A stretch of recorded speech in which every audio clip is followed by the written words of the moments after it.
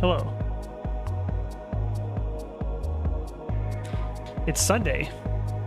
Sunday lunchtime. We're a little bit later today because I was doing some work this morning. Pumpkin was doing her Mario 64 100% stream. I sure hope that Pumpkin was able to 100% the game and get every single coin and collectible in it. If she doesn't get 100% of the coins and collectibles, then I can't say that she's a real Mario gamer. I've actually heard that 100%ing that game is like a pain in the ass to do. It's like if you want to be miserable, try to 100% Mario 64. The game's hard enough as it is. Very difficult and challenging platformer game where you will jump and you will run off of ledges accidentally all the time. The game for babies is super hard. Well, that's the thing, is like there's older games, like titles from the 90s that would be marketed, you know, to kids, because a lot of games back then in general, like video gaming was, I guess, not seen as much of a like an adult hobby. It was like for kids basically. Like oh, if you're playing video games, you must be a child type of thing. Like for a while, games were kind of like viewed that way. Not like all games, but like a lot of them were back then. But even the games that were made, you know, specifically marketed to kids, which are games like Mario, platformer games, etc. Yeah, they were challenging and could be very difficult, actually. And when you're younger, you actually have like a lot of time to just sit around and play the one game. Like, you know, you have your Super Nintendo and you have like 3 games for it, and that's it. You don't have like your Steam library where you have like 500 games on it and you can just like jump around games constantly. It's like, no, you have whatever games that your parents are willing to get you or that you are able to rent. If you rent the game, you just got a couple of days to play it, and then it has to go back. 40 stream streak, holy crap. That's like a month and a half straight. Congratulations, thank you. But yeah, when you're a kid, it's a weird kind of like in between, because I would play games when I was a kid, and some games I would play a bit and just kind of like write off as like, yeah, this is too hard. Like this game is beyond my understanding, and I'm just gonna not play it now. And then there's some games where they might be hard or kind of like intermediate difficulty, and if the game was compelling enough to me, even as a kid, like I would force myself to continue to just keep playing it over and over and over, until eventually you just kind of overcome that wall for them. And then there's some games I would go back, like I'd play them, be like, yeah, it's too hard, and then, you know, either one or two things would happen. I would stop playing it for one, or two, I would play like the first level of the game, usually like, you know, a game like Time Splitters 2.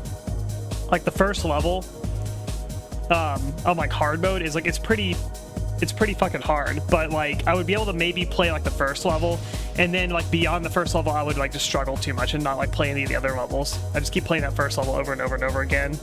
There's a lot of games that I have memories of doing that, like just playing the first little bit of the game and then like just keep repeating it because it was easier where you hit that difficulty spike. Yeah, every game back in the day would have multiple places where I'd get stuck. Yeah, I would have that in games where there's like, maybe not necessarily like one spot you get stuck, but like on like a repeat playthrough, there's always like a few difficulty spikes that would just give you a lot of trouble and you get stuck there for a while. So you have Mega Man X. The Mega Man games, excuse me, Mega Man games get pretty hard. Especially the ones like before X. I haven't played a ton of them. I tried playing like maybe the first or second Mega Man game, and I could not get very far. And even like recently playing it, it's pretty difficult. But I also struggle with like 2D side-scroller games. And the Mega Man X, I think that's one I played, was the first X. I actually almost beat that game whenever I played it, but I didn't have time to finish it. I got to like near the end, and there's like a platforming section that was pretty hard. You had to do like a bunch of wall jumping, and it was very like technical. I remember like getting stuck there for a bit, and then I didn't have time to finish it that night. I was out of town, had to go. So I lost my progress on that, and unfortunately never saw the end of the game, but I did manage to get to like almost the end of it. X was much easier than like the OG Mega Man's from what I remember. Ratchet Clank 1 took me like 3 months to complete. BS game I remember being hard growing up was Far Cry 1. Far Cry 1 has like a point in that game where the difficulty spike just gets so fucking crazy that like it just becomes like save scum central, where you need to be like F5ing every like 2 seconds. And I remember it's like the mutants in that game would just like aim by you, especially that like last level and the second to last level in Far Cry 1 was like you have to like sneak around like this waterfall or something, and there's like a bazillion fucking mutants just like all over the place. I'm basing this off my memory of playing this game probably like 20 years ago, I want to say. It was a long time ago when I played Far Cry 1. I did manage to beat it when I was younger, but I remember beating it and then like never really going back and play that game again. I think there's probably a reason why.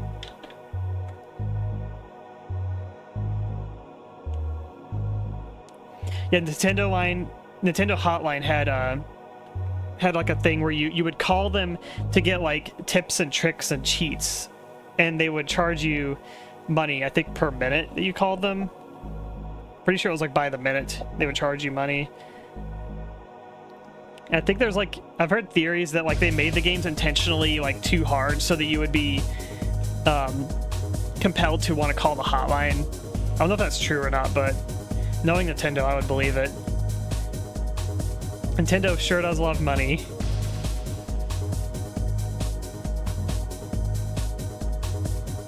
Have a console for long, but have emulators.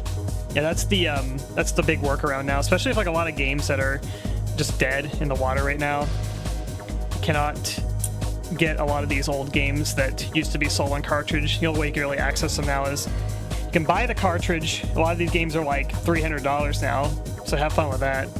Or you can emulate it, which I guess people will argue is illegal, but I guess what just never enjoy or play this game, or do something that I guess is technically, I guess it's illegal. I don't know what the law is regarding like emulation 100%, especially on games when there's like no way you can even really acquire the game. That's a whole can of worms. So that conspiracy, let's steal money for this kid's parents. Yeah, most of the old games can be finished like 2 hours, so it's hard difficulty ramp up to play. Yeah, that's the other thing is that, and I think they would make games hard to combat rentals, especially like in the US versions of games. Capcom was doing that with the Resident Evil games. They would make the US versions specifically more difficult compared to the Japanese releases, because rentals were such a popular thing in the US. So I think their logic was that they didn't like the idea that someone would rent a game and beat it in like, 5 hours or something, like in a day that they rented. So to combat it, they would make the games intentionally more difficult, which would basically pad the runtime of the game, make you spend more time getting through the game.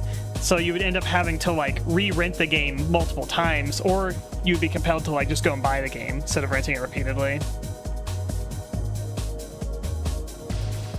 So I was curious about how like rentals even work too. Like when a storefront rents out a game, a little to the left, yeah, of course. Of course, that would be like the first thing you say here. It's too far. Let me move back to the right then. How's that? I'm curious, like whenever storefronts would rent out games, how did the publishers actually make money off of that? Would they just only make the money from that first purchase of the game and then like that's it, or would they continue to pay royalties to the publishers for the per rentals? So like, yeah, it's like some licensing thing or something. I was always curious about that. A tiny bit to the left. How's that?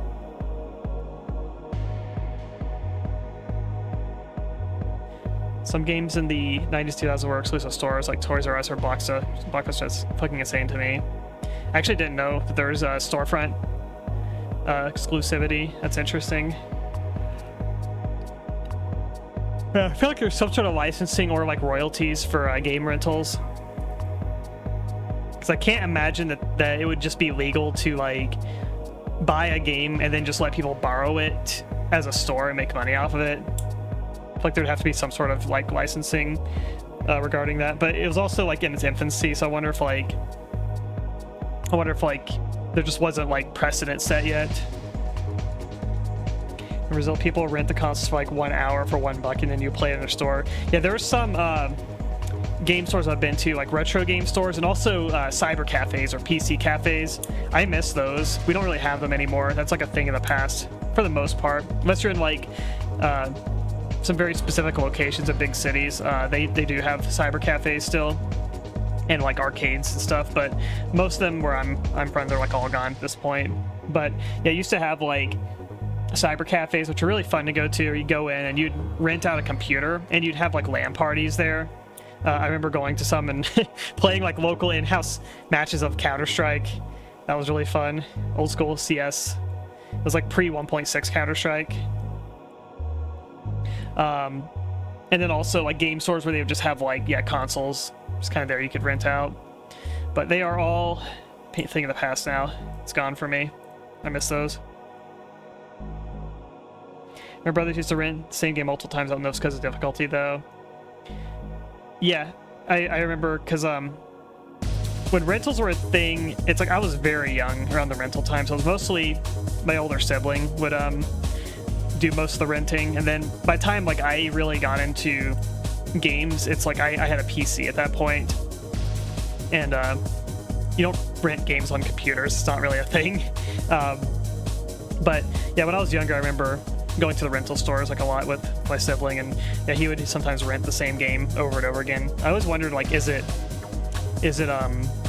difficulty, or is it just they just like that game, just want to keep playing over and over again? And there's a few games I remember renting too when I was really young that I was clearly too young to even like comprehend. One of them was I remember renting Parasite Eve 1 probably in like 1999. I want to say it was probably 1999 or 2000, and I remember just watching the intro cutscene of Parasite Eve, and then also like being in the opera house beginning, and I would just run up and down the aisle of the opera house, and I was so young that like I don't even know like what I'm doing in the game. I'm just running up and down the aisles. I can't really like read. I don't know what the text says in the game or anything like that. I just remember running up and down and just thinking it was kind of creepy. It had this like very like off-putting kind of vibe to me, and yeah, I was just stuck in the very beginning. I didn't know how to talk to the NPC, so that was my experience of Parasite Eve at a very young age. It's like literally the first thing you do in the game. I didn't know what to do. And I also remember my brain thinks that I rented it, but I guess I owned it because I found some of my old copies of some SNES games, or is it NES? I can't remember if it's SNES or NES, and also Atari Jaguar games. Like my household actually had an Atari Jaguar, believe it or not. I had an AVP for it.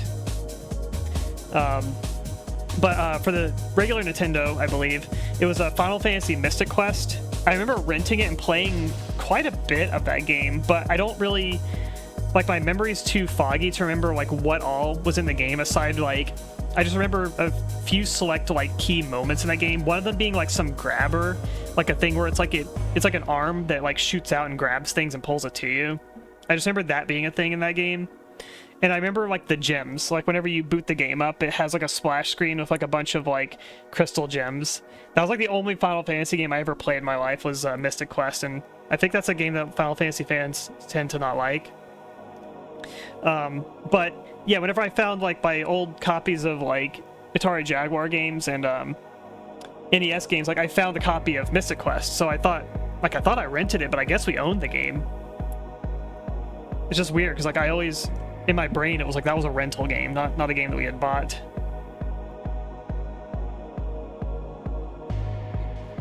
First FPS of CS 1.6 are all trash. Yeah, Counter-Strike is hard to get into. There's a steep curve to it. Yeah, Japan still has like the cyber cafes. It seems like in Asia in general, the cyber cafes are still pretty big. I know Korea had like the huge cyber cafe scene of like StarCraft and Counter-Strike. Both of those were pretty big there. Or playing Wind Waker felt like a fever dream, didn't know how to do anything, was having time of my life. Yeah, some of those like early memories of games, like they are such early memories that they just kind of feel like a dream whenever I try to like think about them. They're very foggy and I can't really remember details very well from them.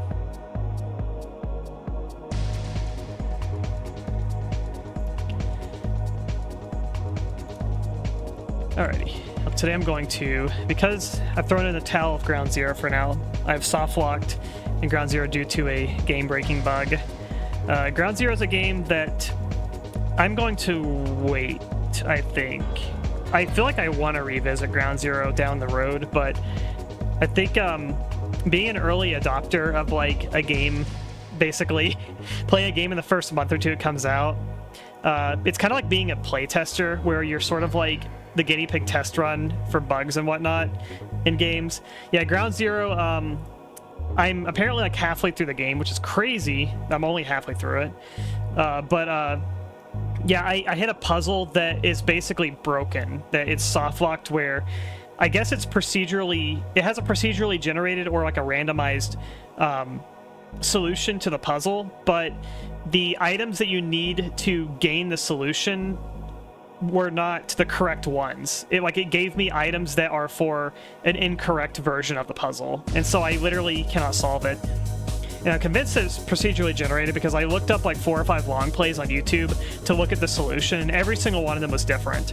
So I'm convinced that it's just randomly generated, meaning that you can't really brute force it or look up the solution to it. That it's like it's completely based on, you know, how the game generates the solution, and unfortunately did not generate the items that I need to even use it. It gave me other items. Like there's only supposed to be 3 PowerPoint slide items that you put on like the projector screen.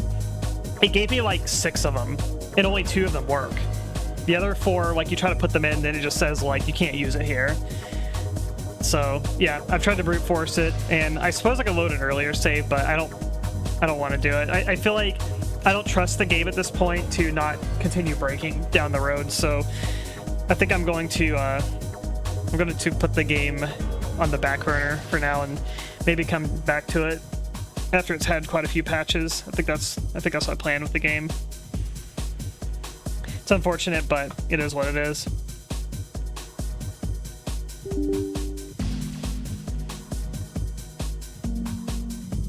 So what I'm going to do is I'm going to fuel my stalker addiction. Hehehe.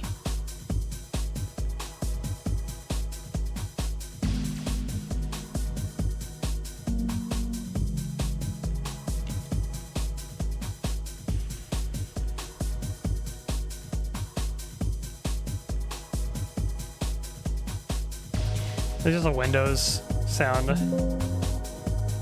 Windows likes to make little noises whenever I'm using the Gamma launcher.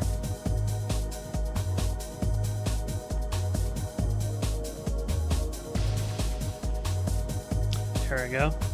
Black Ops 7 had the same issue. Actually, the recent map had randomly generated puzzles for a quest step, and some were possible. Yeah, that's the problem. Like, if you design puzzles that are procedural, there's always a chance that it can make like a bad seed.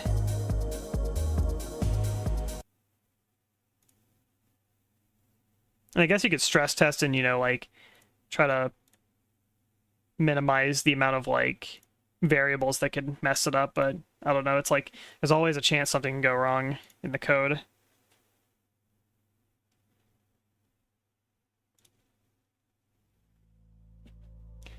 All right, let's go to the game screen.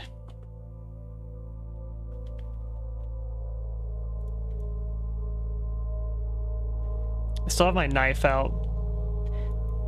As a Ground Zero knife run.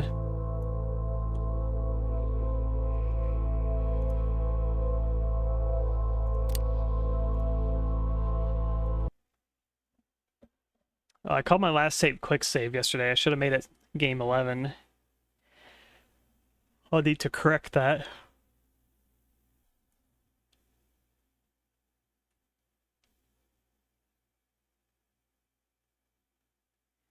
Good puzzle key item per game would be a Rubik's Cube. I actually hate Rubik's Cubes. Those are so hard for me to solve. There's certain puzzle types that like I really like, And then there's Rubik's Cubes, which just like Rubik's Cube and like slide puzzles, like actually like twist my braid up.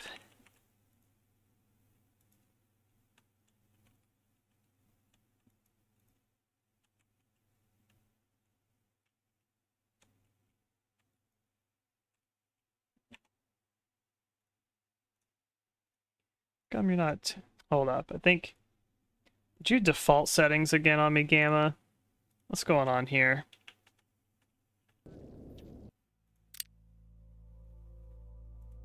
You're in borderless. Alright. I know why. Oop, ignore that. That's the mod manager. There we go.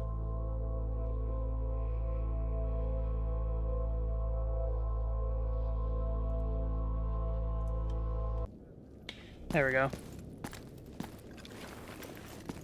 Last thing we did was got the SV98.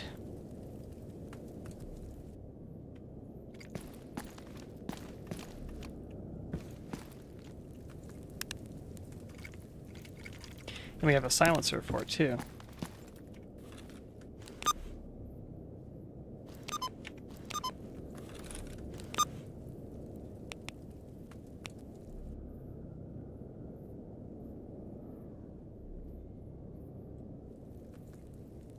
Okay, so we need to take the brain tissue. That's that one. Oh wait, this one is kill a controller and not damage its brain. And then this one's just taking brain tissue to the duty guys. Okay, that's doable. How hard is it to make a heavy kit? Okay, you need a bunch of medium kits and you need 2 advanced tools. I don't think I have 2 advanced tools.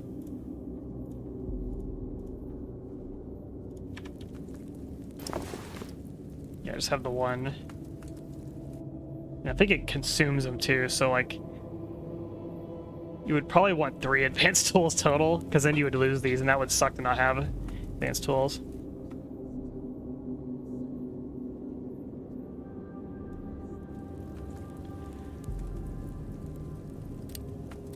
So what upgrades can we get for the SV98?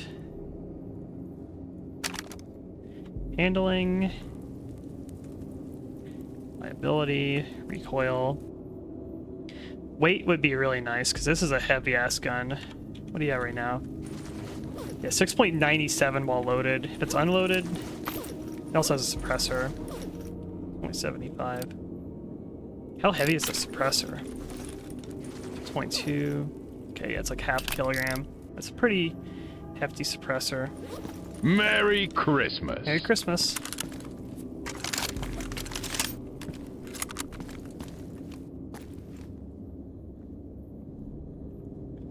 So it's like almost 7 kilograms. This will knock off almost a full kilogram.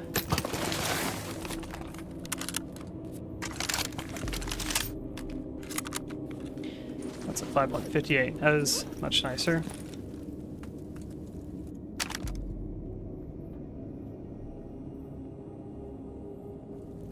Yeah, I'm going to assume handling is like sway and like when you're moving around, like the kind of like accuracy debuff from moving. Maybe bullet bloom.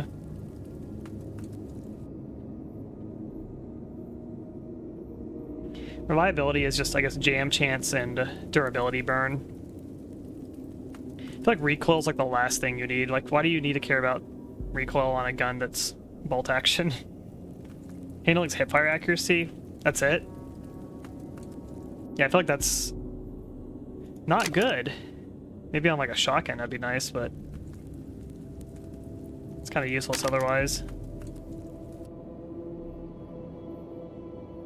Game uses 3D ballistics mod. Right, I know like the gun shoots like where the barrel is pointing now. Like that's a new thing that was added. So does that mean that handling just does nothing? Bullets go where your barrel's pointing. Yeah, that's what I thought. That's kind of funny.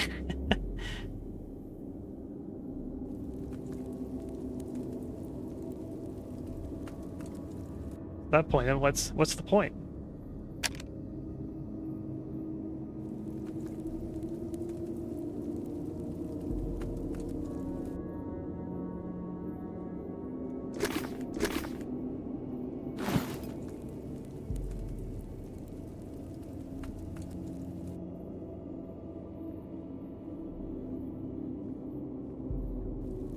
An advanced kit. I could get some rad resistance.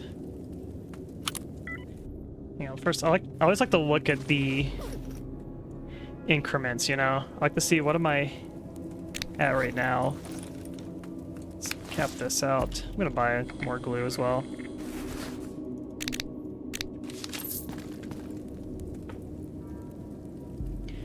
Problem now with the modded guns, because people often make them look good on camera, don't really calibrate where the gun's pointing at. And when the bullets go down right, thankfully it's a pretty easy fix. I think I saw someone saying like the Rex, I think, the MP412 Rex.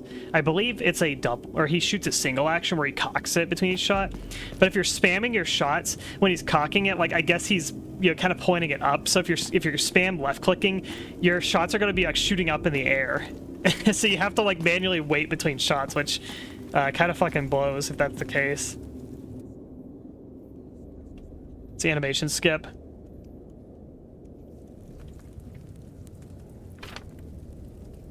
All right. 13%. This doesn't have that great of radiation resistance. I get quite a bit off of this though, and this. This one has a lot. So we're at 34 plus 11.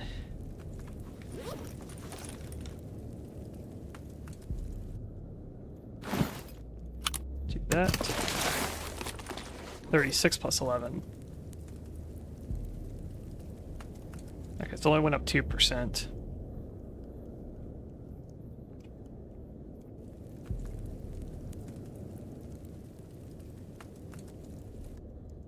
Yeah, I feel like doing overhaul stuff like that, like making it where like, okay, now the guns will shoot where the barrel is pointing kind of system. It's like that opens up a can of worms because you have to now think about, you know, every single gun animation in the game and how they're all held and whatnot.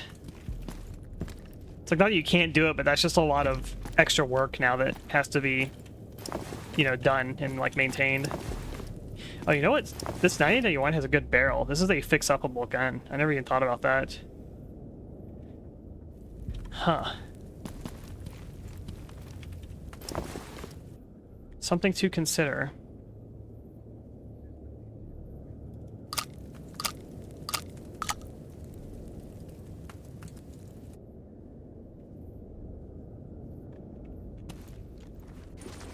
Character's getting a little sleepy.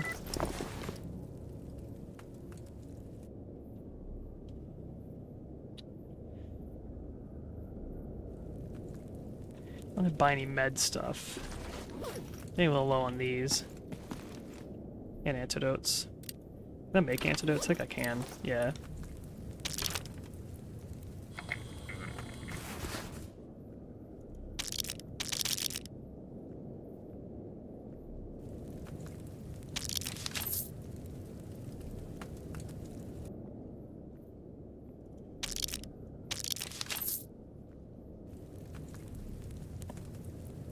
Disable 3D ballistic command. You can even do it for one gun. Only if it's giving you trouble. Like the Malyuk Vulcan from S2. That's Stalker 2 gun. I'll know it by name. Because broken shots go straight to the ground. Hee hee. Ain't that cool.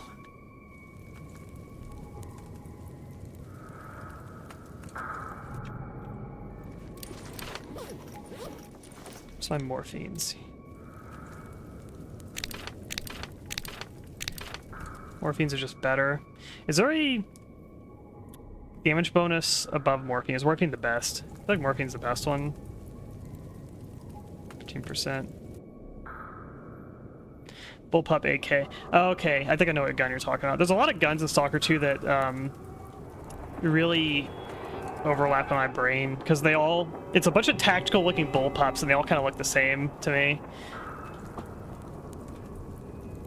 I know the Tavor's in there, and then there's, yeah, that gun that looks like the Tavor, and then there's another gun that also looks like a Tavor.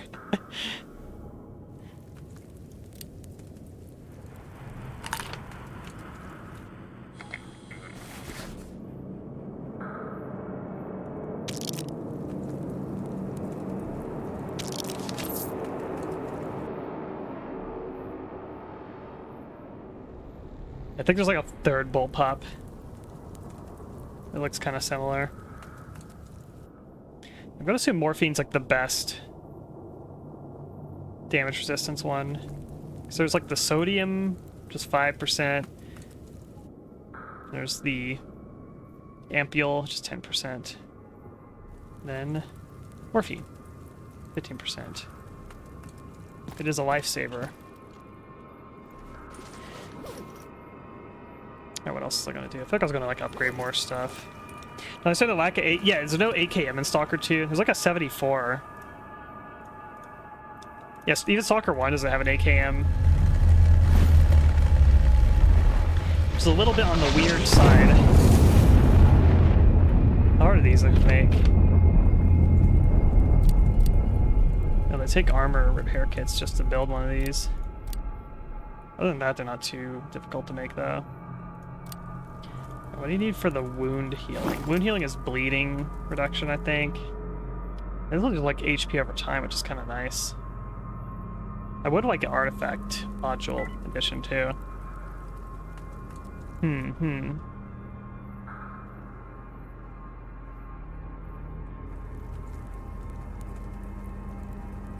know if I'm going to go this deep in, though, because I feel like I'll find the ability to repair a better armor by the time I get this deep in, maybe. It's also this armor, too, which seems very cool with the amount of slots it has. I might consider that one as well at some point.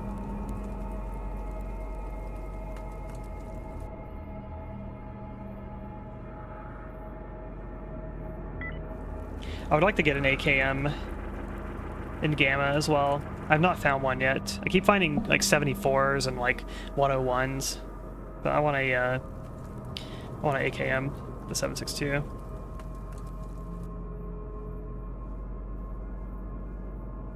Doesn't suit utility upgrade kit advanced. This one here.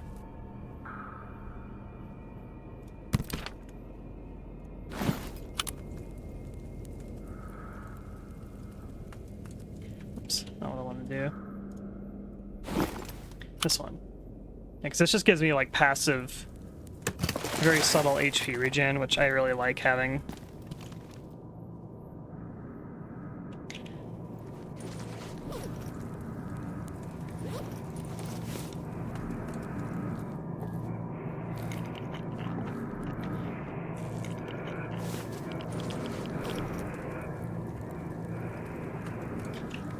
Like a vodka.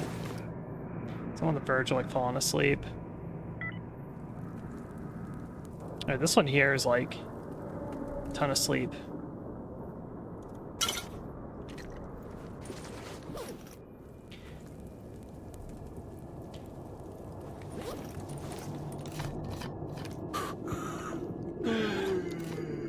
I need my character to sleep.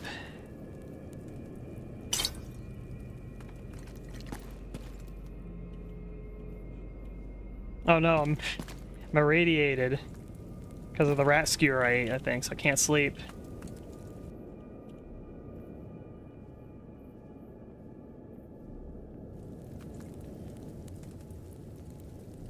That's my limbs at. I think this will probably be enough. Yeah, then we skip the emission. Good stuff.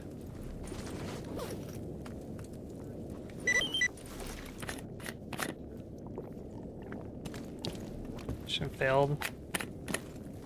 What mission's that? I don't remember getting that.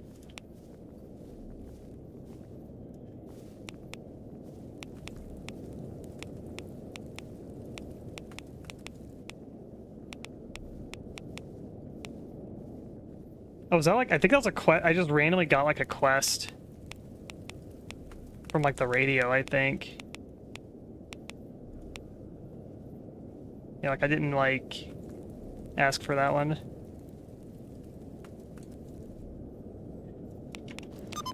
Oh well.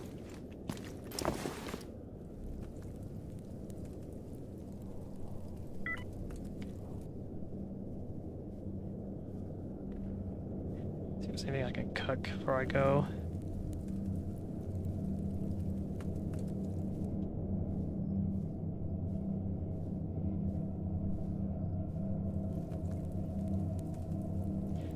Some like just water, some water beets.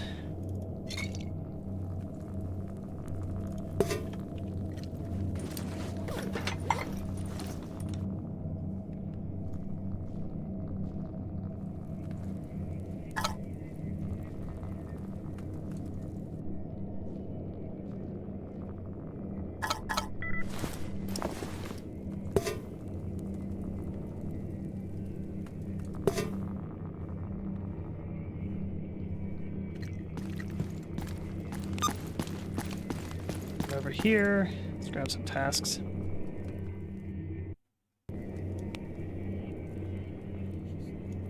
Cordon, Darkscape.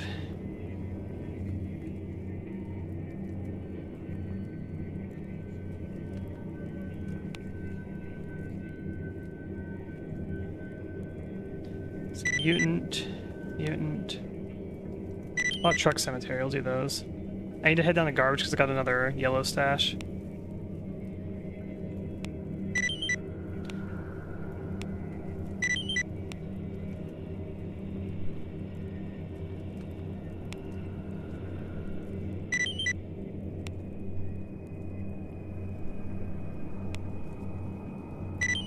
Well, that's stuff I can just turn in right now.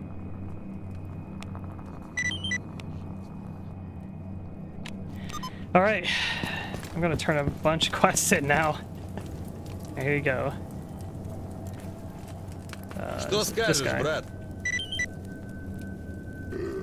Cuban cigar. These are cat claws. Oh, broski, how's it going?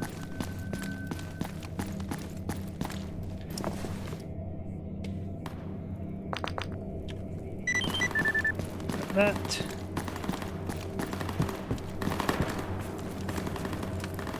В общем, выкладывай.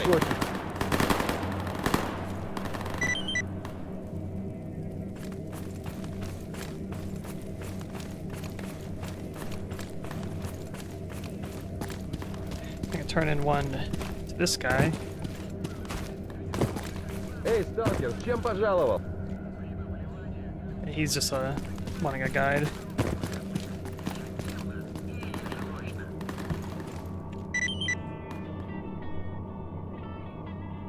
$10K for that one, hell yeah.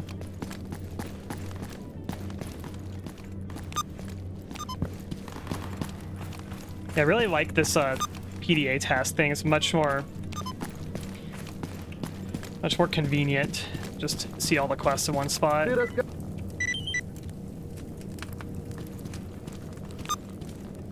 get any stashes for that? You got a stash up in the radar, which I'm not ready to do yet.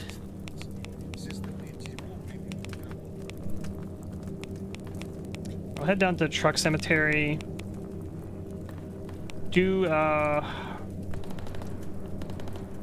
Turn that one in first, then I'll head to truck cemetery. Здоров!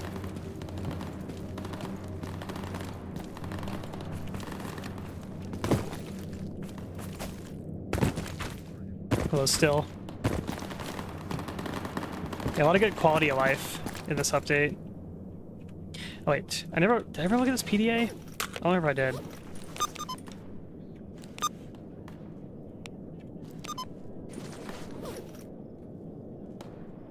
It should be this one, right?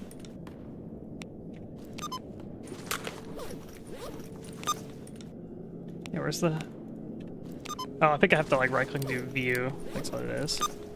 Here we go. Okay, I've already looked at it, I think. There we go, give me the money.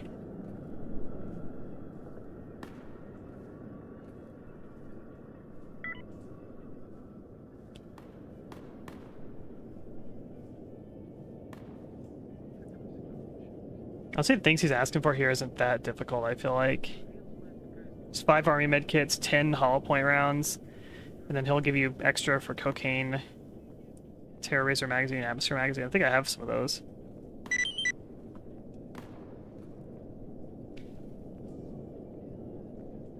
I don't want to give you that much morphine. Okay. Yeah, we're winning. Actually, I have enough dog meat for this quest too.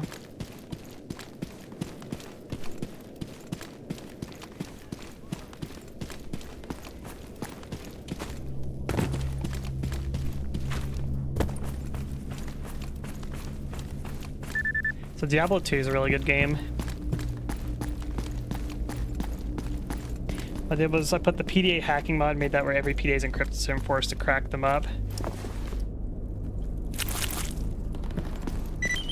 feel like that could be pretty cool. Because you have to find a technician, I think, to crack the PDA. It costs a little bit of money.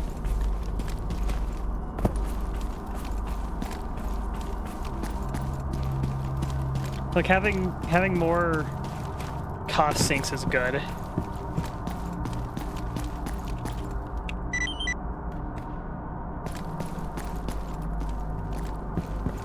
There's one more quest to turn in. Should I buy some ammo? I might buy a little bit of shotgun shells.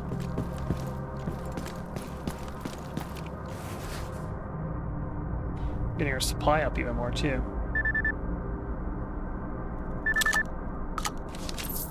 Don't sell this ammo, unfortunately.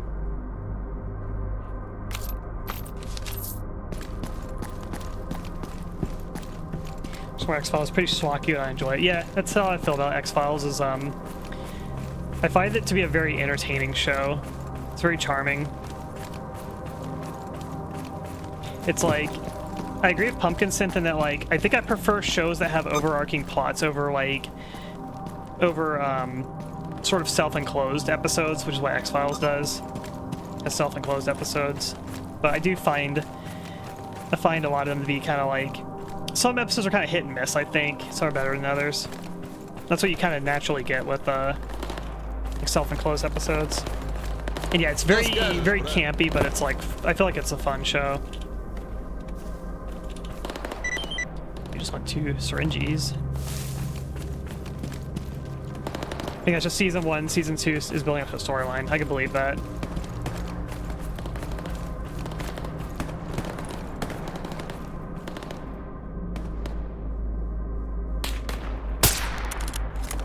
The moment I came over this hill, that guy just like, he just trained it on me. He's like, I see you running over this hill.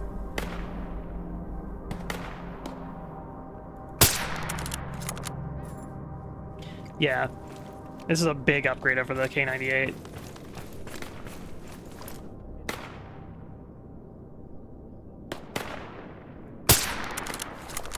Let's finish him off, because otherwise an NPC is going to kill him.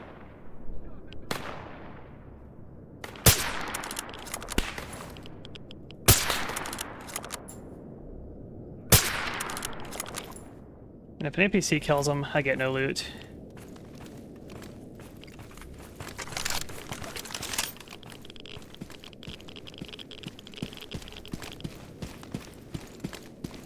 Does this still have the exploding head mechanic, which I think is really funny?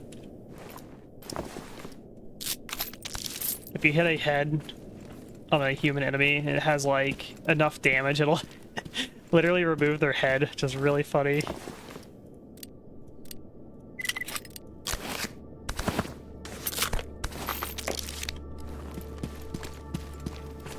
It makes like the really exaggerated like head explode sound too, like the Dark Tide one.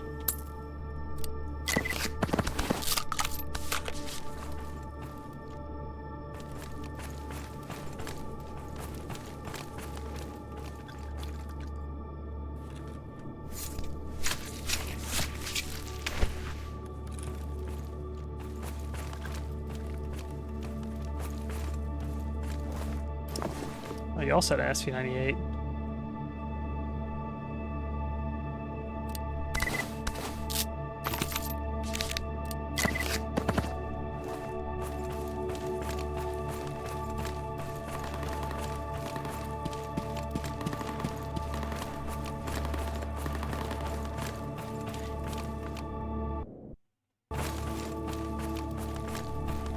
Oh, look at this bird.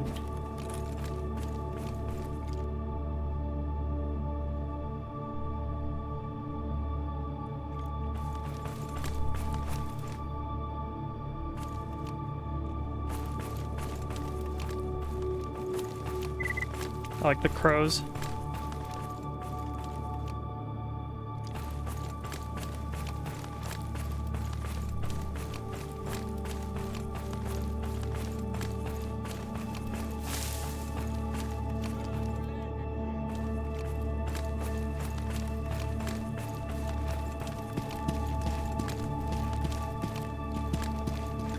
Здесь нет буфета, наверное.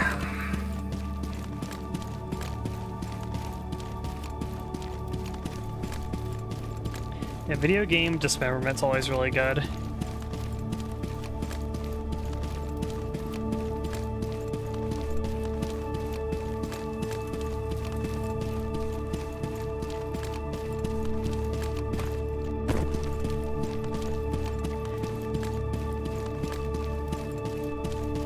I've always liked it.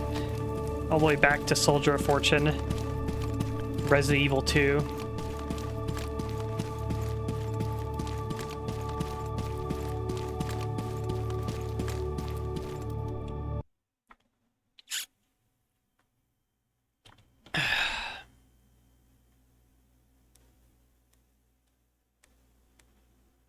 It's Painter of the Zone. Likes the engine a lot. Especially NPCs are fighting each other. Talking about the birds. Or the head dismemberment thing.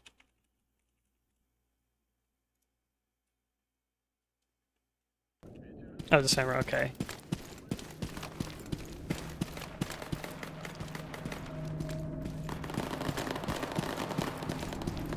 This improves the blood decals. Ah. Is that on by default?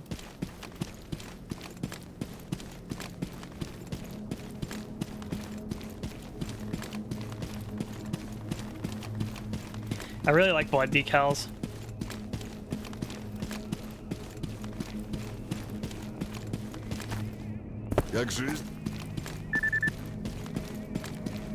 Watch the guy from Duty shoot a dog in Rostock.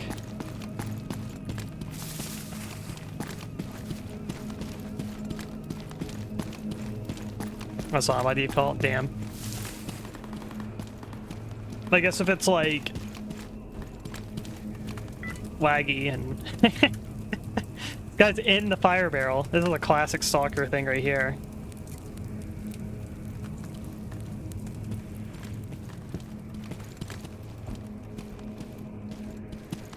I would affect software game over, just fucked on smoke and dust everywhere. Yeah, I like stuff like that too, but then the annoying thing about it is that it obscures your vision, but it does not obscure the enemy's vision. So they see you through the dust. Спокойно. Чем могу помочь, сталкер? That's just the trade-off.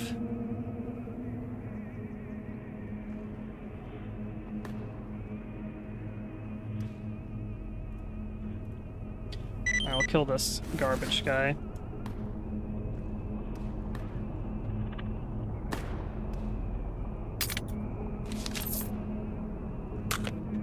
Okay, now I want to disassemble that. Достало уже это все. Where are you at?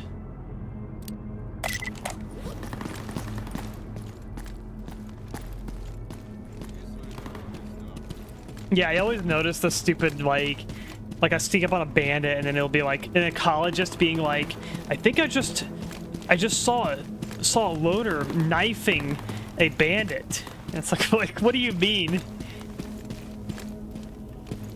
Like sneaking in the bandit camp, nobody saw me or was alerted.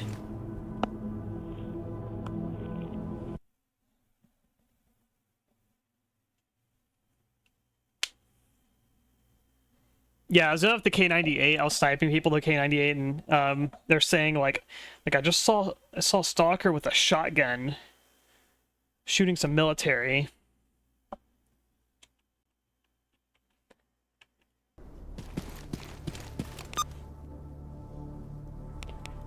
All right, we got some mutant. No, this is punks. Mutant. Punk. Okay.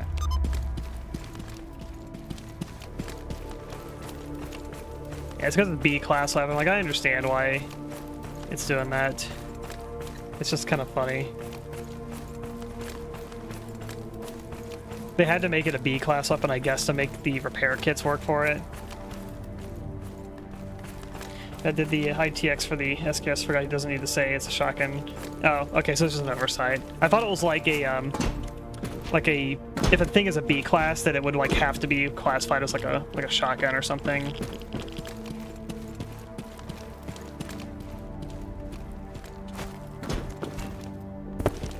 We're in the trunk cemetery. That's okay. So the dogs are after me, but that's not what I'm worried about. They're just a fucking nuisance right now. There's something very awful.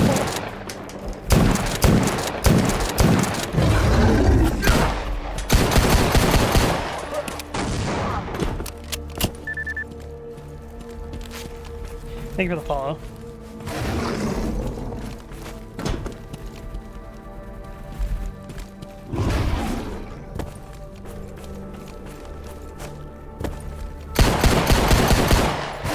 Okay. This place is fucked.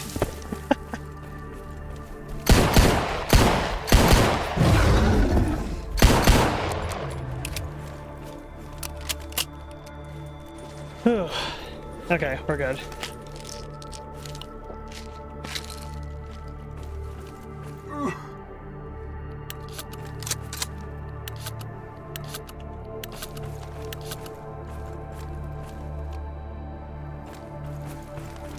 Chimera down. 357 pistols are very good.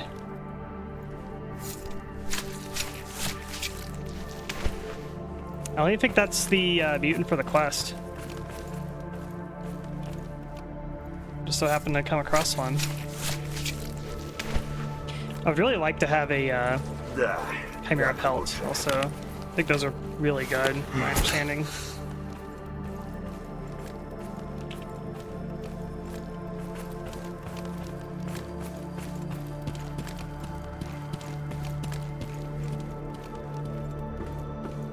Where are those dogs?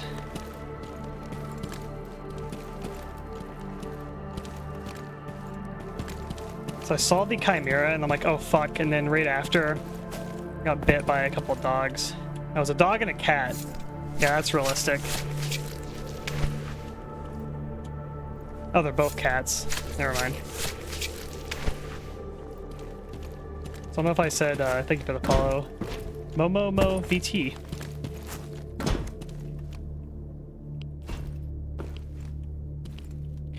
You want to see the stats for the monolith knife? It's pretty crazy. 60 light attack power, 107 heavy, 35 armor pin, 75 to 98% mutant pellet quality.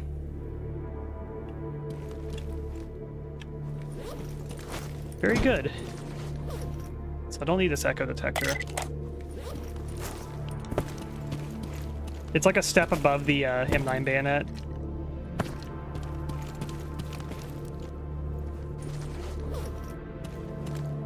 Yeah, armor pin's pretty huge for attacking stalkers.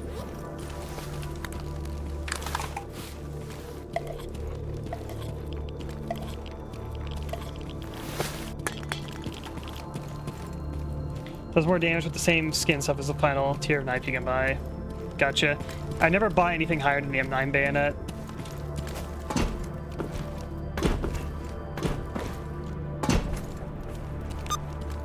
It's a supply 5, gotcha. It's clean water. Let's drink a coffee. So unfortunately the meds are putting me to sleep. Need an upper to balance out the downers.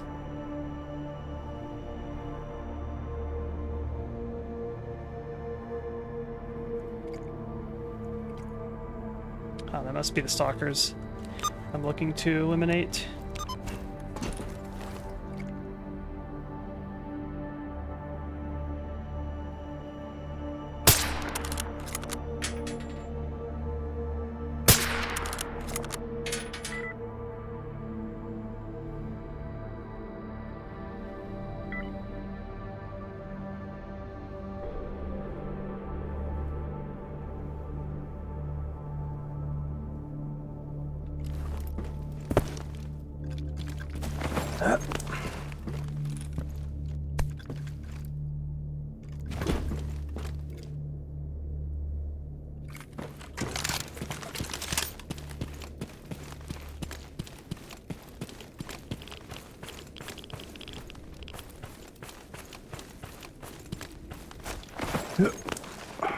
Yeah, starter knife sucks. Is it just like an AK bayonet or something? You can't even like skin certain mutants with it, I don't think.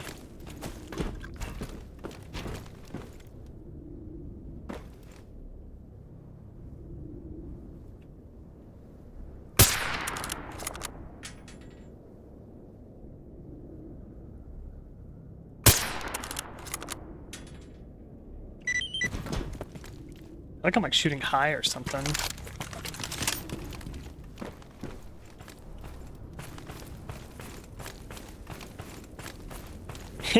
I guess because it's the press, yeah, they just don't care.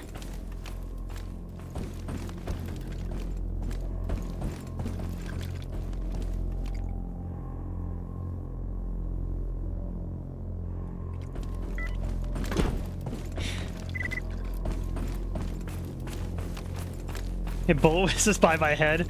Huh, must have been the wind. Yeah. True.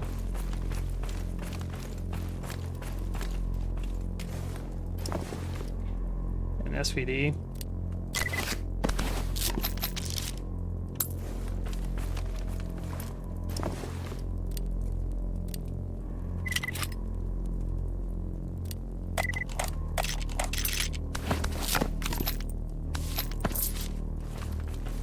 Just my imagination.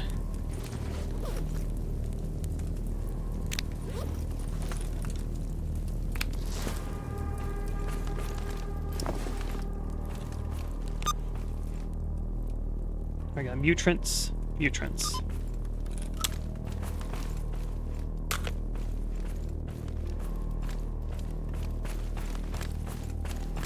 What's the damage on this bullet? 62. It's pretty good damage. It's not slug level of damage. What's the 357 at? 103, damn. That hits hard.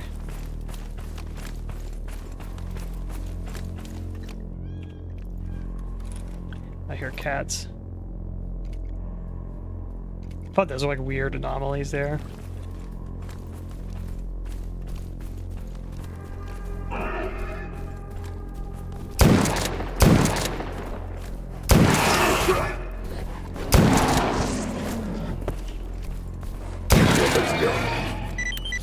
Alright, attacked by a trio.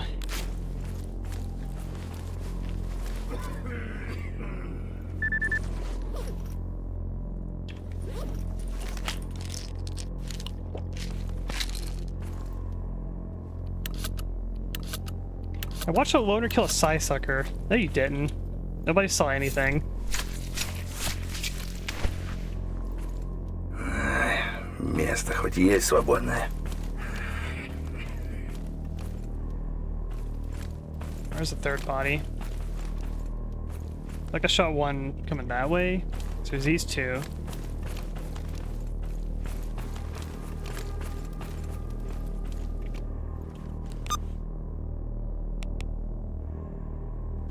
Okay, so that was just mutants. That wasn't the apex. The apex twins.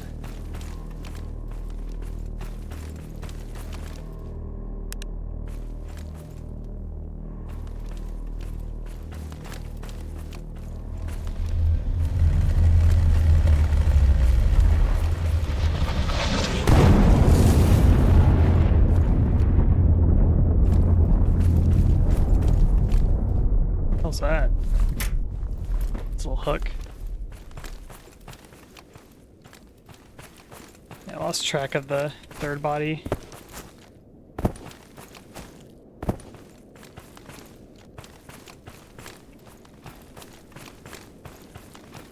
That's fine. It's like to get that survival XP.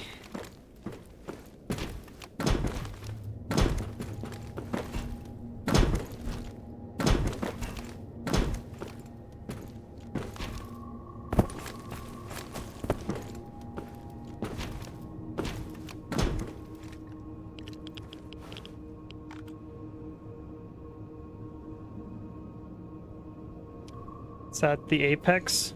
Is that a pseudo giant? I feel like that's a pseudo giant.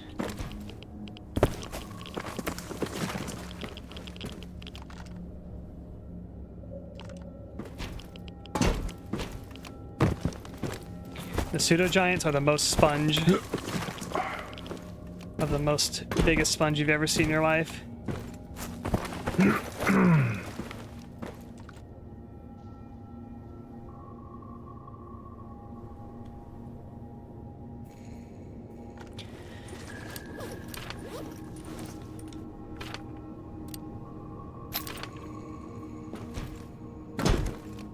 Yep, I see him.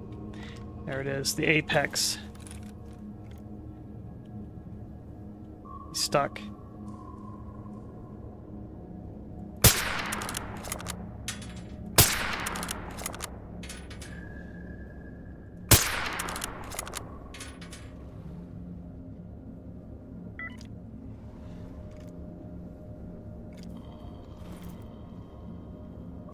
Sorry, so just hit 1 billion in funding. I suppose so.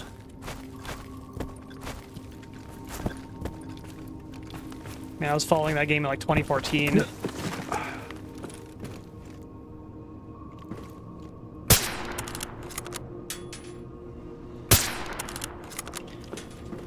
not gonna waste any more of that ammo.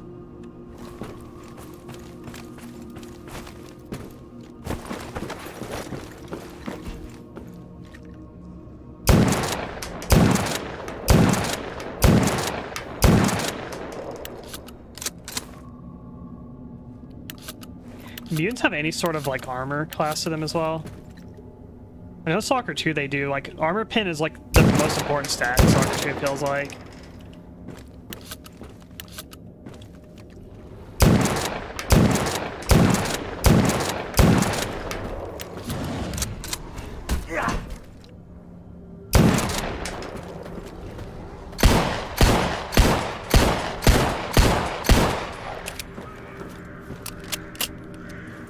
Is this a blowout about to happen? I just slept through one.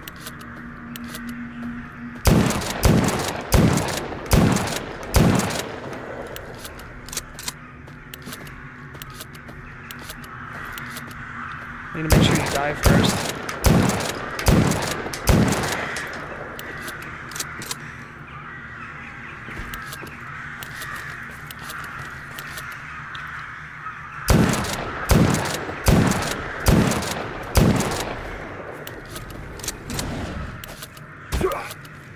There can't be a way to jump, okay. Oh, I thought that was a mechanic, but maybe not.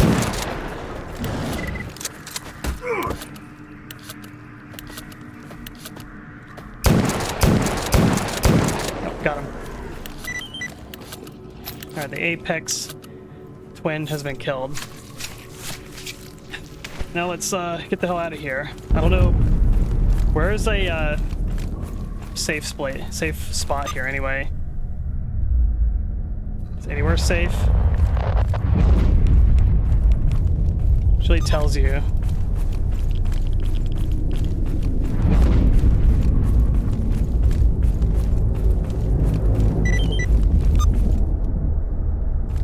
There's one here.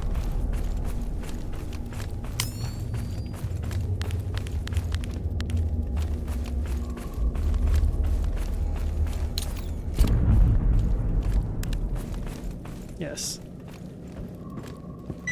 It's one little tiny shack.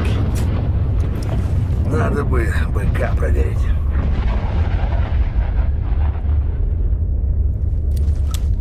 What ammo's in this? Just a couple slugs and buckshot.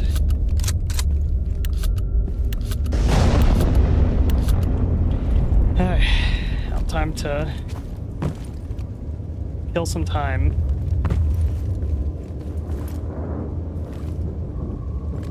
I feel like there's so few shelters here that like the 10 stalkers that are in this map are just like all gonna run to like this one spot right here.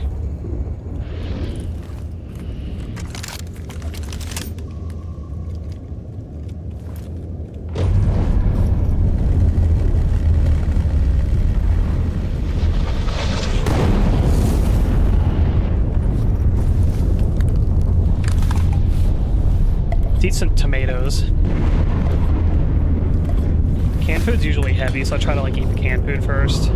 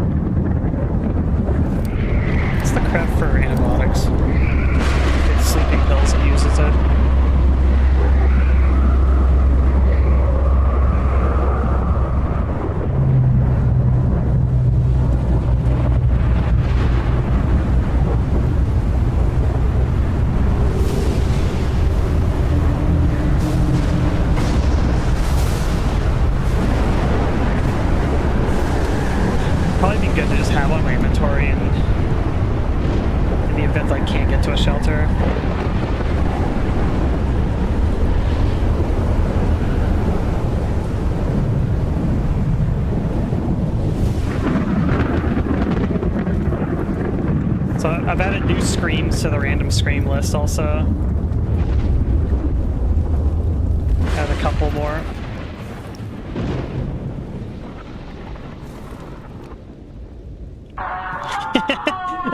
Immediately redeemed. I was waiting for that.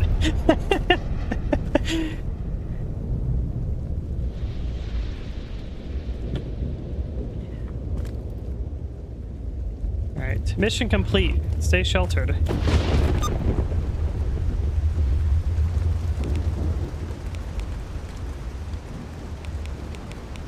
The stash right up here.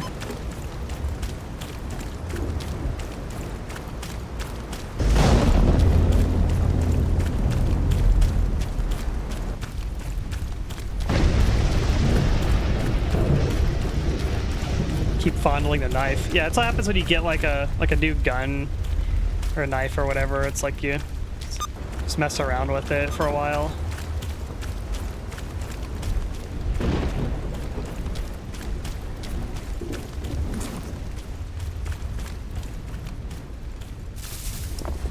What's in this stash? A lot of KS-23 ammo.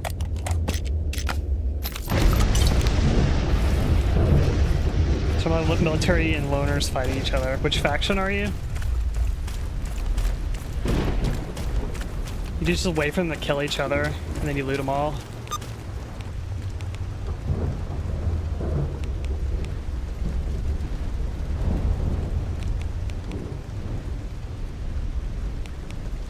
Let's go down to the Garbo. Wish there was like a truck cemetery to Garbo transition.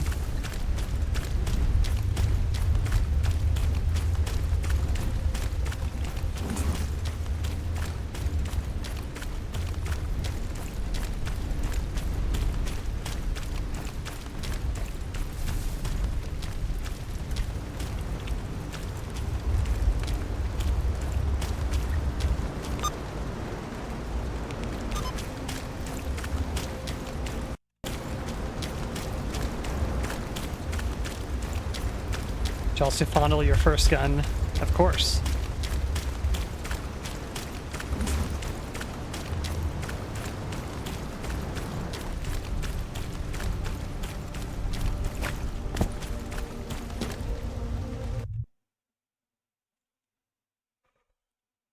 First gun was a Walter P22. It was a gun I got for a Christmas present.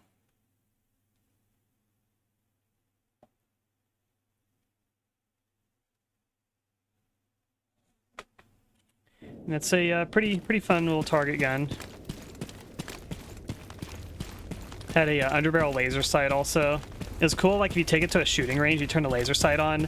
There's so much like smoke and dust inside of a shooting range that you get like the Resident Evil 4 style like laser, where you see the whole beam going through the area.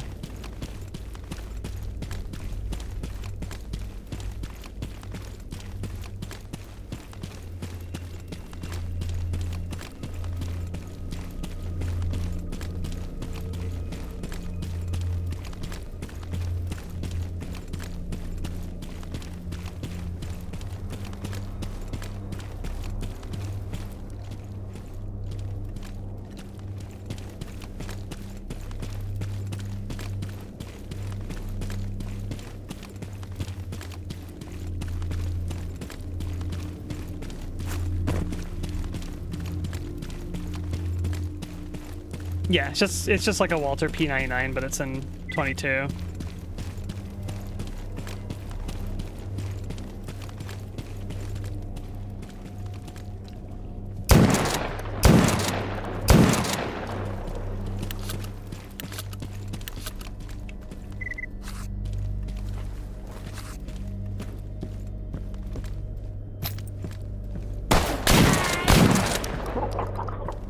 You see, like, backpedal his fucking knife attack?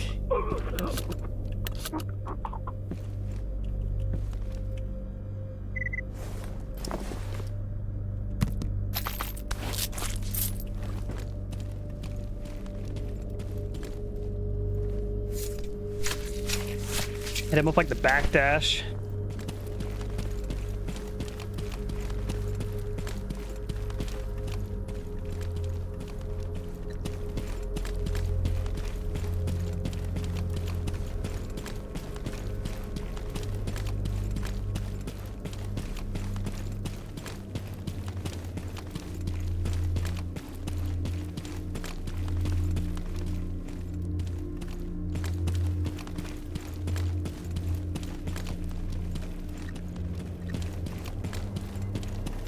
They will mod that prevents NPCs from looting.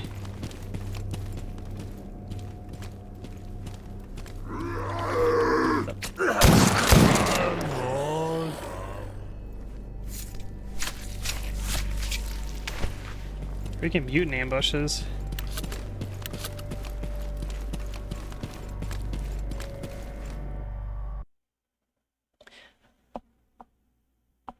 So that makes it where, like, NPCs... I think I've seen that before, where, like, you will kill an NPC and loot them, and then you'll just see, like... you'll see, like, 100 kilograms worth of loot of, like, a guy, because he, like, looted all the bodies. I feel like I've seen that.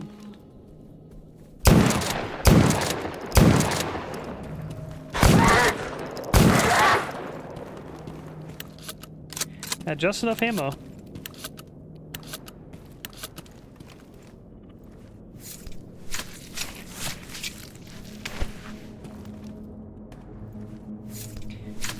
His knives and shit makes me realize, like, people want to live in states like Texas and shit. Yeah. Certain states are a bit more lax on you don't have to do as much paperwork and whatnot to legally own things.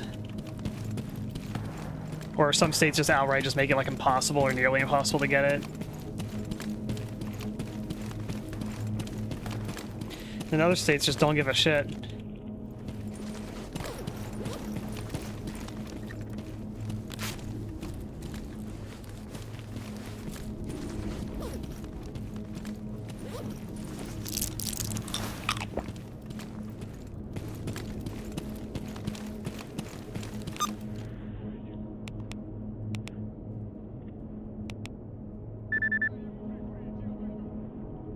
I need to kill this guy.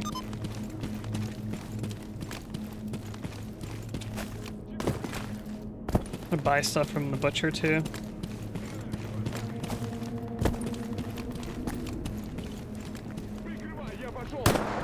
Yeah, Texas is one of the states that, like, are really, yeah, lax with, like open carry and gun laws and stuff like that.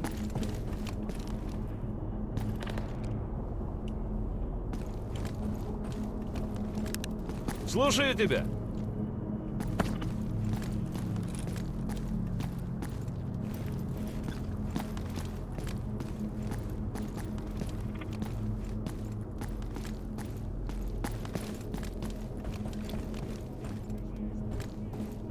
.7 AP to shine. I've never really messed with any 5.7 caliber in Stalker.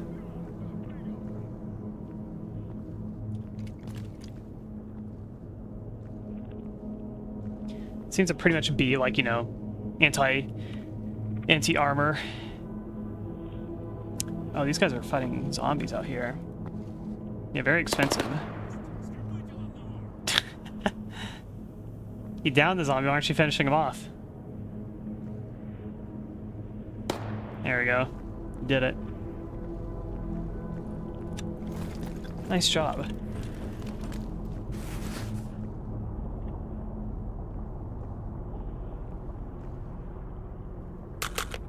I want some parts I can disassemble.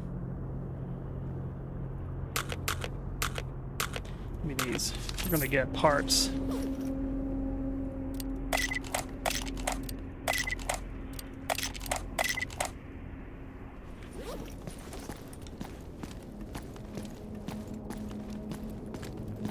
We're sort of Mercury down because the amount of barrel stalkers are in the garbage.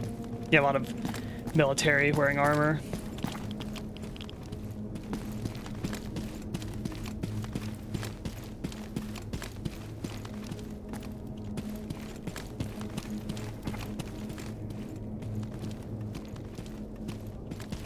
To adapt my loadout and have a better success rate by having 2 pistols with me, one 9mm, one 5.7.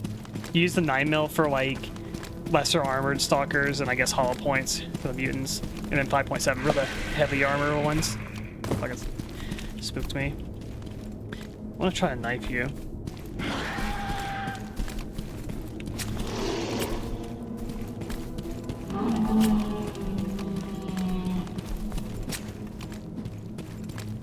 Hey, now you're running from me.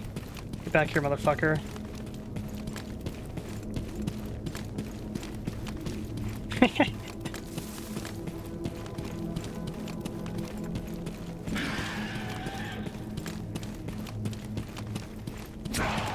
Gotcha.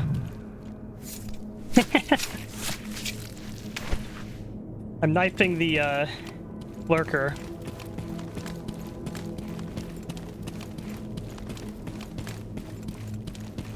It seems like they're AI. They try to like run away from you from a certain distance. So if you're chasing them, then they're just constantly running away, which is really funny.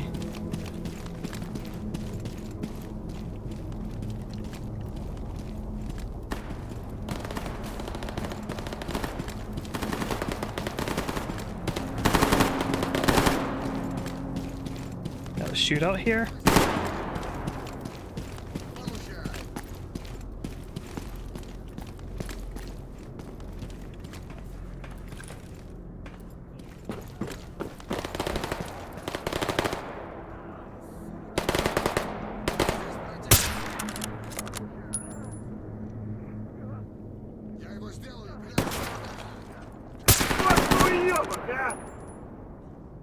I had a feeling you sound like you got headshotted.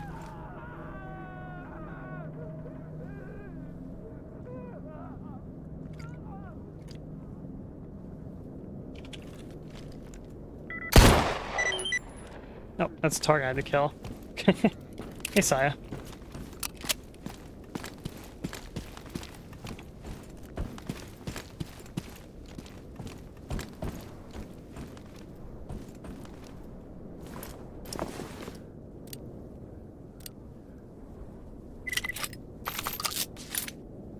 There's the OTS 33. I don't know if I have one of these. I'll yoink it.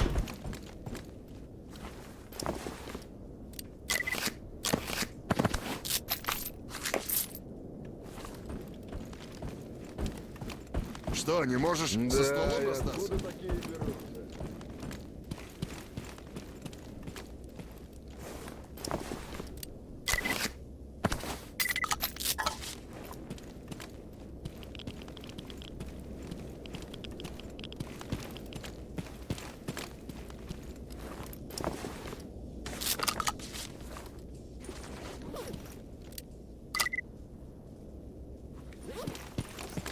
Some of the magazines I need for the quest.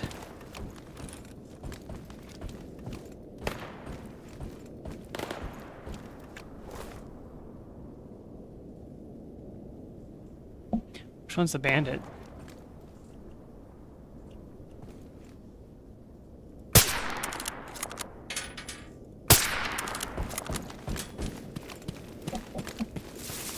Bullet whizzes by my head, doesn't react.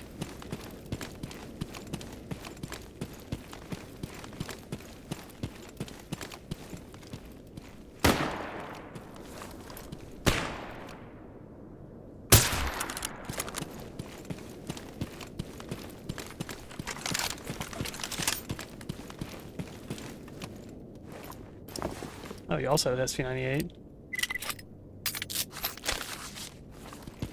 Why am I seeing these so commonly?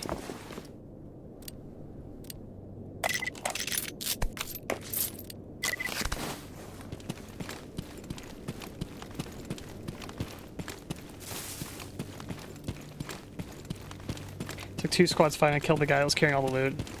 You could get. I got a bunch of shit, and of course I get the usual meme build.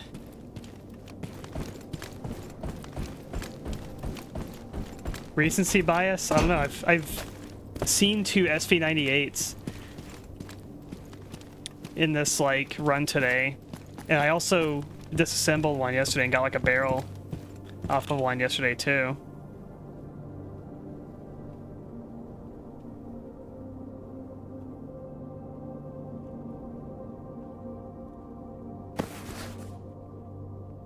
I don't think it's recency bias. I think it's just the truth.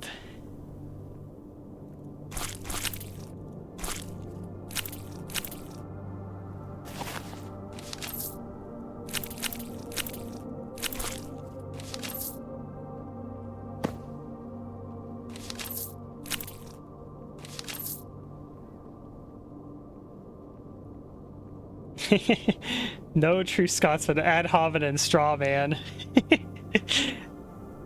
I see. I need some of these for the quest. Some cheap 357, hell yes. Give me some buckshoot. Yeah, they're so cheap here. You know what, just buy them all. I'm gonna turn these into slugs. That's what I'm gonna do. Slugs are really good.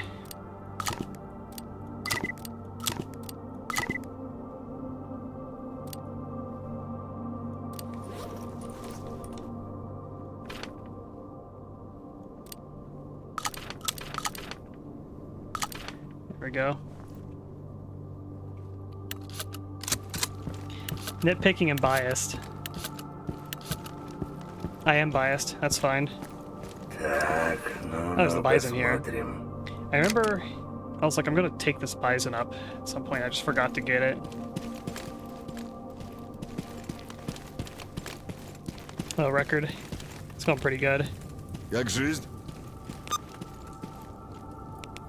Let's get that yellow cash. And also eat a snack because got a little bit of hungriness happening. Yeah, you have this crappy kebab.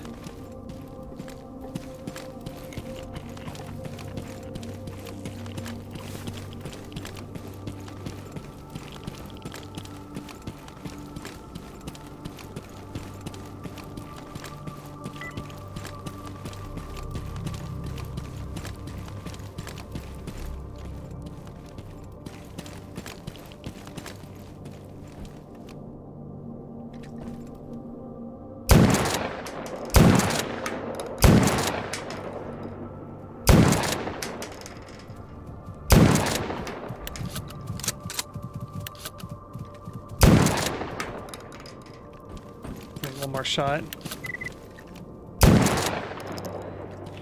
Yeah, I've become a huge believer in shotgun slugs. Basic tools. Ooh. Got the 357 Winchester model, and it's got a functioning barrel too.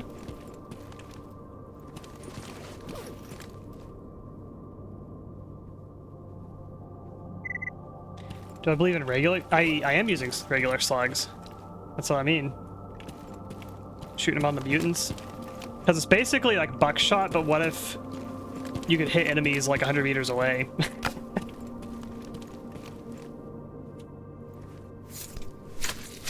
Yes, like the slug animal is what you're saying. I always thought slugs were kind of weird.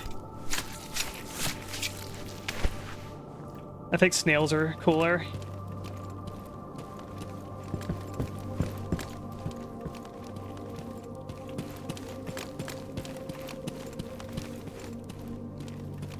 Yeah, slugs are a little nasty.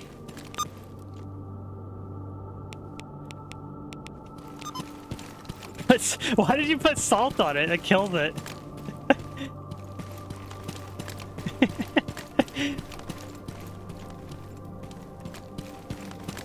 You wanted to see what would happen, I see. Okay. Да. Вот ведь как грустно все выходит. Yeah, that like eliminates slugs if you do that.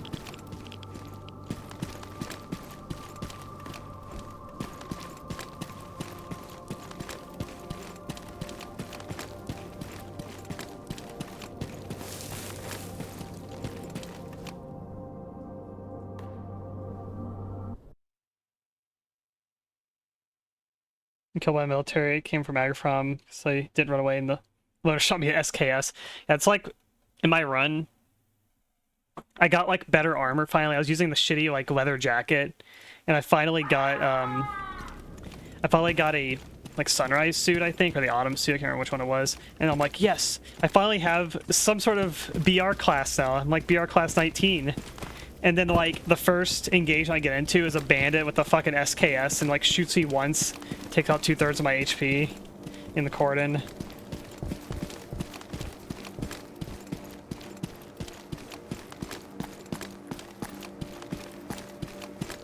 Hey, Feltier, how's it going?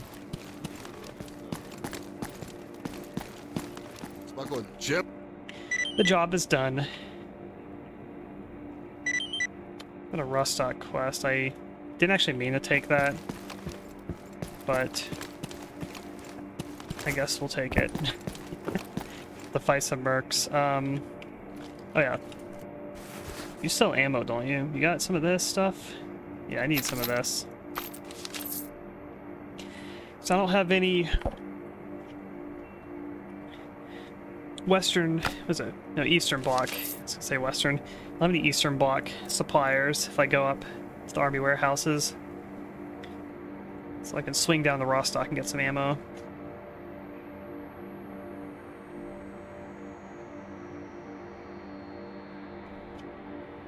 Oh, you sell kerosene too. Could do that for the oil lamp.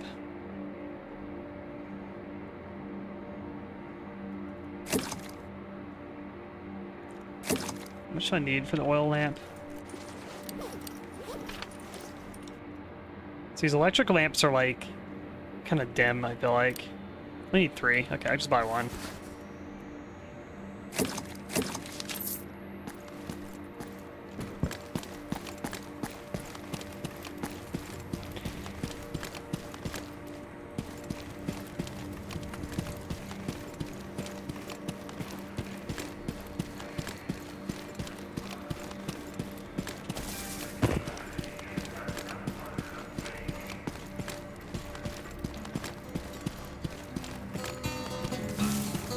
So a little detour it is. We're gonna go to not army houses, freaking wild territory. Is that? Oh, there's a little stash here. Look at that. You know what? We can offload some stuff here just to get some weight off me. Do that real quick. In case I end up getting really heavy. I might end up looting like 15 mercs or something.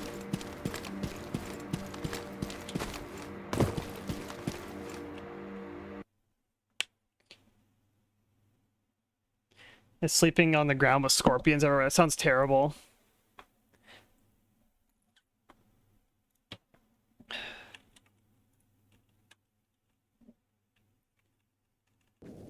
Sounds like not what I want to do. Oh, okay. Getting shot already. Like, hello? Like, there's like dudes right up there, and they're more concerned of shooting me at the very fucking entrance than, you know, the guys that are parked right here. My freaking arms.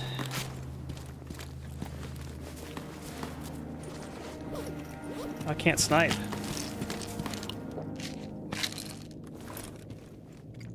Talk about recency bias, it's more like shooting the player bias.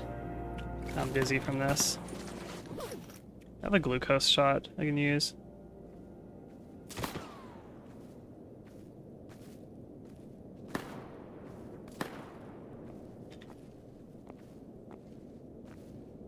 Here we are. This gets dizziness off you.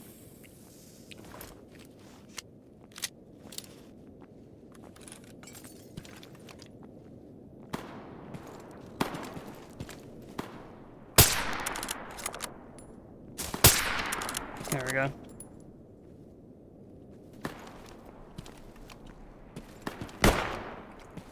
I thought mercs didn't like ecologists. I always think of that part in Shadow of Chernobyl. When the mercs down the helicopter in this area.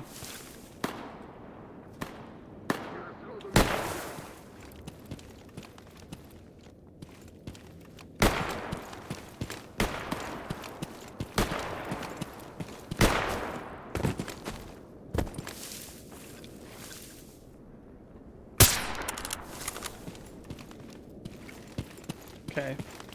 Merc snipers are dealt with.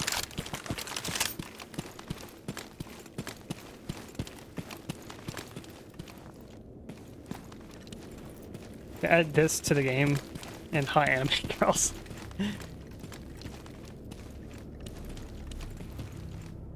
What's the occasion? For what reason?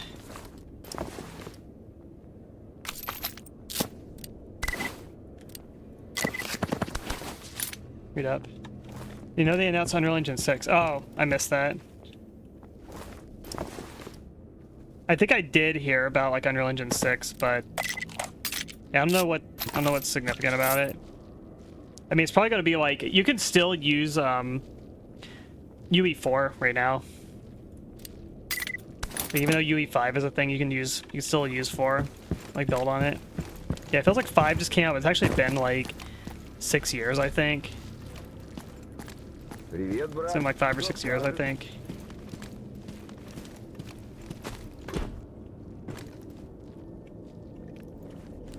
Feels like it, yeah. I'm pretty sure. It's been a bit.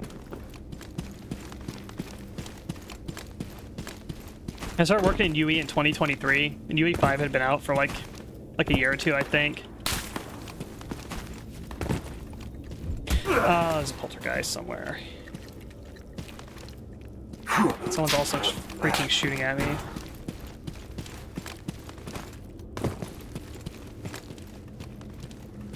Да я как огурец практически.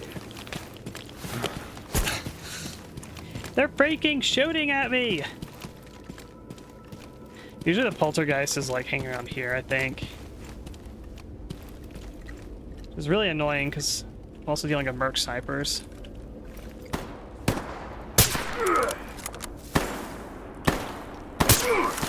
Why did it jolt my screen like that?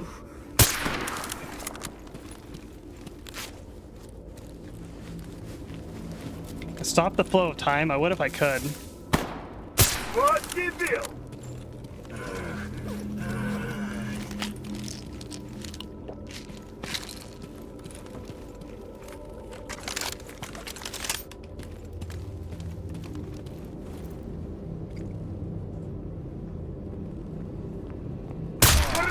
Красота!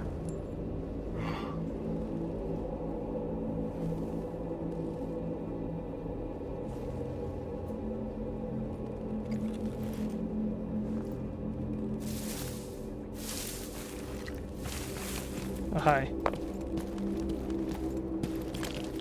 It's an artifact. Can you believe that?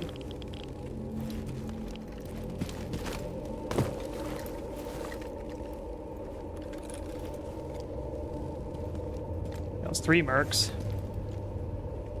It's gotta be more, though. Oh, they're at that little camp.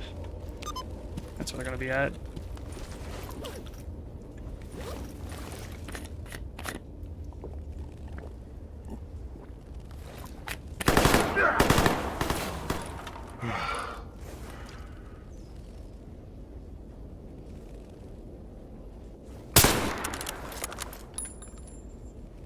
Как ты там ползаешь?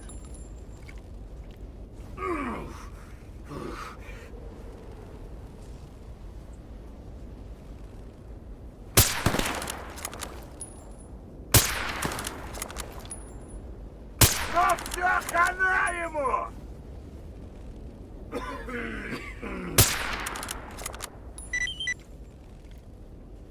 Okay. Think I got all of them? I don't understand. They like aggro on me and then they like decide to go back to their patrolling state or something. Вроде получше. This game's just like Tarkov. I can't believe this game copied Tarkov. How's it going, Barrel? Did you know there's a armor in this called the Barrel armor?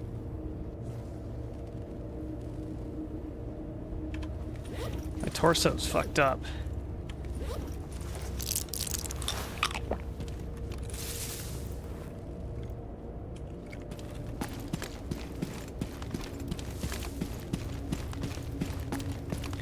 And Mr. Grok just buffed the barrel armor.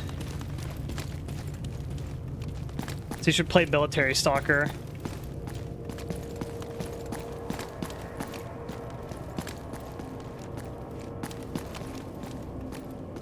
Also a stash down there.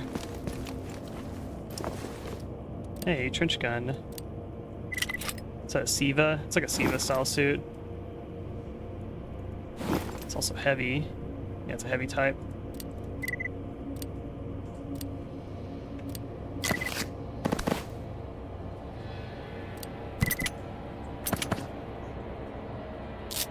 That's a Tarkov the same way I've been with Gamma. I've had my Tarkov phases in the past. I've played a lot of single-player Tarkov, which is pretty fun. I like it. There's things about Tarkov I like more than Gamma, and there's things about Gamma I like more than Tarkov. They're just kind of different. But SPT/PvE Tarkov's cool because you can co-op it. That's a fully functional Mossberg. Yeah, I'm gonna yoink that. For fun. I have like a sort of like... What the hell was that?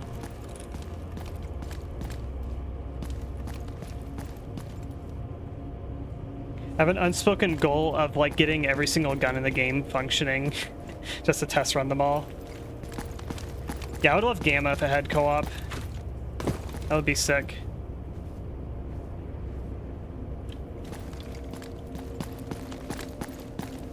Yeah, SPT Tarkov's really fun too. SPT is basically Tarkov, but you can mod it. I think that's the Poltergeist. And you can make it like as easy or as hard as you want. You can like add however many guns you want. You change the progression systems and stuff. You can put a dynamic map in the game so you don't have to look at Wikipedia to know where to go. Stuff like that.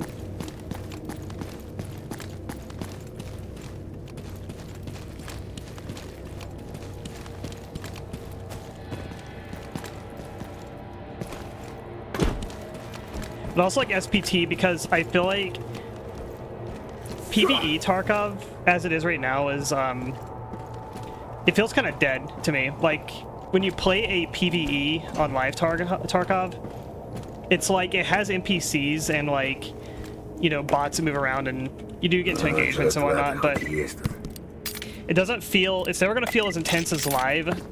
Of course, even SPT doesn't give the live-like feeling, but SPT feels a little bit more tense. I feel like, at least if you have like the correct like AI mod setup, makes it where it's more unpredictable, like where you run into NPCs. When I play PvE, I feel like you eventually start seeing the patterns of where all the NPCs are going to kind of path through.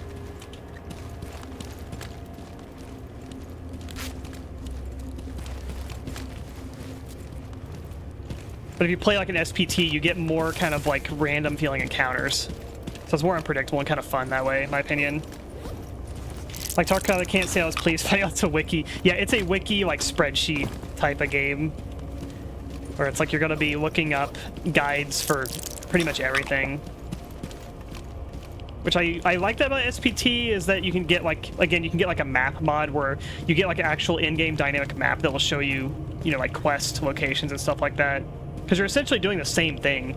You're just, instead of looking at a wiki, you're just going to have it in a map in the game. I want to kill this Poltergeist.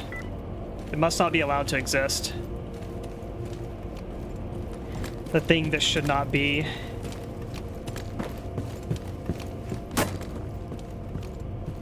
Add a map to my game. I may or may not add a map. I'm not sure if I will. Depending on how I do the level design, I might do it where the levels are straightforward enough that you don't really need one, a la Quake or Half-Life.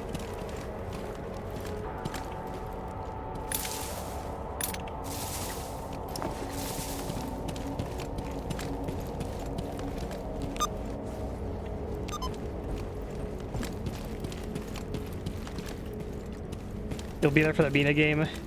Yeah, when and if I finish it. Because shit takes so fucking long to do.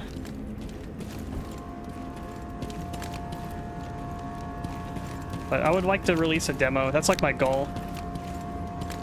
I would love to make a demo.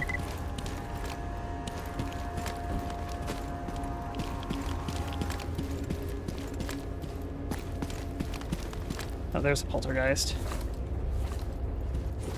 Hold up. I need some coffee first.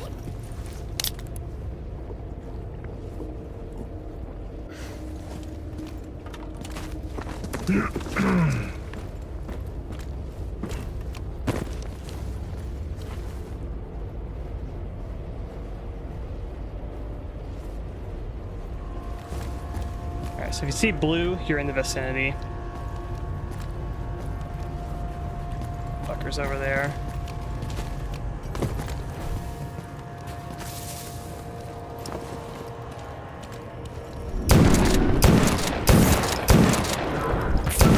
Die. I don't know if I killed him or did he just run into that fire anomaly.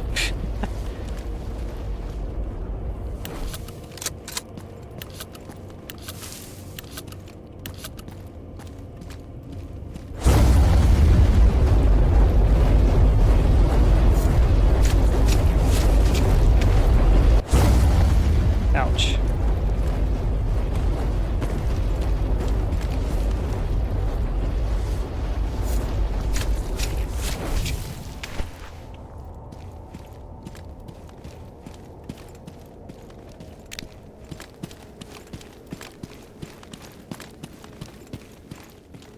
There's a dead beer here.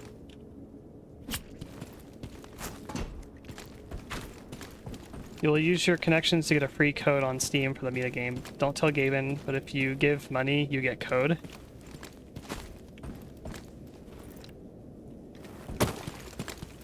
You think that Gaben will personally know?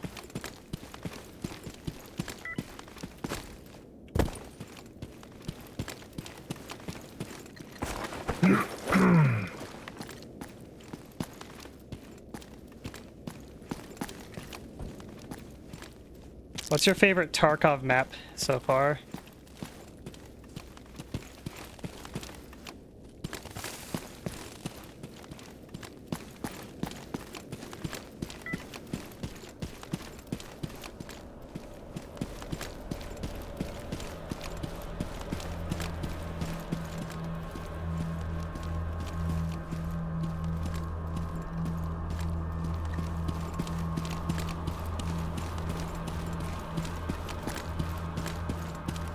Sorry, you're afraid of any map that's not Ground Zero. Слушаю тебя. The Ground Zero is like kind of spooky to me because Я тебя понял! that guy just spawned in two. Ground Zero is spooky to me because До свадьбы I played заживем. so many of the other maps like Interchange, Customs, Reserve.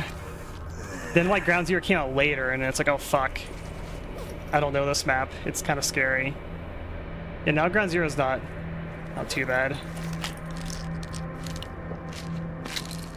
I find even coming back to it, Interchange is a stressful as hell level to play, especially if you run it at night.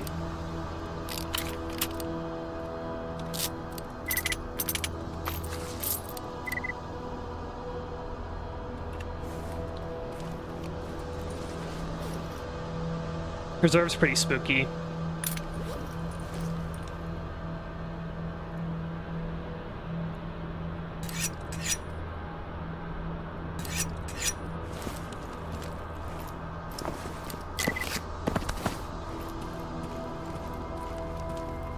Yeah, basically, Killa is like the,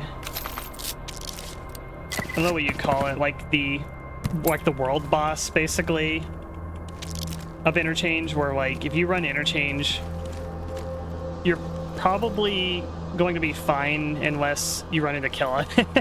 And so if you run into the grocery store, there's always like that chance where it's like, I don't know what his spawn rate is, it's like 30-40%, but like if he's there, yeah, he's just gonna beam you.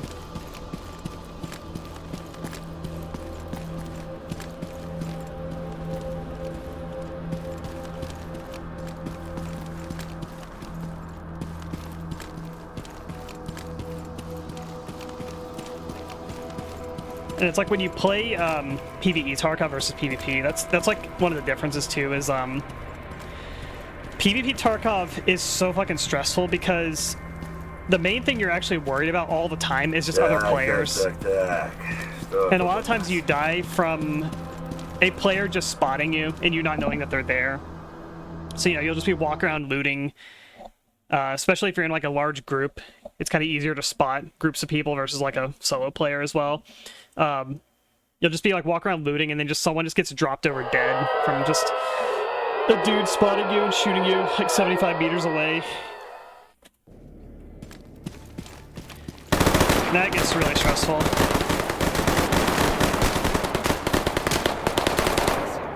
Every time I climb this map, it's like zombies here.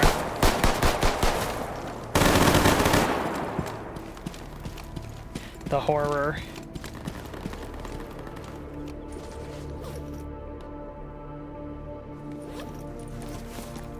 When you play PvE, it doesn't happen like as much.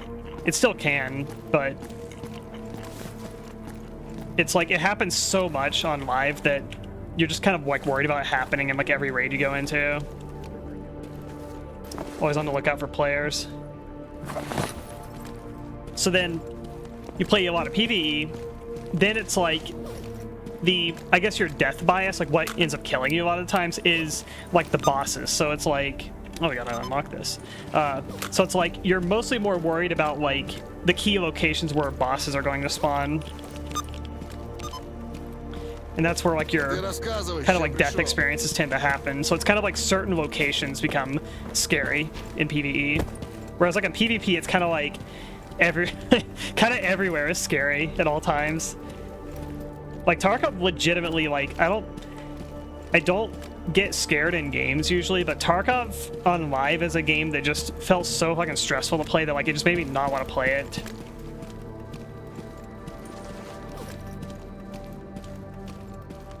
Like genuine anxiety simulator.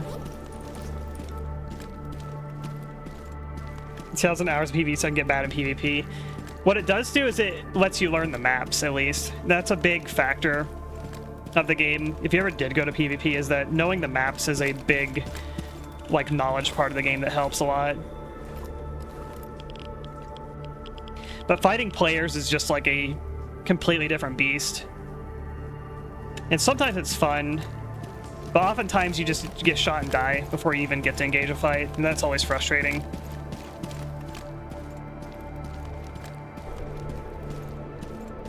Especially when you spend like 20 minutes like kitting out a loadout. You're like, all right, I got my loadout done. Let's go play. Wait for 10 minutes to join into a raid. Raid starts. You start forward and sprinting toward the interchange building, and then you get like shot by, by someone near the front door and just die instantly.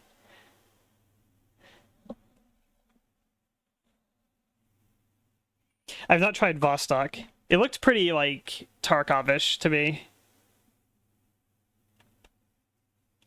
Looked pretty cool.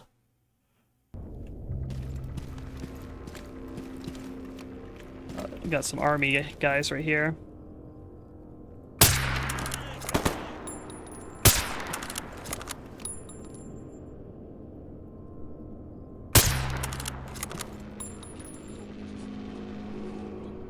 I thought the first guy went down.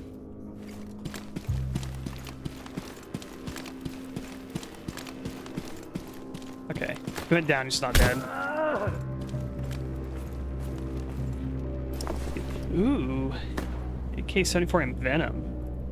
Oh, there's that HE grenade also. That thing's really funny. I'm gonna yoink this gun. Are you friendly? Okay. Так, что у нас тут по боеприпасам?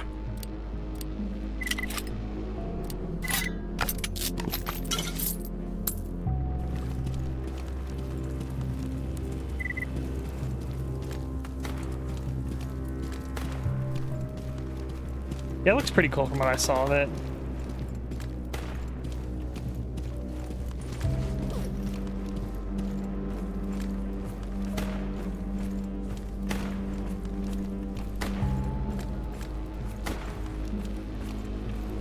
I think the free roam apocalypse survival LARPs in games like that need something other than human enemies, which is why I like Gamma so much. Yeah, I agree. That's the thing about Stalker. that I feel like I prefer over Tarkov is I like that it's not just human enemies. I like that there is the sense of sort of supernatural threats in the game, such as like the anomalies and like the mutants. It's like I feel like in the balance of the game, like mutants, it's like it perfects this sort of like, I guess like triangle of threats. You have the humans, which wear body armor, which then presents the usage of like, you know, AP and FMJ rounds that do less damage but penetrate armor. And you have the mutants, which have HP stacking, but they don't wear armor, so you want to use the high damage guns that have low penetration. And then you have like, you know, the natural threats in the game, which you don't really engage in combat, but they are a source of income as well too through the artifacts.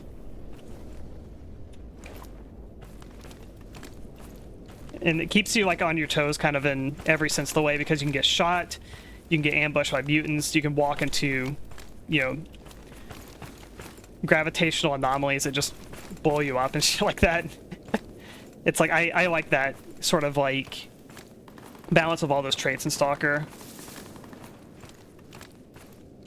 So you go to Tarkov and it's like, okay, now it's only human threats. So it's like, what's the point of high damaging ammo, stuff like shotguns and you know, hollow point bullets and shit like that. And it's like, well, it does high HP damage, but it's just for the purpose of like leg meta, which is also giga nerfed in the game.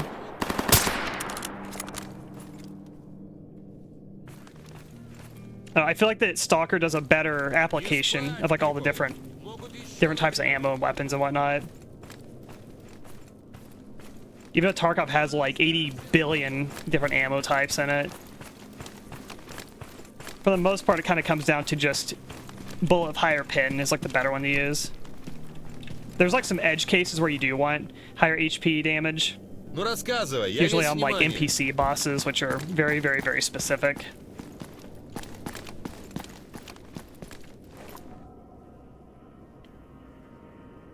Closest Tarkov got was the Frostbite event where you could freeze to death. Because I like stuff like that, like environmental hazards.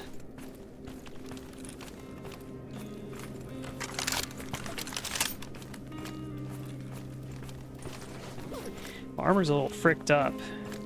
Luckily I'm right on the 80% line. Эй, сталкер, чем пожаловал?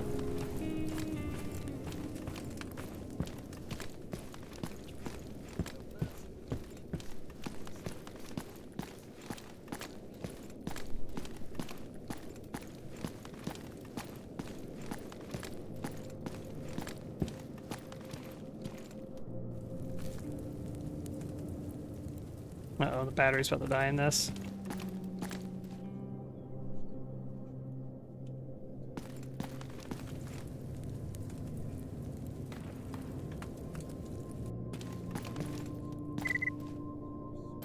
Alright, guns. Lots of guns.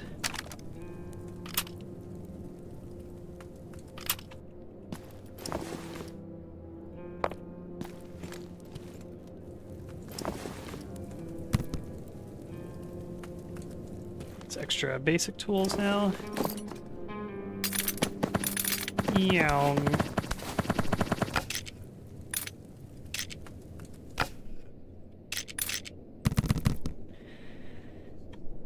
Alright. I want to make a gas lamp. Because I remember it being way brighter. Put you like here, maybe?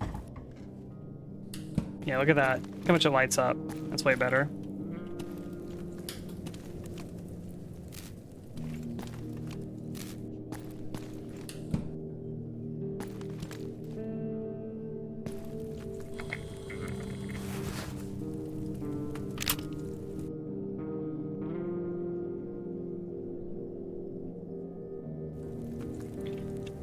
Oh, I never read this.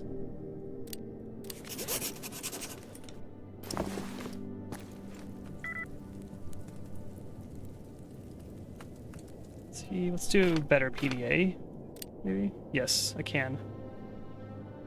Oh, I have, yeah, the capacitor is what I was like lacking in. So you only have 17 of them, but I've gotten more than enough. All right, PDA level 2. So kill track trademark.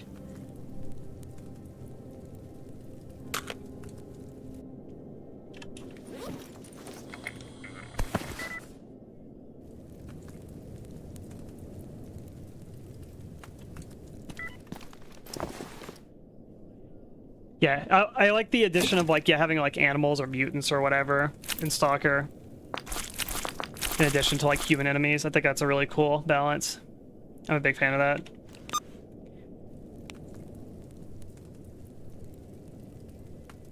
I forgot to turn that fucking quest in, damn it. I got a bunch I can turn on here too though. It should be fine. I don't know if there's like a timer before this like dies.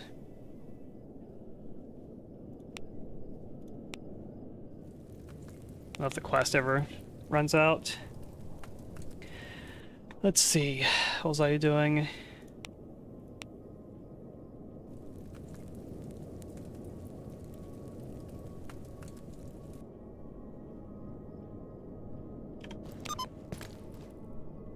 think I was gonna make something else.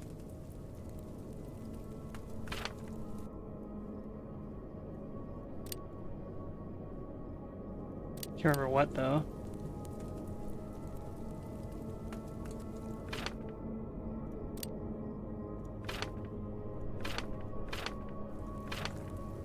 Oh, I need stuff for the quest turn-in, I know.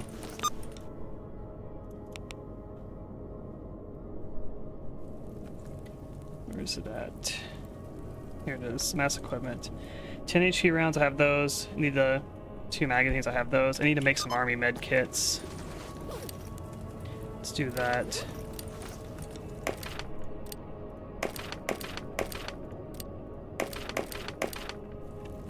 That's probably enough now.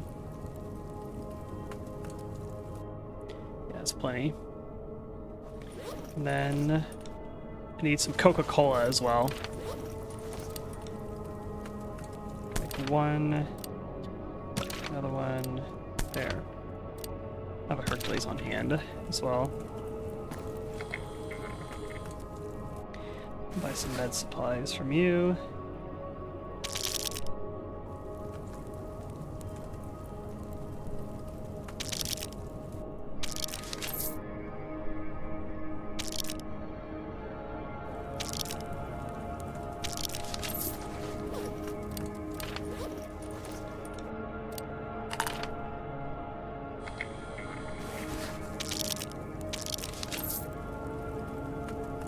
Okay, I think I got everything for that quest now.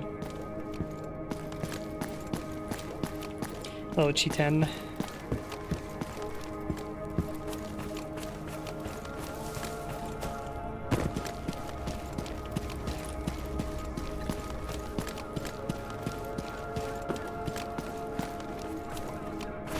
Something up for MP5. I'm an MP5 enjoyer.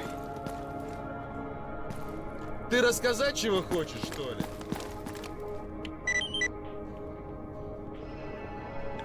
I want to leave your squad and come with me instead.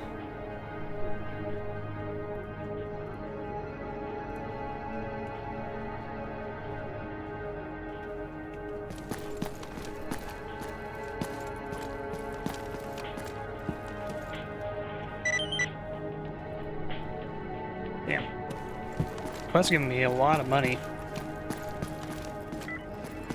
Is there like... Oh, he must be outside.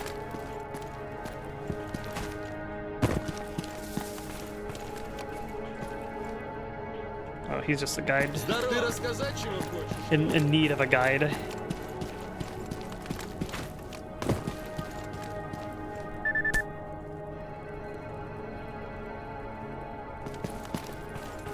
So we can turn this stuff over here.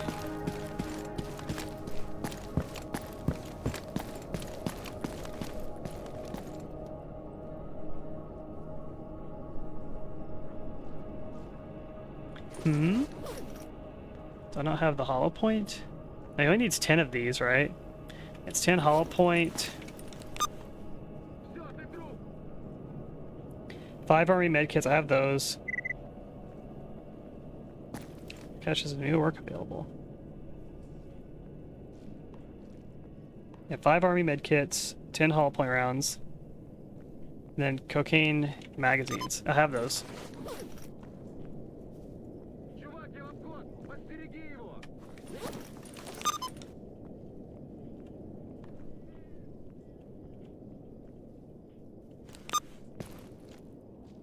Was it 10 stacks of hollow point? Oh, 150.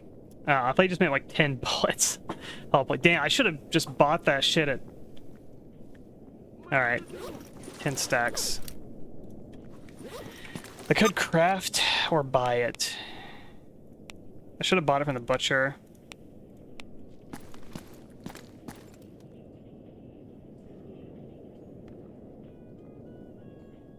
Yeah, hollow point times 10.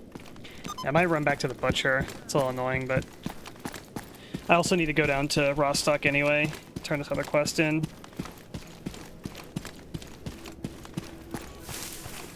Blue Cache has some new quests.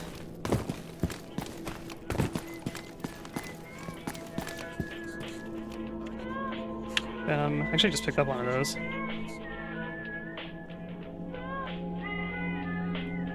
Okay, it's mostly killing duty. I don't want to do that. Yeah, I was gonna say, like, I thought, like, needing 10 bullets of 545 sounded kind of goofy. Like, that's all you want? Just 10 bullets?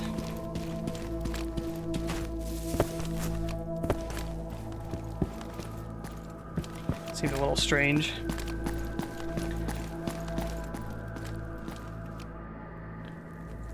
So we can do the upgrades.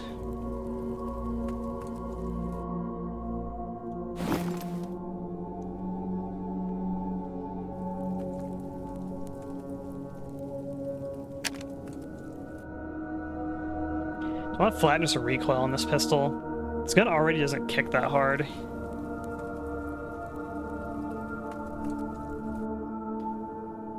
Seems like handling's not really that important.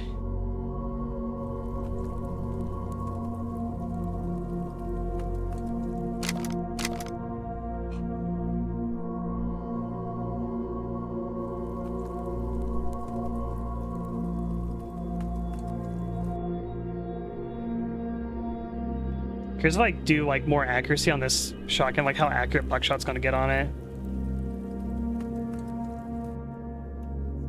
It's mainly why I'm using slugs, just so I can like use it at a little bit longer range. Buckshot starts to disperse after a while, and you don't one-tap mutants as frequently.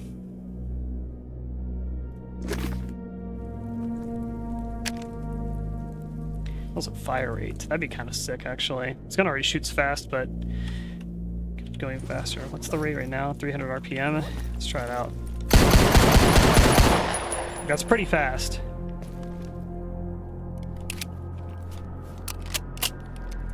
We're at 357. Do that. That puts it up to 340. It's pretty decent.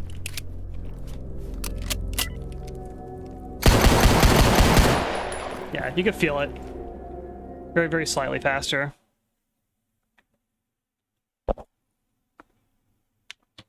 I think it's worth it on this gun.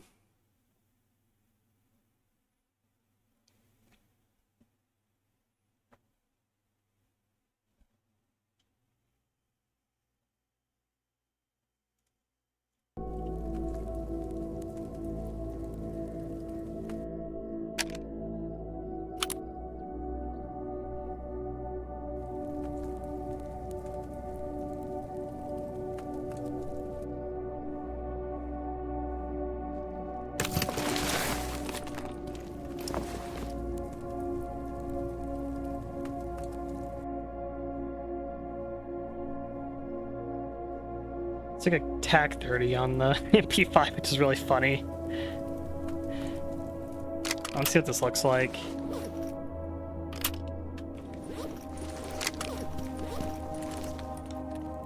Oh my god.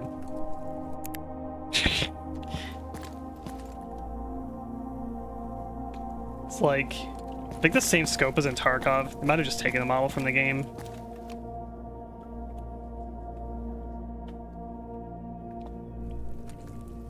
It's quite funny. I'd rather put like an ACOG on MP5 if I'm gonna do any sort of scope on it.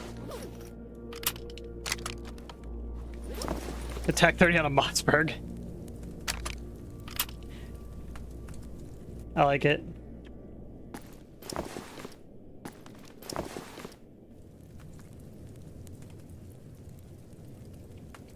From NPCs. Now I'm gonna have some fun. Put all this ammo away. Except for the hull point. I already have a bit of it. Take that. Then I guess I'll bring...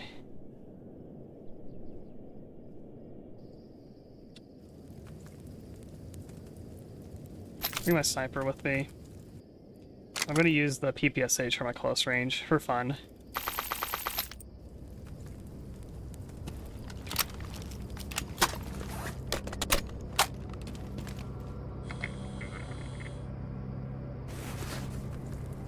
Yeah, AUG kit's here now.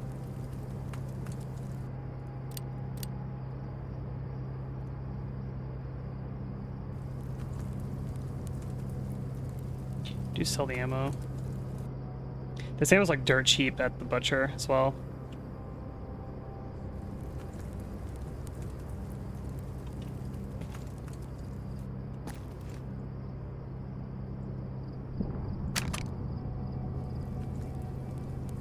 Like you actually get fire rate increase on this too. Not much, only just like one single 10%. It's a little bit disappointing.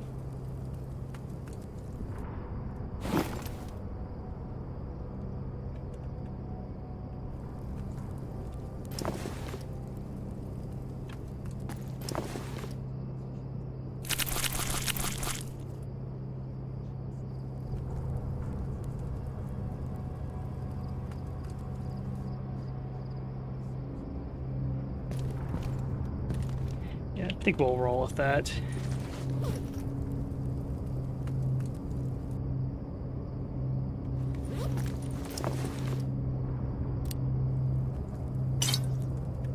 Все чисто.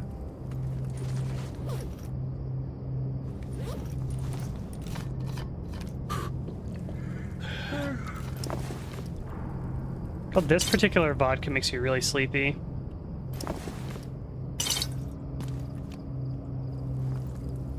Alright, get some sleep.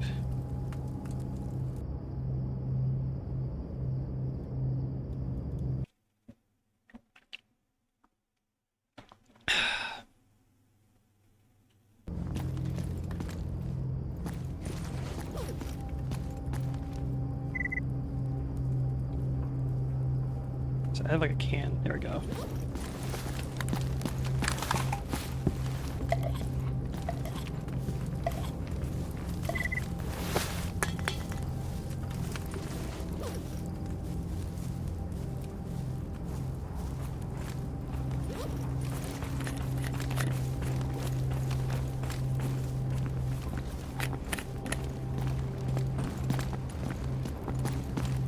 Ты рассказать? Ну рассказывай, я весь внимание.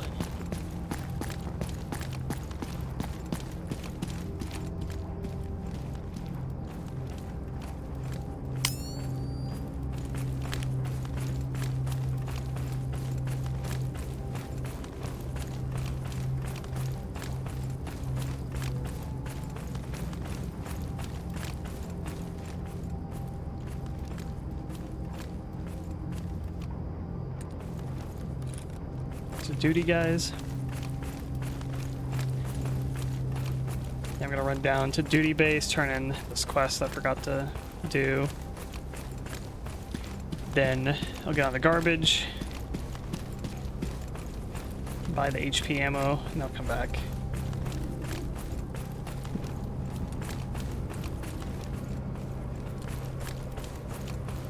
Honestly, like garbage to army warehouse is not that bad of a run. Especially now that there's that shortcut there too.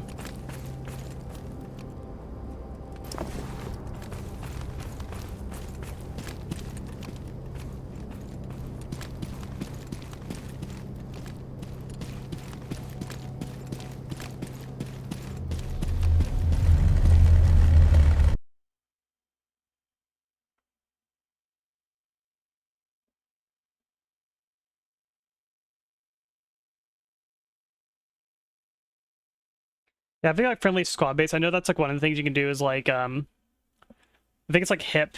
You get in the Cordon, you get her the Taz. You get her as like a companion, and like having a companion is really, really handy because they you're a zombie. Seems like there's always zombies around here. Having a companion is very useful because they double function as like an enemy detector that will just like spot people for you that you would never see. And also, they are a huge distraction as well.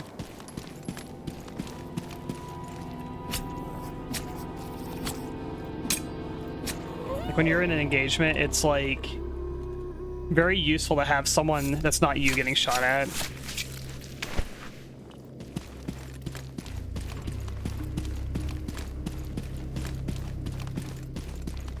Yeah, they're like an early warning drone.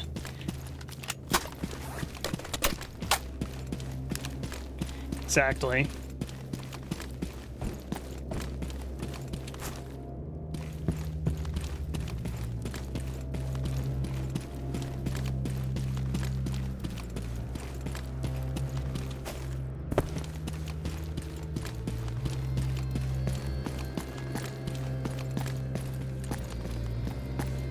It's a star on my map. These are like new. Проходи, не задерживай. Подходи, сталкер.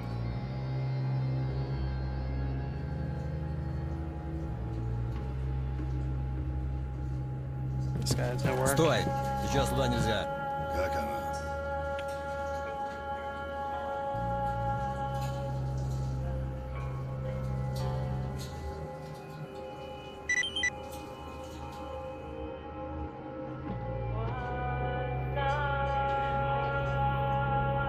Where's this for?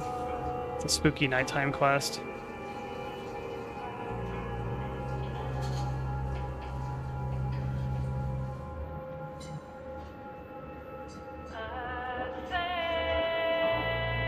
It's a swamp.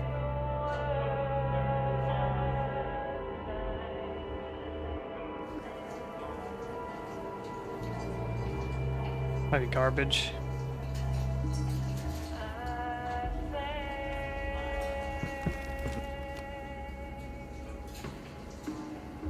That's a garbage guy here too. Can lead me there.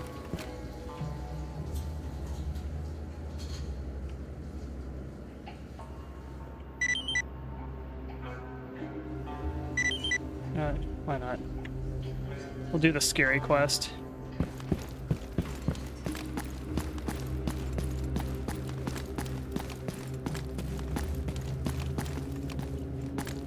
One swamp was pretty spooky.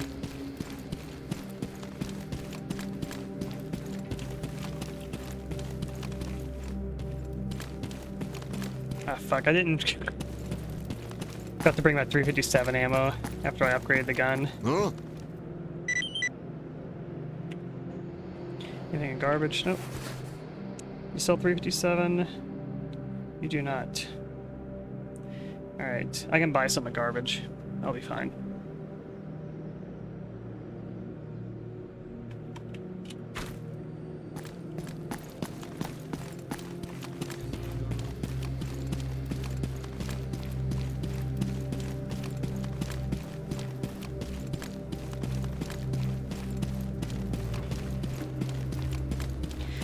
Got some nice Call Pripyat nighttime music.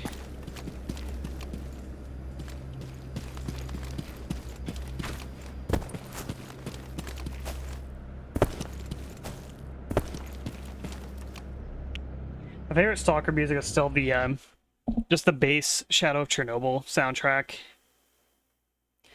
Really good music in that game. The Moose soundtrack. All the ambient tracks are really memorable and never get old to listen to.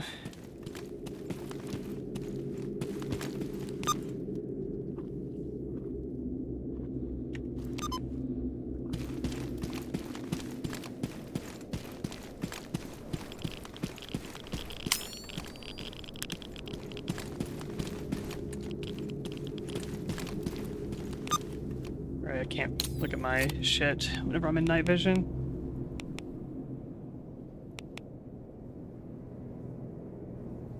Okay, that's the scary area right there.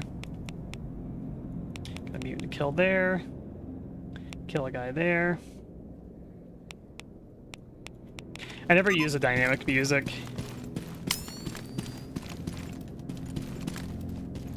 I just remember they're like guitar tracks or something. I usually find dynamic music to be kind of distracting. I usually don't use it if it's an option.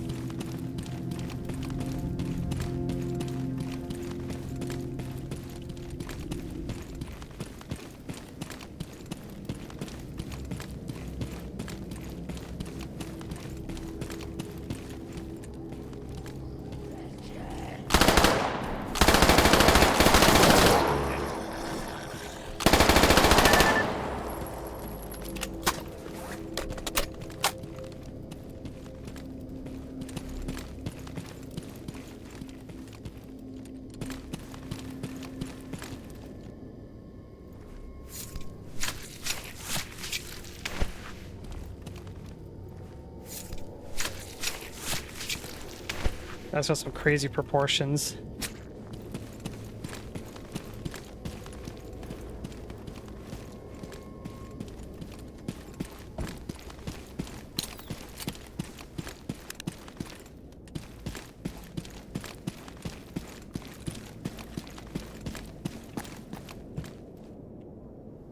While I'm here, I'll do that.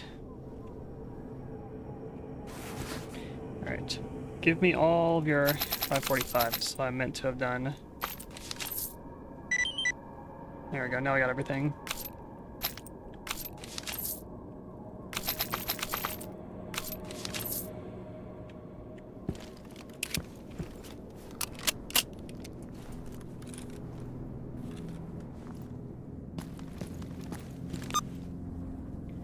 So got a kill here. Probably snipe him from here, to be honest.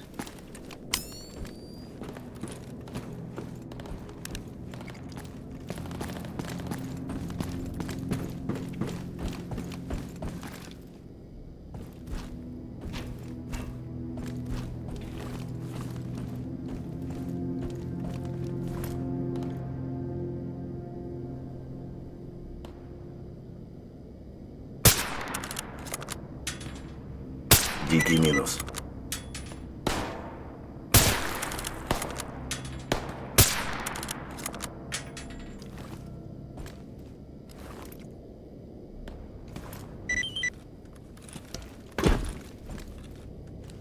Oh. I wonder if, like, when you take those, like, mutant hunting quests, if it, like... Does it just spawn the mutants, like, immediately? Because sometimes I swear you take these quests and then just, like, immediately... Slid off. You'll immediately, like, hear gunfire and then the quest is done.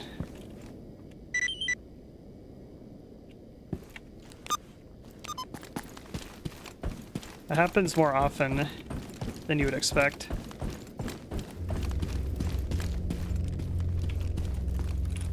You guys bad?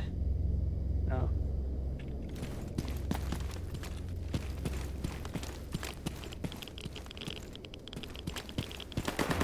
I think that guy's enemy.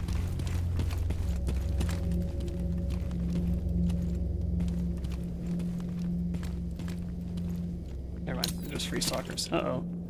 Battery death.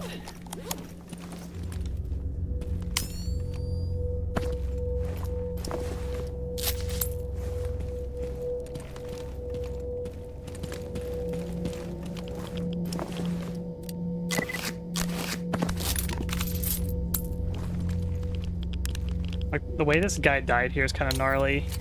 Like, look at that.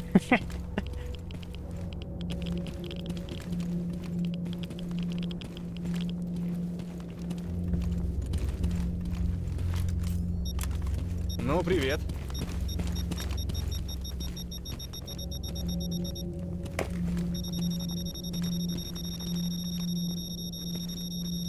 Слушаю тебя.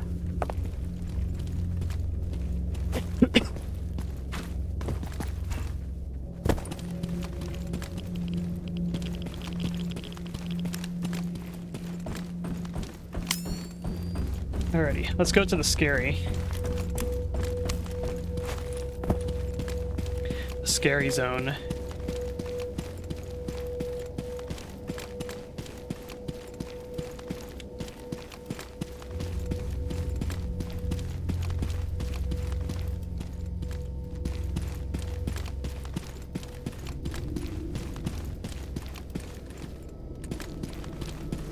I think I should go to like lab, like X16, whichever it is, soon. It's been a minute since I've gone to like a dungeon.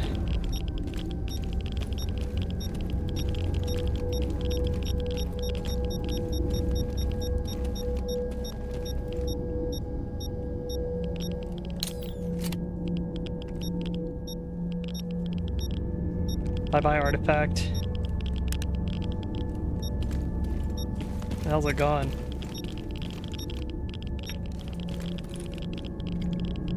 Come back here.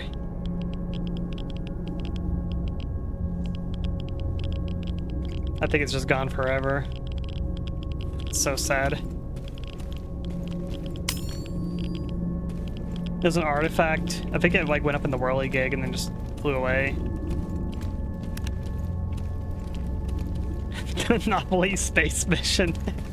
Yeah. Bye bye.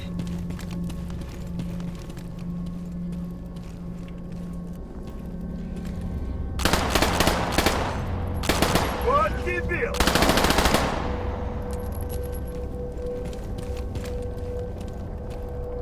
Oh, the other one ran into a whirly gig and died. I have an HP like 27 XI or something like that. It's 144 hertz, IPS, 27 inch.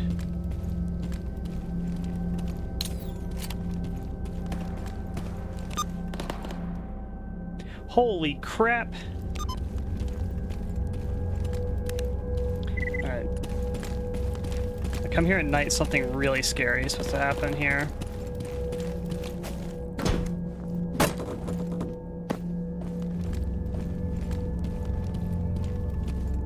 Oh, is that another artifact flying through the air?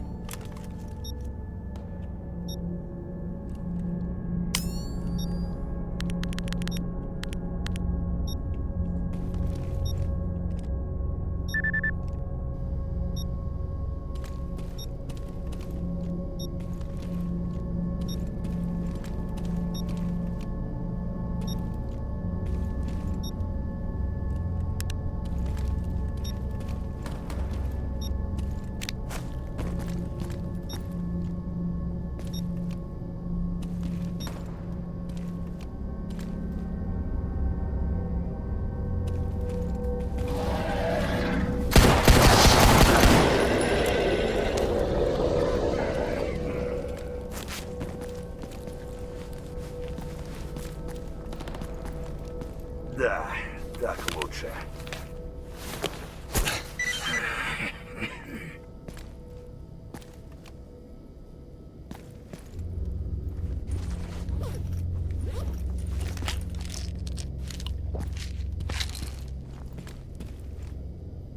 There's a bloodsucker here.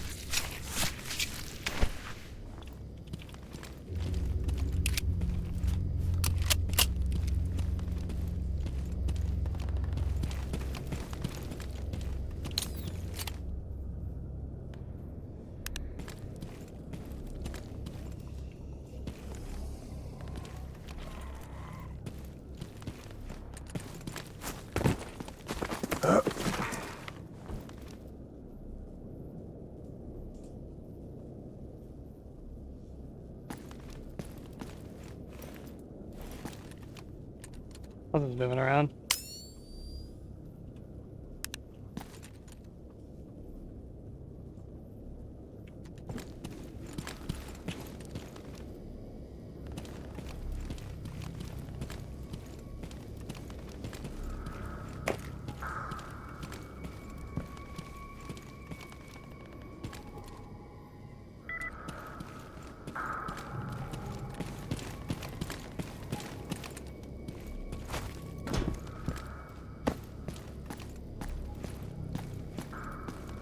I investigated here at night. I'm not sure what I'm looking for.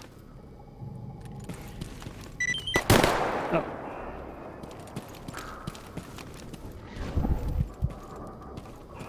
Sucker?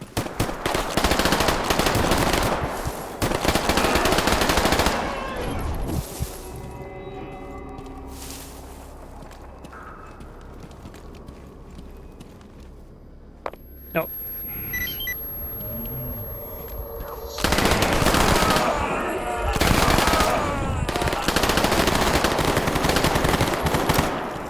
What the hell is this?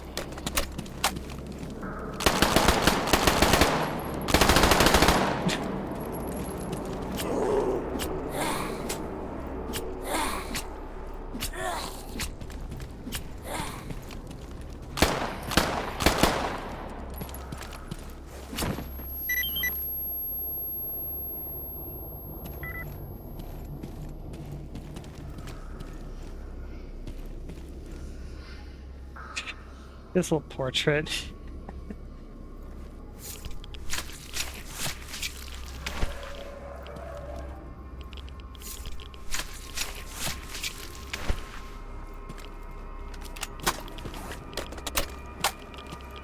Hey, clear skies here.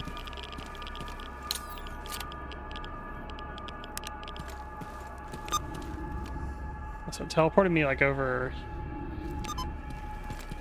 into the Dark Valley entrance.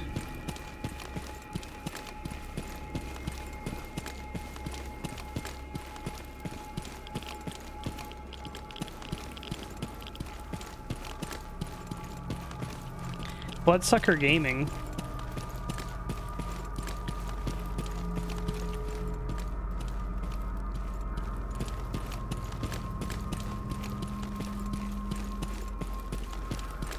Hey, look at that. It keeps like a little X where you killed enemies on the map. It's very handy.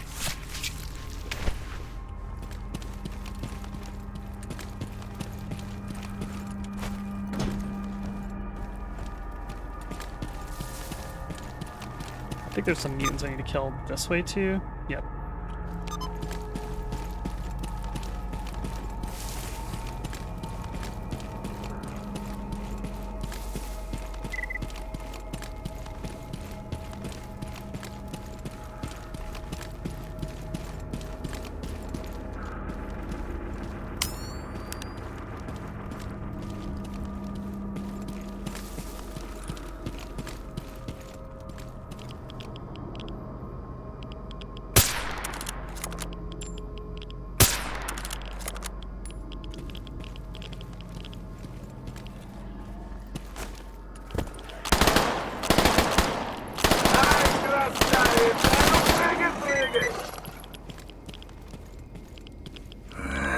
Место хоть и есть свободное.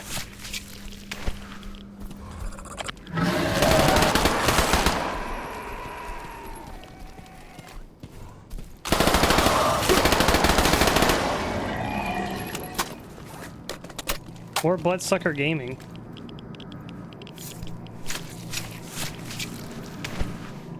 My perpetually broken legs. Так, ну, посмотрим.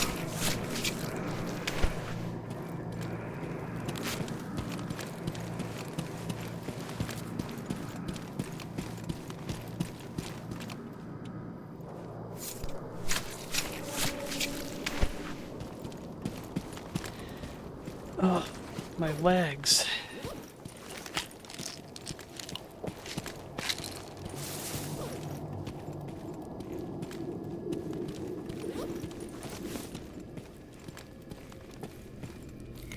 Gonna have a nice snack. Drink some water.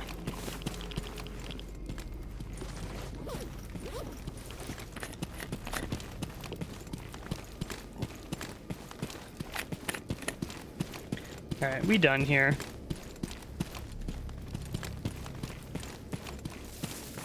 Let's turn this crap in.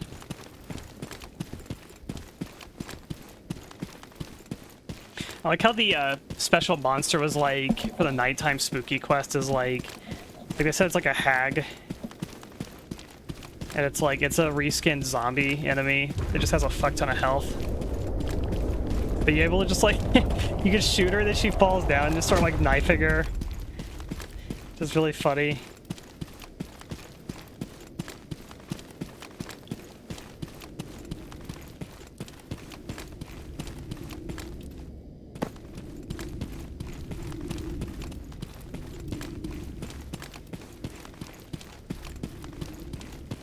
I still can upgrade my MVGs too. I don't like these.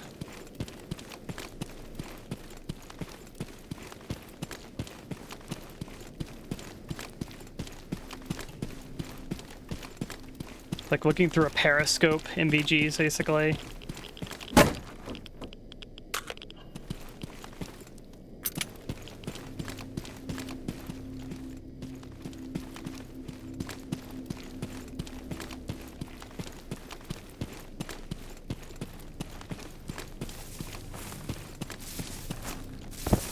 Yeah.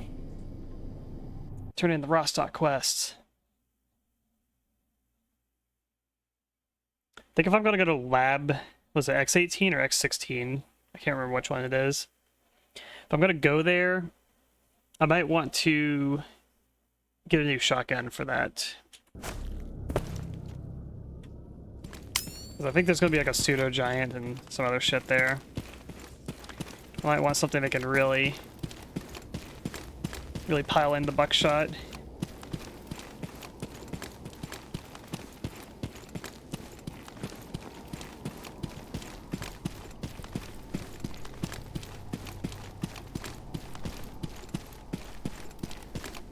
Perhaps a SPAS 12. Any SPAS enjoyers out here?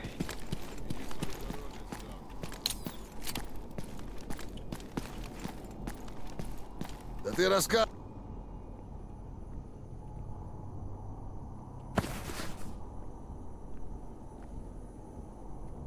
Not restocked yet.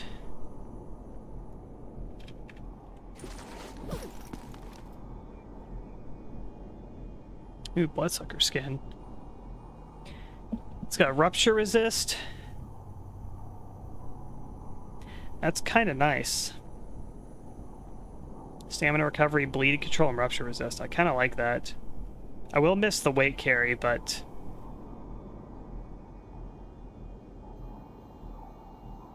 it could be good for mutant combat, you know? You buy mutant parts? I have some of these. Zombie hand, some of the stuff's pretty common.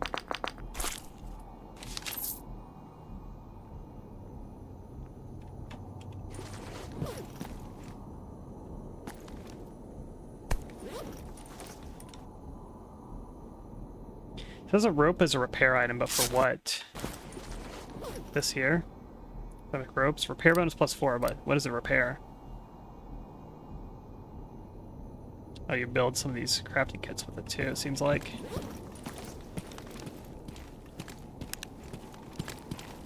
Hell yeah, SPAS enjoyers. Any any striker enjoyers?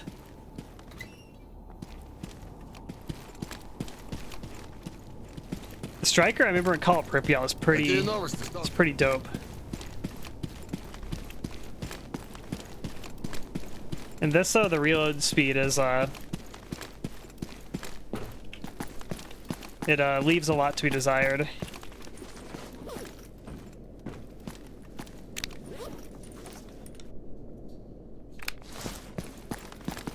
Проходи, не задерживайся.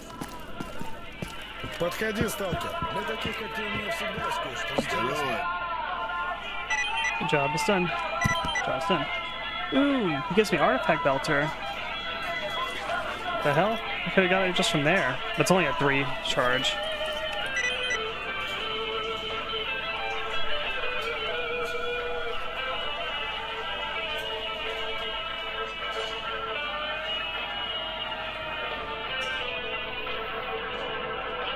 Do this one. Let's do some Gambo. We're gonna bet high. I got a lot of money. We're gonna bet 1,500. Oh, I win! I made 1,500. Get freaking owned.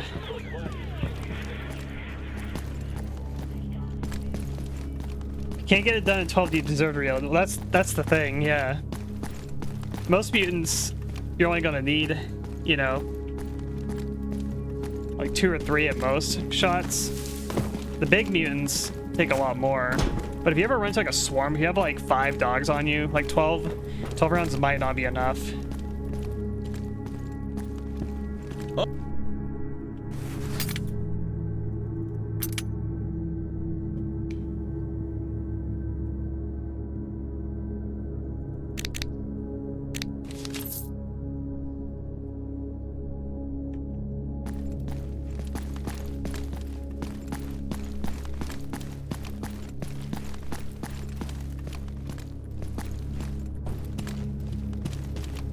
That's what's cool about Stalker, Stalker Gamma, is that I guess there is meta guns and stuff like that, but there's always like preferential stuff too.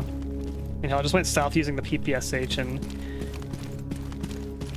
this thing is not necessarily an ideal weapon, but it is a fun weapon. And, you know, 71 rounds of Tokarev ammo will get the job done.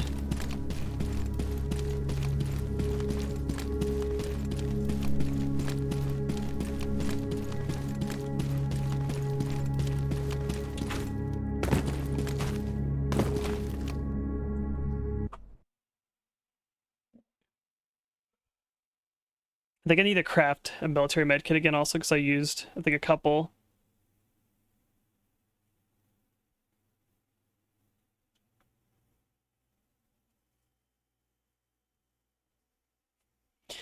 You have a chance to wake up early when not using proper sleeping equipment. Sleeping bags and sleeping mat. If you sleep in free beds, be sure to try to sleep longer than you intend to, since they are uncomfortable and other stalkers can be noisy and you might wake up early.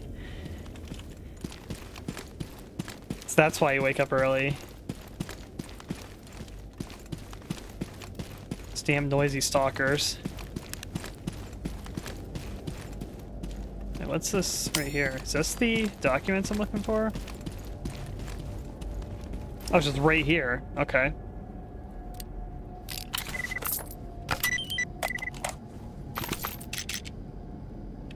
Cool.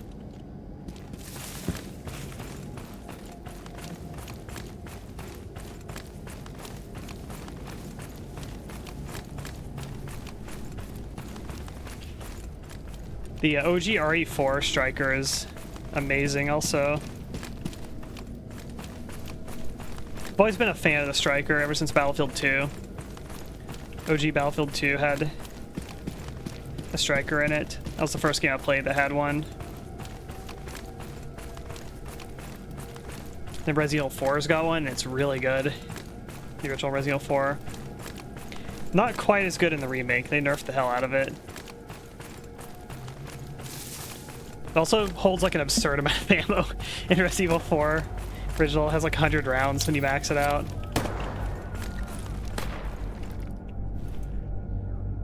You shooting at me?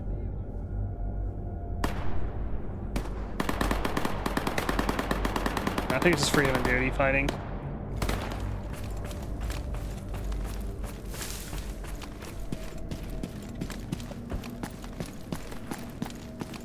Alright, we back. How many army medkits do I got? Where are you at? Medical stuff's like here. Oh, I have 8. I only need 5.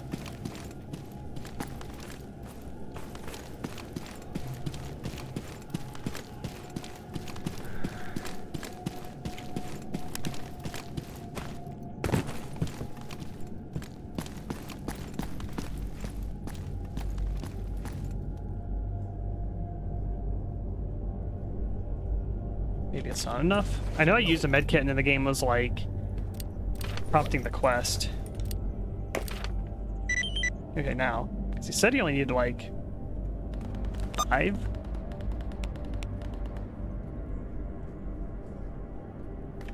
Maybe 5 times 2. Yeah, I think it's 5 times 2. 53k rubles. Wow.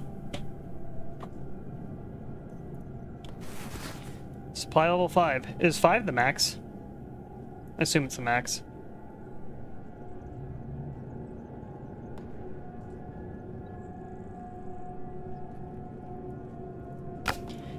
that. Let's disassemble. Where'd you go?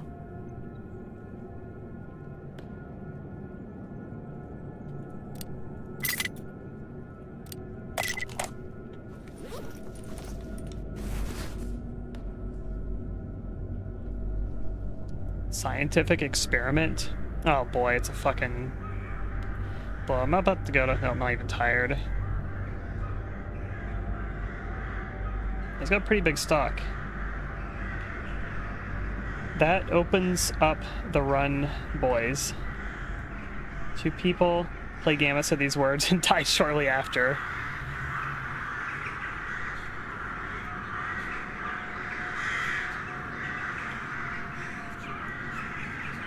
It's a fucking curse.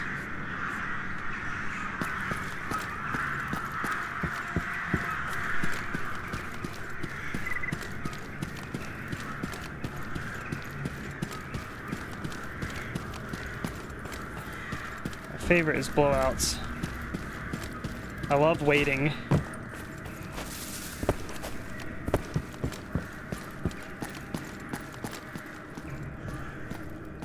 Man, it forged this phrase, got stuck in a piece of metal, and it died right after getting advanced tools. Oh, this thing lasts like a long time. Alright, PP. It was fun running the PPSH, but we're gonna put you away. Let's see. Any artifacts we can do? Any fusing?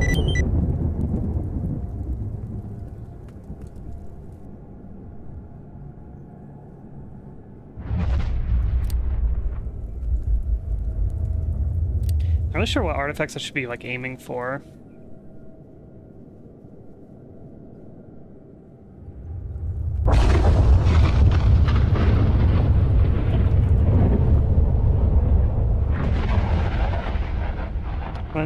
The one said those words after tricked into saying it and got jumped by 2 chimeras. Got jumped by 1 chimera earlier. A bunch of cats. A lurker once. Somehow did not die. Kinda like the gravity.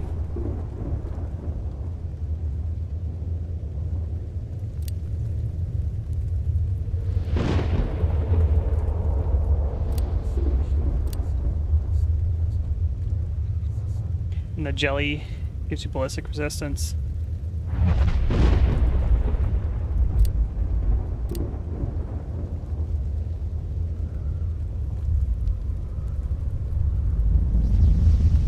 Spike. Need a spike. Also, yeah, power some of these. I have a bunch of soul artifacts. Is it worth, like, merging these together? I assume when you craft, like, a next tier up, that it'll be, like, the percentage will be based on the durability of this.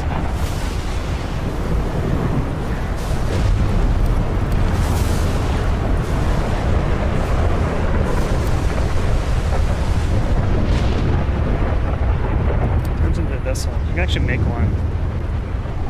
Colobot, which then turns into Firefly. And Firefly turns into part of the Oasis.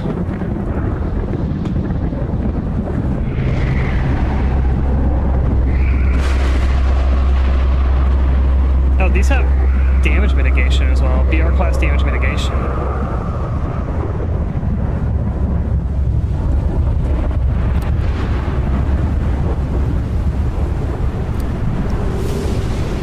I can make this.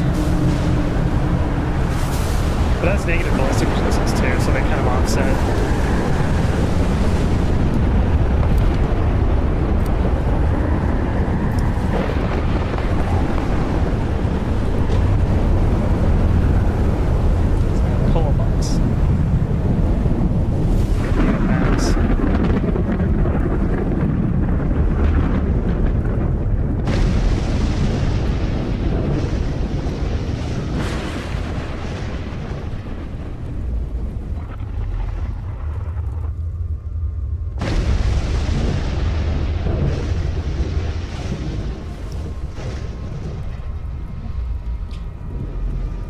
There's ballistic resistance and then BR class with damage mitigation. I assume are two separate things, correct? Like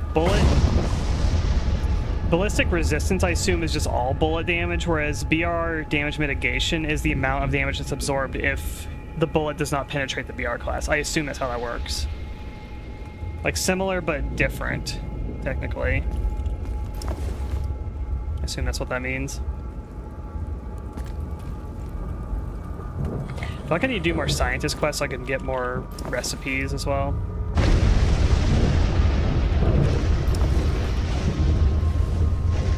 Your brain.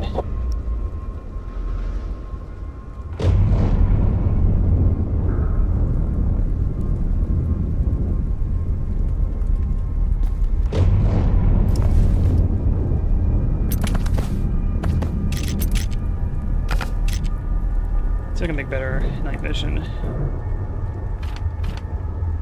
So I'm using this. It's level 2. You know, I need more capacitors. This is what I was talking about. Like, I'm always like short of capacitors. But I could make these. See if I can buy some junk I can break down. Oh, anyone got any junk?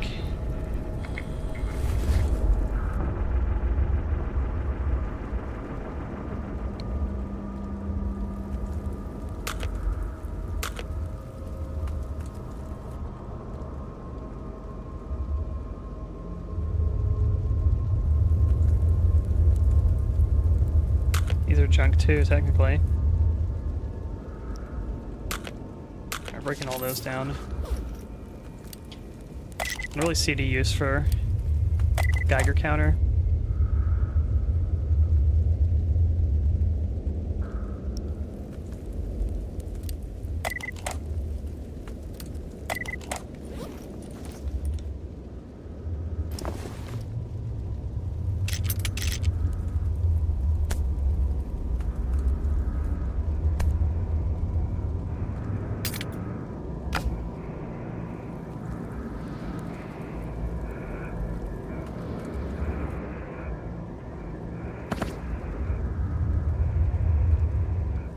You want tier 2 and tier 3 arties up north of Jupiter in the bunker. Grok, maybe you can only get the better arty recipe if you go there.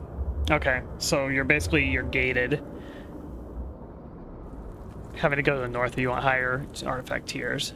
So you basically can't farm in the south and then get good. You have to like go north. I see, I see.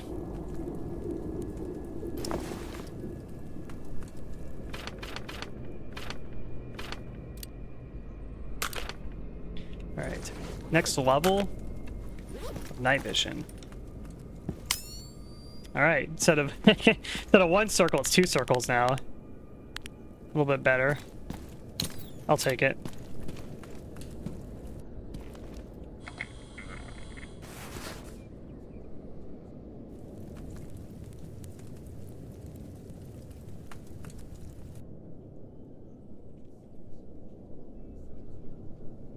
And the ACOG's 11K.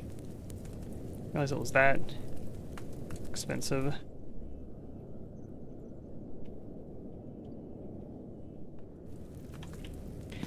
Alright, let's see what we can do. Yeah, I want you. Gonna make my trench gun jealous. Yeah, we can swap the most important part, which is the barrel. I think we're gonna have a functioning spas quite shortly. Missing 3 parts here.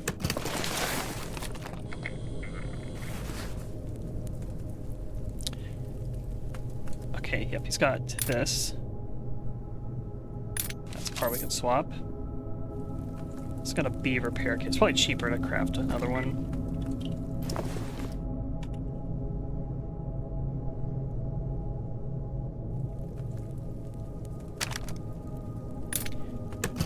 Two parts we need to swap out.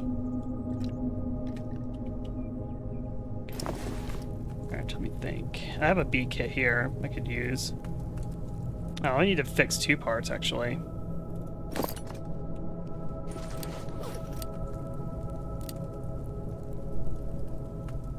I thought I grabbed it. B kit. Oh, this is a C class shotgun. Interesting. Shit.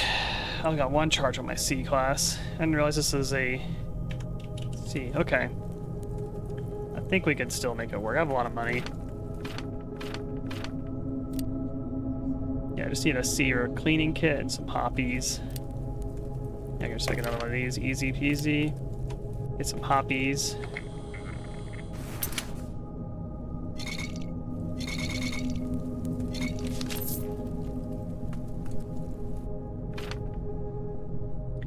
And C kit.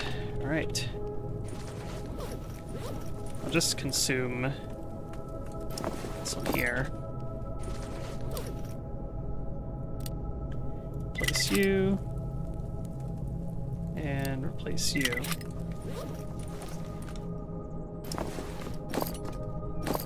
Call it use the charges from like the new one instead of just replacing these. Alright. I was gonna consume one of them. Then do I have a C repair kit? Cleaning kit, yes. The barrel is oh, there we go. I was like, where's the barrel cleaning right there?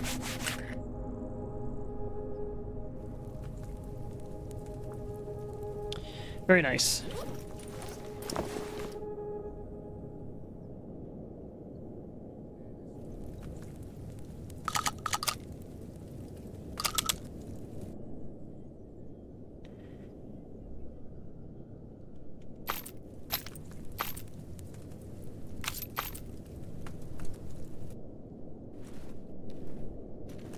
You put any mods on this thing? Any like attachments? Ooh, suppressor, interesting.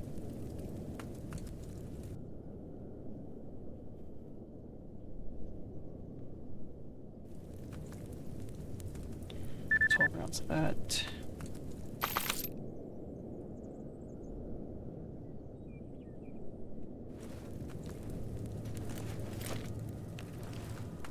I almost want like a pistol I can use AP in. This loadout to like... This is like mutant killing, this is like long range stalker killing. I don't really have a close range stalker killing. I mean, I can use the shotgun for it too, but I'm gonna be mostly prioritizing mutant killing for it. So I kind of want a handgun I can kill stalkers with pretty effectively. I wish it was a 45 AP. Yeah, still like a 5.7. Can you pistol slot this gun? MP9. I don't know if you can.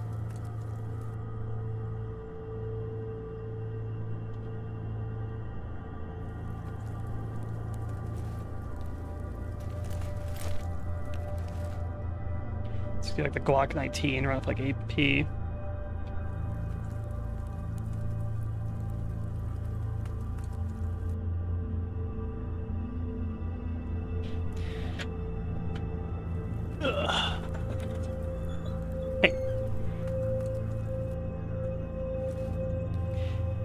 Or like the shrimp pistol too. It's not like the 5.7. I don't think I brought one up here.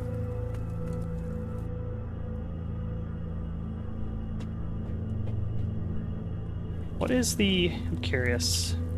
I'm gonna look at the ballistics of some of these bullets as well. How is FMJ? Not great. Versus armor. So I feel like I don't really want a 45 pistol if I'm going to be using it for stalker killing.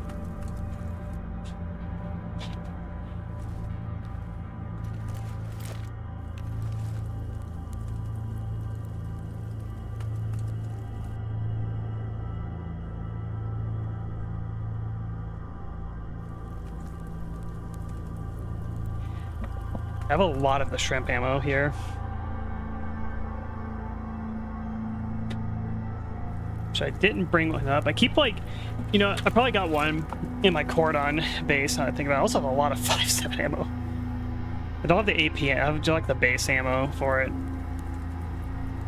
which is like kind of okay. Oh, 9mm AP. Where's that at? I have quite a bit of that too.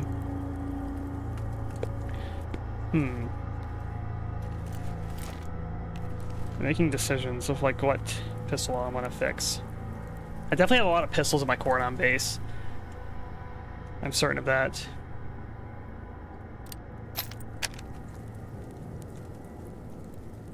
I could do the APS, run it with AP, but it's also kind of not a great AP round. I think it maybe the 5.7 or the Glock 17.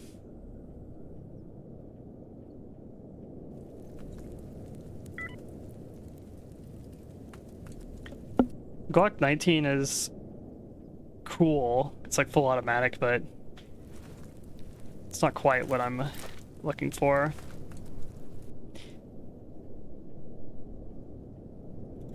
Kind of like the Glock 17 more. Ха, ну чё, нормально?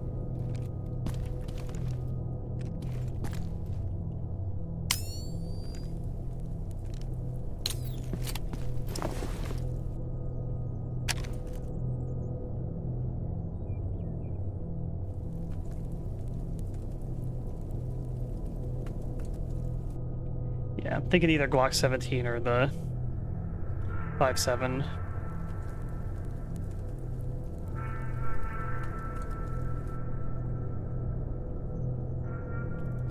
Let's see. It'll come down to what I have. Let's do it that way.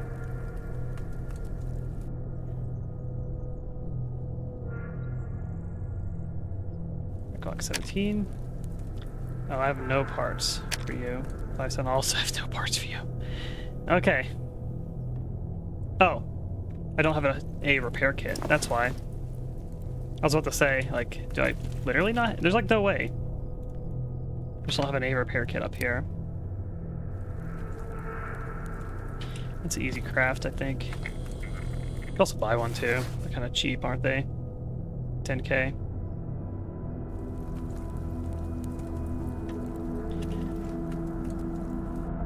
Like it's almost always cheaper to just craft it though. Yeah. Need the Rusak. Buy a few of those. A kit and need some Devasya. How do you say that?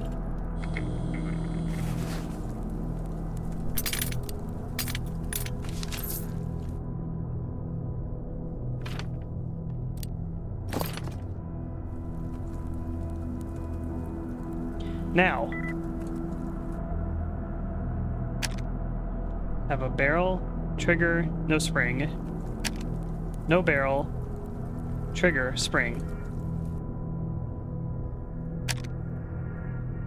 So like either, it's almost identical. All right, next test. Let's see if I can replace one from here. Oh, you have a barrel. All right, 5.7 it is, that's what we're doing.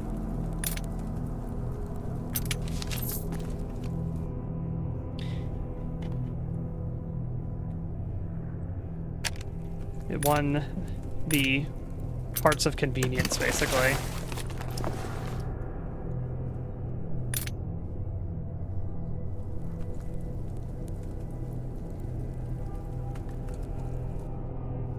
I'll have a suppressor for it. Oh, I could put like a sight on it too. Look at that.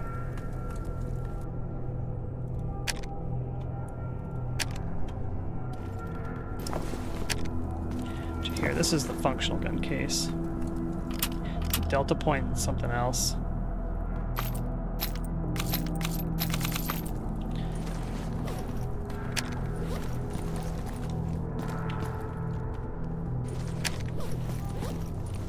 Чики-брики, пальчик-выки. I do like 5.7s, I think they're cool. Do a big or little dot. This one also has a lamb, which is very nice. Try the delta point.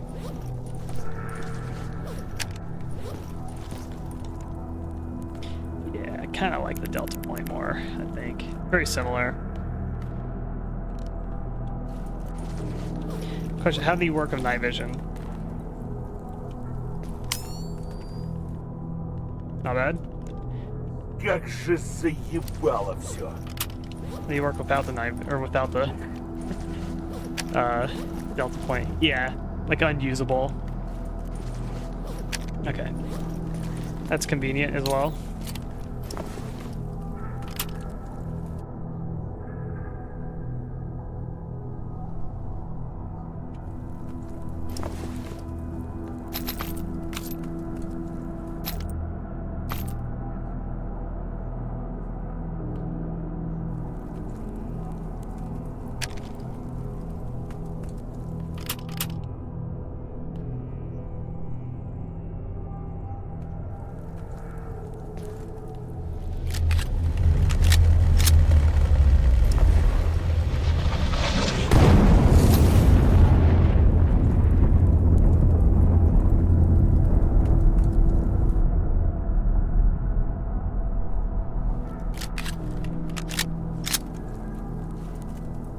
Cool.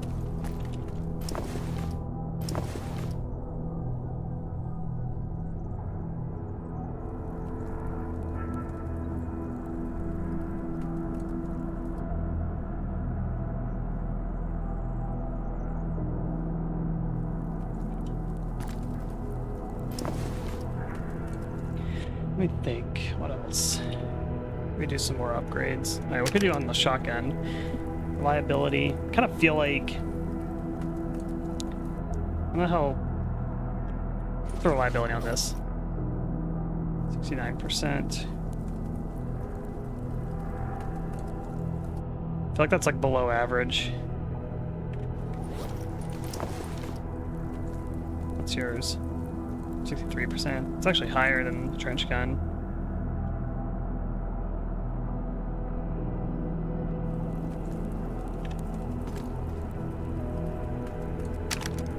Weight. This would be nice, like immediately. Put your weight down a bit. Yeah, as fast as a heavy shotgun, that helps out a lot.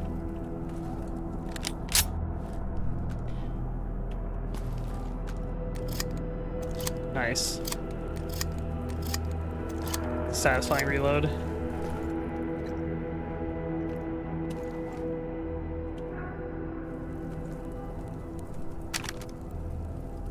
So reliability, like all the tiers of reliability.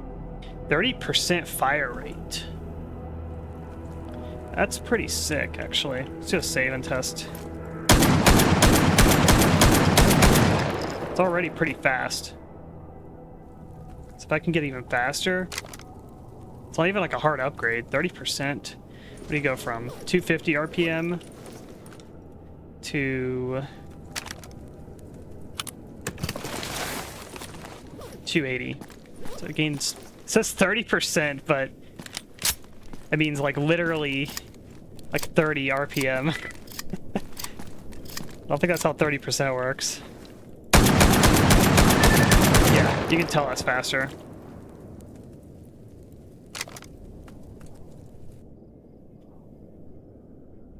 I'm definitely going to want the recoil upgrade. I think that's what I'm going to do. Do the fire rate and then the recoil. Reload. Also, do slugs affect the recoil? Or does it not matter what ammo type you're using? Is ammo just always, like, static, regardless of what ammo you're using? I don't know if it's like Tarkov or different ammo types have different status effects on the gun themselves.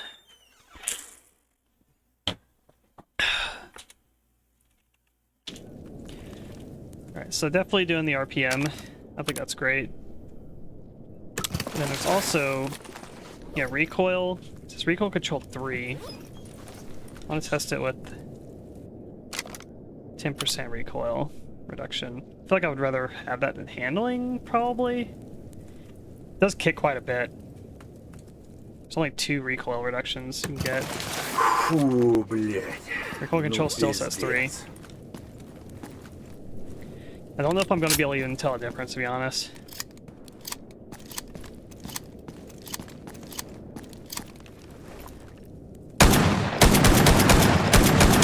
I honestly can't. I can't tell a difference.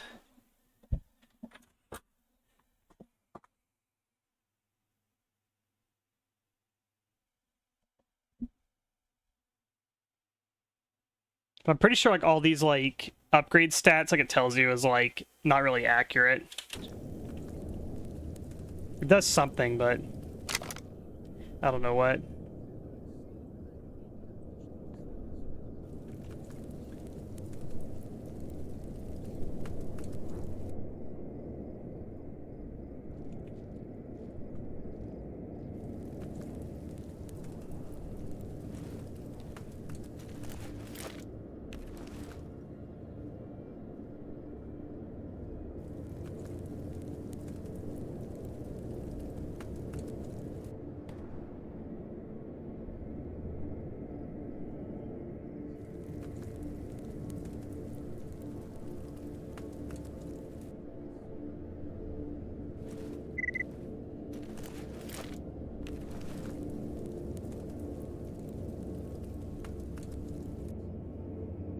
Supposedly handling is the amount of time which your recoil quote-unquote returns to normal straight shooting after you fire. So it's like if recoil is full, auto kickback handling is like the gun sort of resetting itself after shooting. It's kind of like screen space recoil.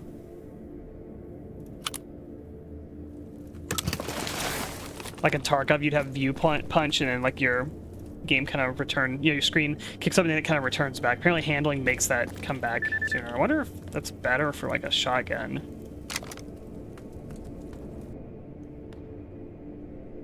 It's getting his recoil up. I can't really feel a difference, to be honest. I want to try, yeah, weapon body kit. Let's make one of those and test the handling difference. This one here. I need a ramrod and 2 files. Might be able to make those actually too. I can make a bunch of files.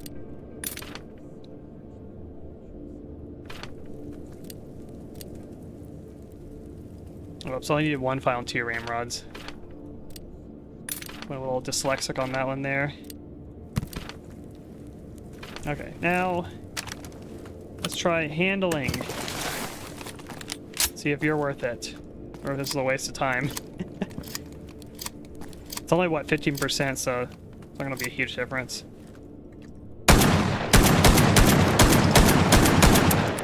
I feel like... I don't know. I honestly don't know. They feel the same to me. It's so subtle that it's like... Definitely when you hip firing, the recoil feels stronger. Let me load.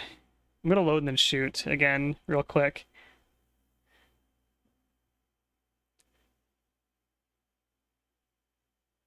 That's the problem with like upgrade systems where you're like doing like such marginal upgrades of things. Is like cool, I upgraded my gun. What did it do? I don't fucking know. I guess it's better.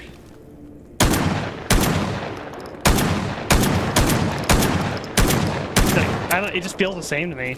I honestly can't tell. But yeah, recoil, handling, whatever, it all feels kind of the same to me.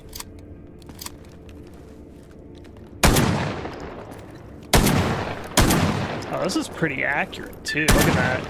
Quick shot. What's the accuracy on you? 67%. Yeah, it's about like how much my trench gun is after I upgraded it.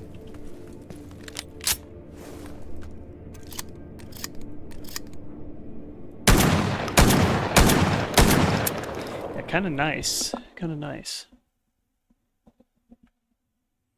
That's one thing I could feel, definitely, was upgrading the trench gun accuracy. I feel like that was quite noticeable. Yeah, I don't fucking know. Recoil, handling, feels the same to me. I feel like I might not even... To me, I'm not even, like, concerned, really, with it.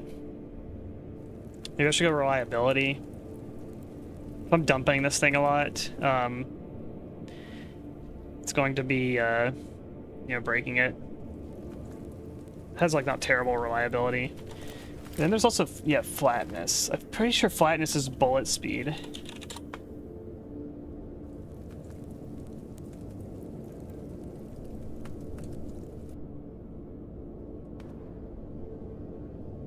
Oh, there's an FAQ in Discord, I see.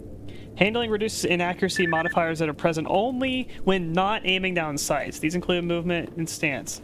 And yeah, if the accuracy is like where the barrel's pointing now, like I don't even know if that does anything anymore. Yeah, people tell me different... I look at the Discord, people tell you different things of what these fucking stats do. They're so vague. Reliability reduces the chance of any part of the weapon to take condition damage upon firing. Okay. Just durability burn, basically. Accuracy tightens the dispersion cone firing from the hip or aiming down sights. These aren't as meaningful as you might think because a 0% accuracy gun has a 1.5 degree dispersion cone. Okay. Flatness increases bullet speed and also improves accuracy by a tiny amount. Damage drop-off is unaffected by these upgrades. Okay, so bullet speed increases, but the damage drop-off is the same. Recoil decreases camera climb when shooting, however, it does not reduce camera shake. It's probably why it doesn't feel different, is because the camera shake is crazy on this shotgun. That's probably what most of the recoil is. It just reduces the camera climb. Then fire rate increases RPM by a flat amount instead of being a multiplicative bonus. Okay. Bonus is usually the same numbers once displayed. A 60% upgrade would be 60 RPM. Okay, that's what I noticed, is that this 30% is actually just 30 RPM. So that means this will be 20 RPM. 20 RPM. So you get a total of 20, 50, 70 RPM increase on this. Not terrible for like a semi-auto gun. Okay, now I know. So, I feel like handling, it's not, it's like, I guess it's hip fire accuracy, but it seems like that's not very useful with like the barrel system that it is right now. Reliability seems like it's always good to have, I would say. Just less burn. Accuracy is not bad. I don't know if I'd want accuracy or fire rate on this, to be honest. It's only 20 fire rate. The accuracy. Whenever I get to these, I might make that decision. But I'll grab a reliability. What do you need for this? Basic weapon mechanism upgrade. This one here. Need another ramrod. I'll make a few of you. Take that. And then get some reliability. Cool. Or 70%. Awesome. And here, accuracy or fire rate? That's the question. 20 fire rate's not that much, to be honest. 20 plus 20 is 40, which is a little more.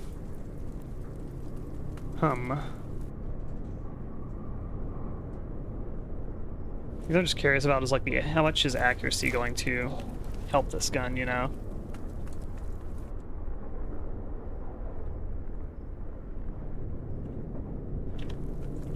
I'll make another save here. Let's do some more. We are experimenting here. I love doing like game experimenting. Theory craft type stuff. So, let's do a body upgrade kit for the gun. It's this one here. Just make another file. Oh, these take cleaning kits also. That's like the hard thing. Hard-ish thing. Not really that hard to make. I'll make another cleaning kit since this one's about to run out. Let's need... what was it? Need Bronx. And some steel wool. Just buy all these.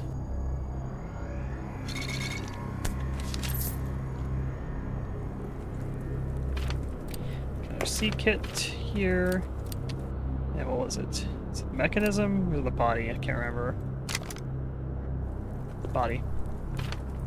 It'll always be good to have some of these. Nope. The file. Oh no, I ran out of gooning kits. Can you make those? I don't think you can. Alright. Now I can choose accuracy or fire rate. Let's do a reload.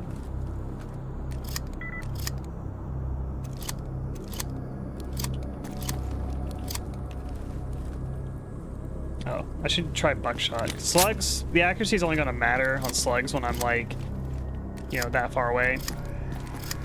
Mostly testing on buckshot. Alright, game saved.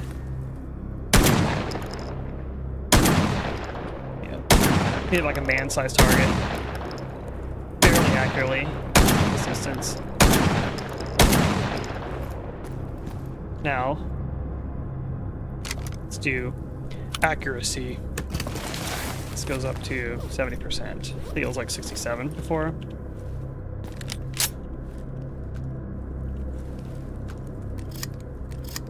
Probably gonna be marginal, like everything else. I was standing in the doorway about here.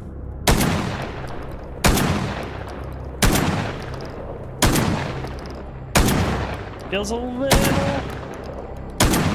yeah, ever so slightly tighter, I feel like.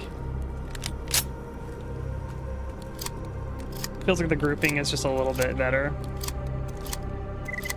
Alright, fire rate. How fast I can shoot it. I'm gonna load, we're gonna grab the fire rate upgrade and just see how much difference does 20 fire rate really do. I don't think it's gonna be much. This isn't a full auto shotgun, this is semi-auto. I can basically shoot it almost as fast as I can click with a very slight, you know, penalty to the delay. But I don't think this 20 fire rate, I don't think I'm gonna be feeling much of anything.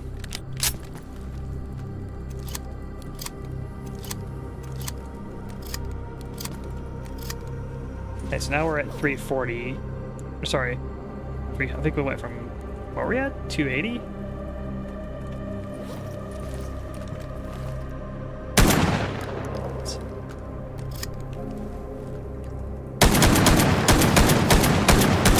Yeah, it's like, I don't really feel much of a rate of fire difference. It's like, I can click as fast as I can, and like, it shoots pretty fast with occasional, like, kind of hang up on it.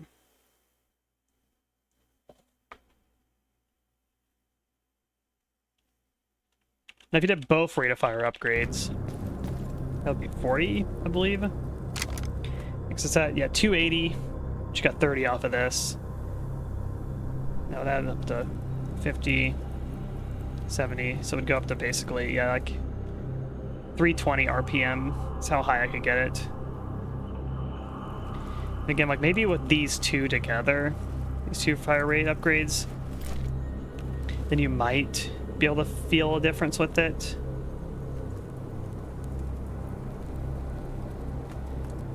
But I might value accuracy over that just for the tighter buckshot groupings.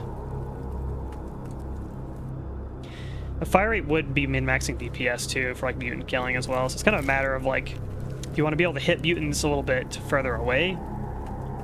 Or do you want to just be able to dump your 8 rounds as fast as you fucking can into an enemy? That's kind of your two choices.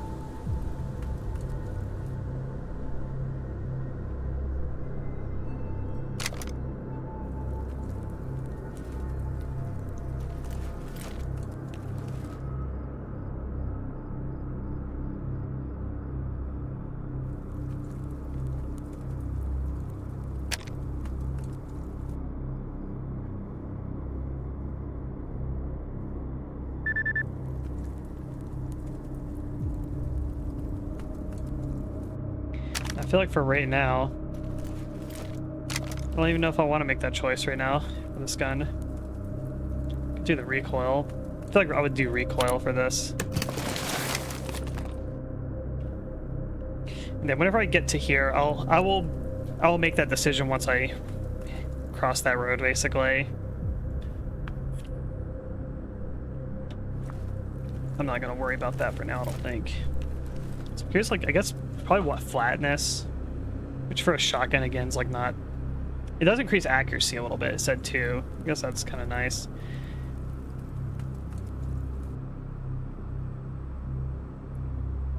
I'll say might be, I don't know, maybe reliability for this one, flatness versus reliability. The ultimate answer is probably like min-maxing your gun upgrades is so marginal that it's more, probably the more important thing is just what gun you're using more so than how you upgrade it. I think at the end of the day that's how it's going to come down to. Again, it's vibe-based upgrade stats, as you say.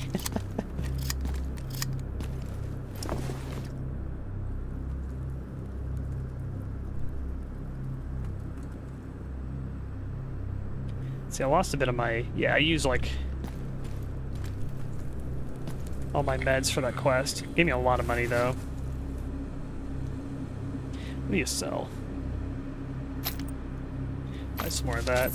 Really sucks you don't sell this ammo. I could craft some, though.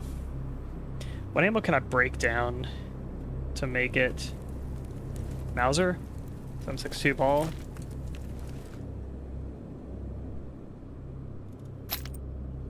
I'll break down the 7.62 ball. I'm gonna bring a lot of buckshot because we're going into a mutant land. That's gonna be most, yeah, I'm gonna need a lot of buckshot actually, because that's like my main gun if I'm bring down there.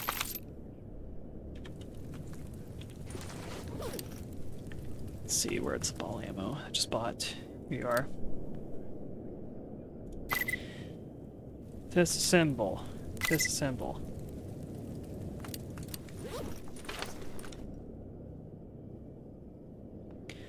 And you are this ammo? Yeah.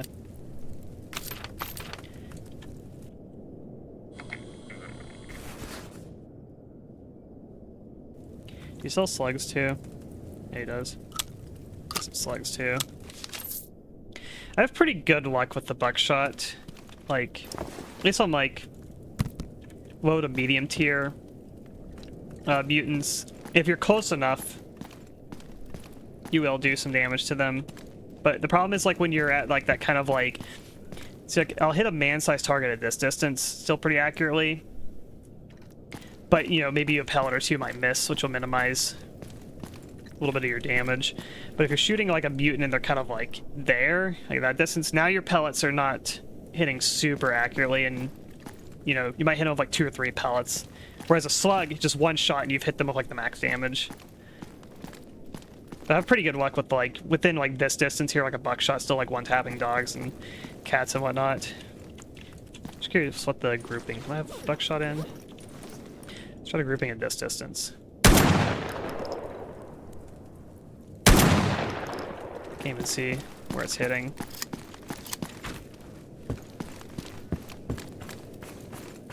So I'm highly considering the accuracy upgrade.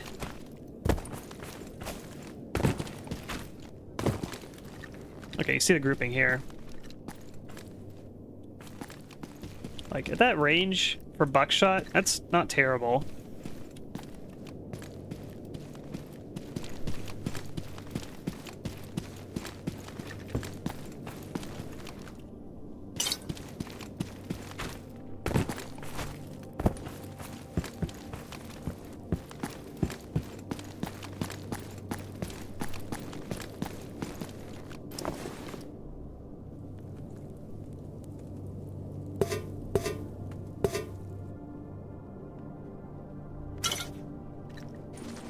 Make some food.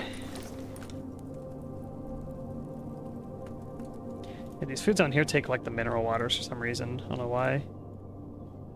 Oh, this one does too.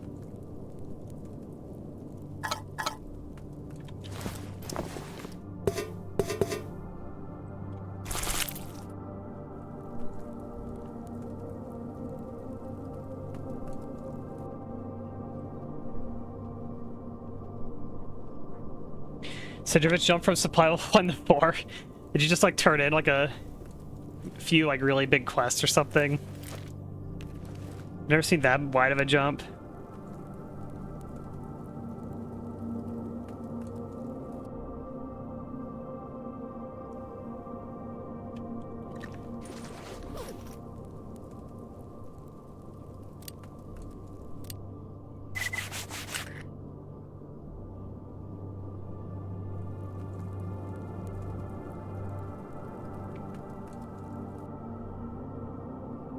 I think I'm pretty good on ammo.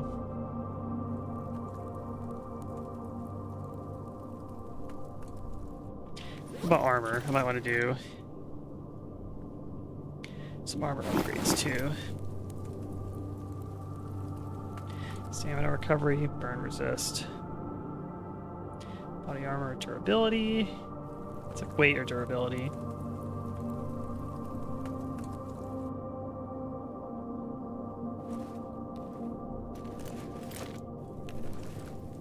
Let's get this wound healing. It helps with bleeding.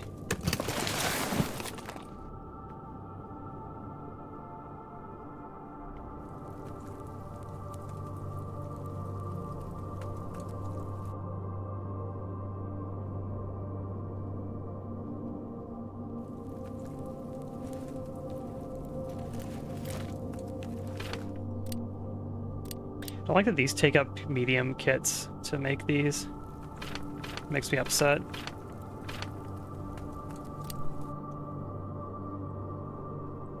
Well, they're actually not too hard to make either. I'm out of grooming kits. Should get some more of these.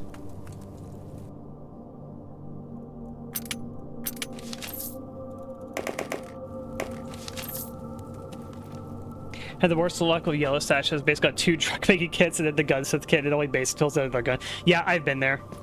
That was my, not this playthrough of game I'm doing, but my last one was like that, where I got gunsmithing tools, and then I got a drug making kit, and then I got basic tools, and then I got basic tools again, and then I got some gunsmithing kit, and I got basic tools, and then I got a gunsmithing kit, and so forth. Yeah, I think I got like 2 things in a row like you though, where it's like it was a gunsmithing tools and then gunsmithing tools again before I even got the basic tools. And I remember it taking so long to get the advanced tools. I just kept getting basic tools like over and over again.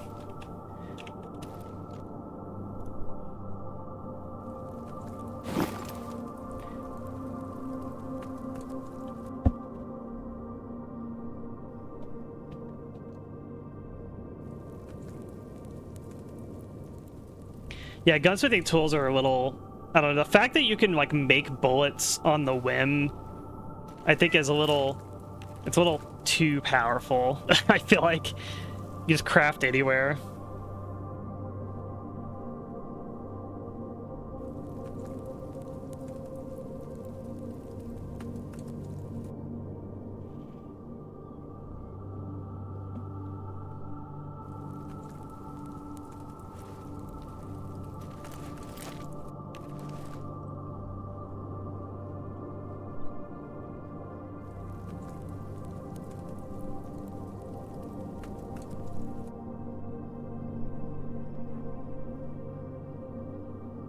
No, it's a SV98. I do not have an op.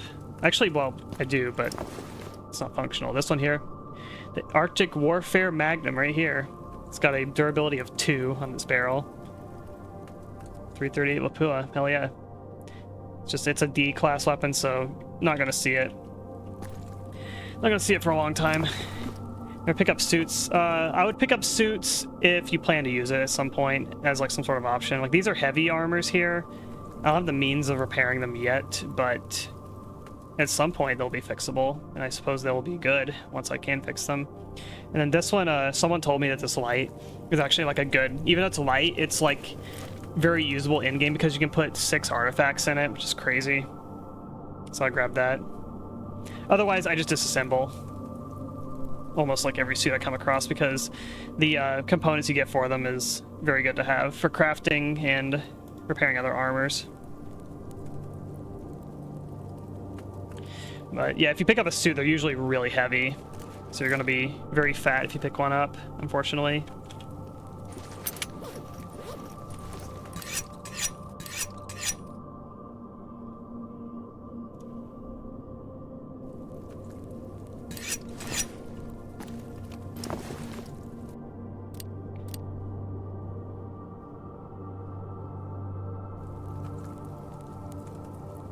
Not weight or durability.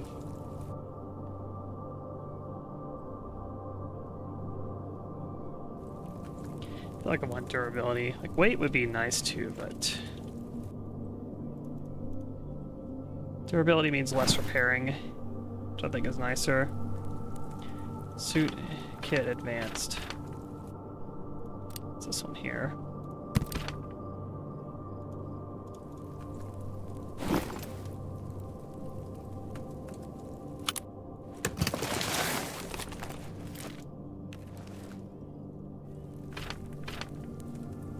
Yeah, heavy one requires this.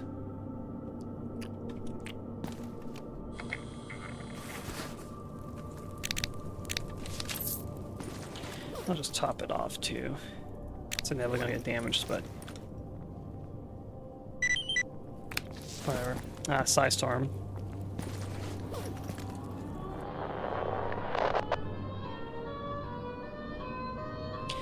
Oh yeah, I need to craft med stuff too.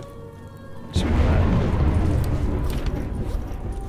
get some blue kits. I just still have this, I don't know, like as if it's a quest. I don't think I have that quest anymore, do I? No, I don't. Search Lab X18. I'm hoping that there's a controller down there. And I can dump it into his chest.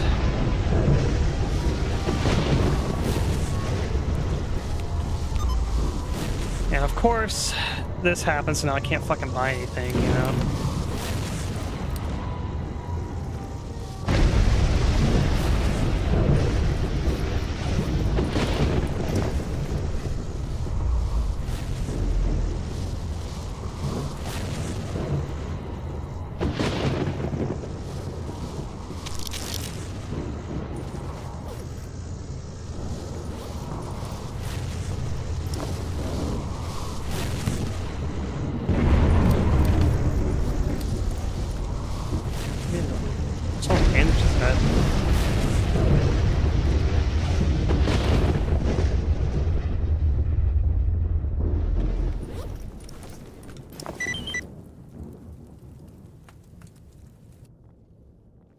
Huh? They take bandages from my quest too? Where do my bandages go?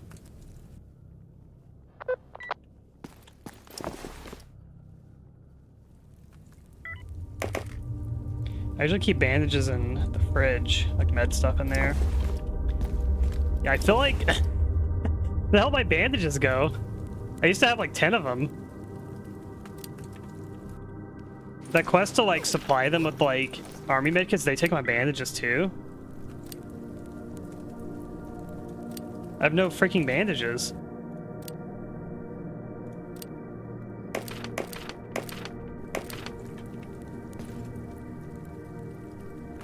I can just make them here.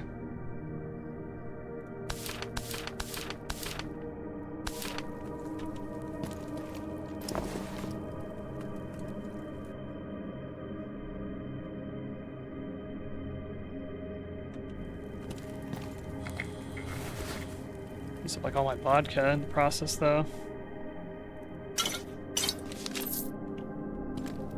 Managed to use a craft army kit.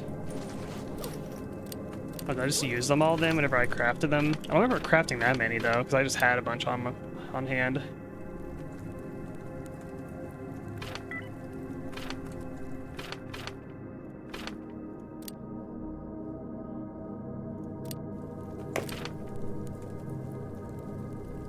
Maybe I did just use them up.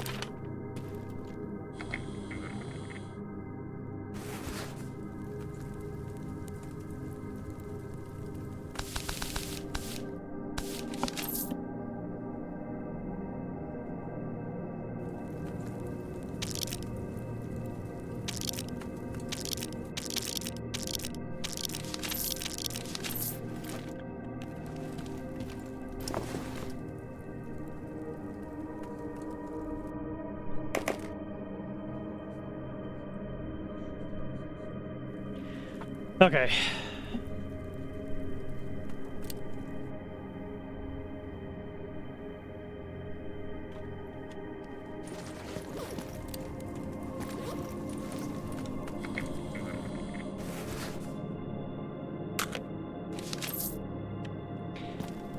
Now I feel satisfied.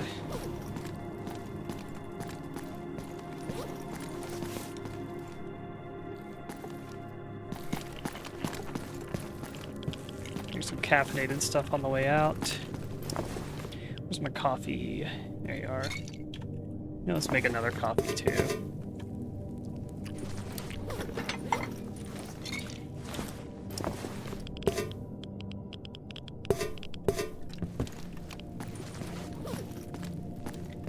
Best drink in the game.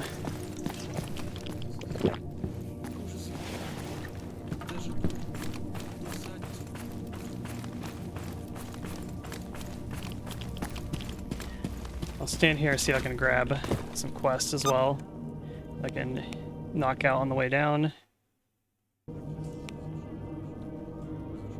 Meadow. I don't want to go that far south. It's garbage, garbage, garbage. Truck cemetery. I will take truck cemetery likely. Do this one. That'll be an easy one.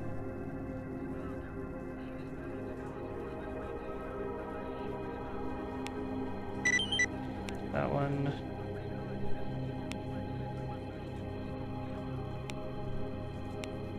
Take the garbage ones. Don't take the duty one though.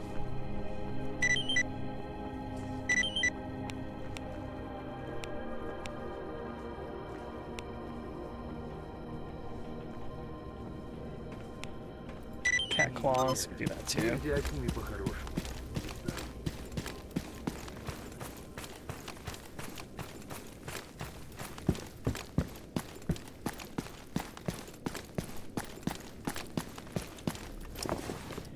Where is the cat claws? Here.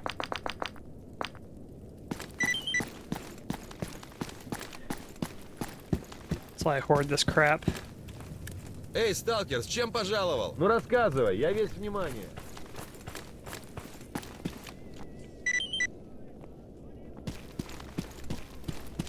Can you agree that the worst dubstep song is still better than the best rock, metal, and rap songs combined?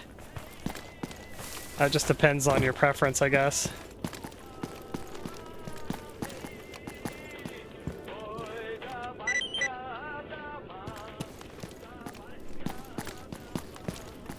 I will say that dubstep music is like, I don't know, when people think of dubstep, they just think of like Skrillex basically. That's like there's like dubstep and like early dub music like before Skrillex that like I actually think's pretty good. But I feel like it's been kind of like ruined by like the kind of memes around it.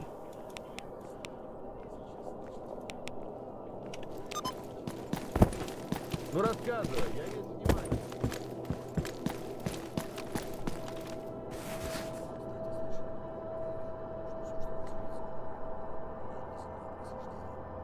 He doesn't sell the iced coffees. Iced coffees are so much better than the energy drinks.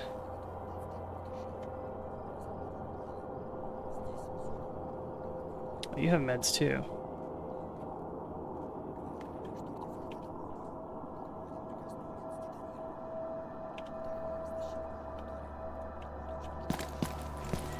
Alright, go to... That's the turn at Rostock. Oh, the PDA actually looks different when you upgrade it too. It's got like a blue frame around it. That's cool. Yeah, I need to turn that into Barkeep. So we'll take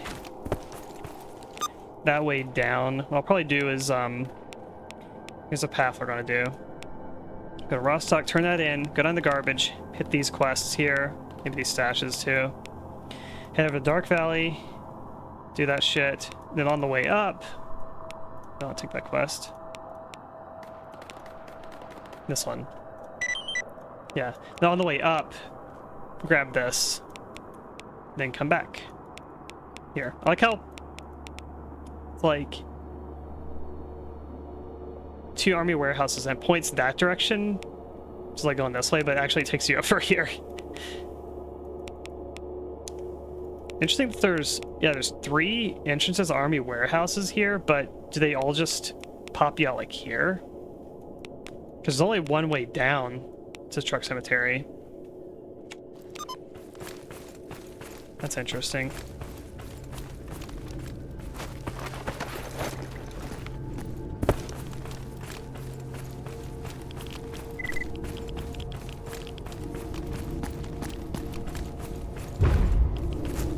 me out of this. There, we're good.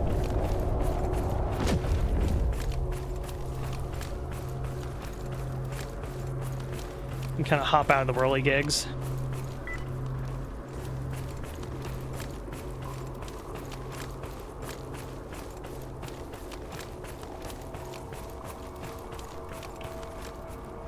Those mercs or those ecologists? And sometimes ecologists look like mercs to me.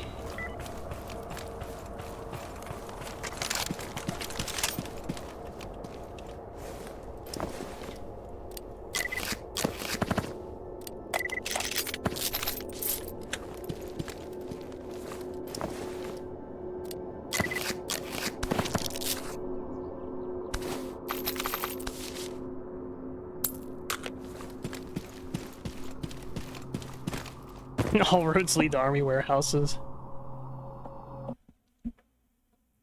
True.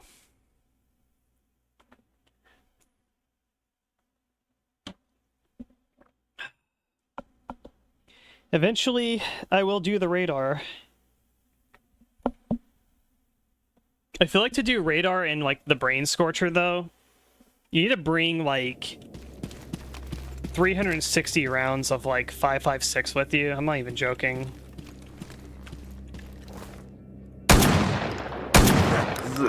Yeah, 2 shots, buckshot. Assume if it was a slug, it might have been a 1-tap though, but not too shabby.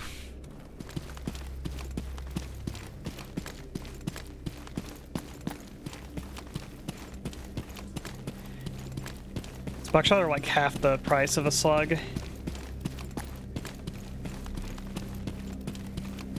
And the craft as well. It's like, it takes like two buckshot for every 1 slug.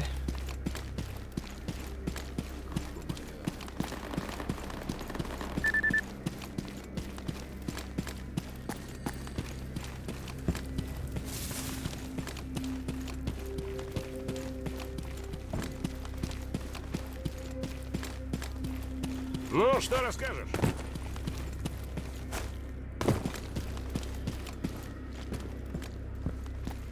I got this. This is my engage armored stalker enemy gun. Подходи, сталкер. Для таких, как ты, I need to talk. What's up? Job is done. Слышали о проводнике? Он, мол, самый первый As you wanted. в зону Хайтмэча. Вроде может провести практически в любую точку зоны. Другое дело, что Mercenaries protect the scientific crews in the fair measurement. Is this gonna be timed? получается, говорят, он провести далеко не всех. Времени берет немало. Если нашел его, то будь уверен, он тебя доставит в нужную точку зоны. Sakharov the bunker? Like this guy? Assume he is. Ну что стоишь? Давай. Понимали, что тут стоит. Ну, точно звери по цвету шкуры.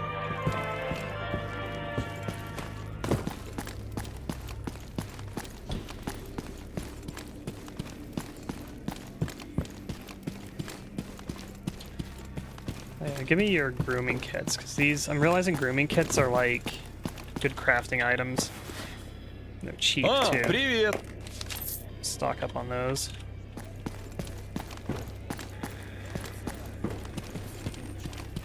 Now let's see if I can buy some 7.62 rimmed ammo here. Not sure if they've restocked.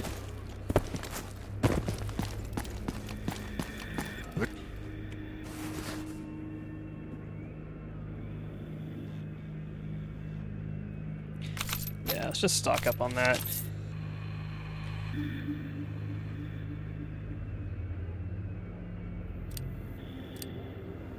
Be cool if these upgrade kits like up the damage of the gun. Make your Makarov carry you into the late game. Like the players who play Shadow of Chernobyl go all the way to the nuclear power plant with just the Makarov. I respect it.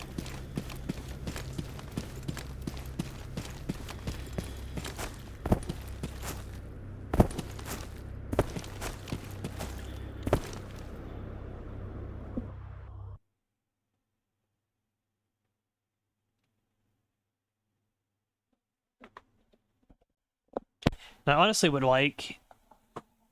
I would like to actually bring up my MeenaCrowe from the cordon base and fix it up and maybe turn it into like a tactical kit one or something like that. I feel like that would be fun. He's not running around the like southern zones.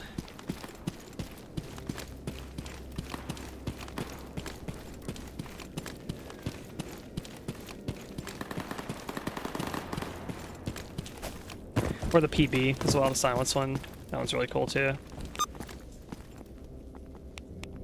Oh, there's a yellow stash here now. I think I just got that.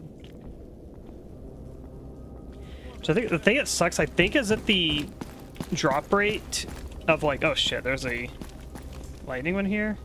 Yeah, it's like right in the path. I do think that when my missions happen, it kind of moves around anomaly locations at times.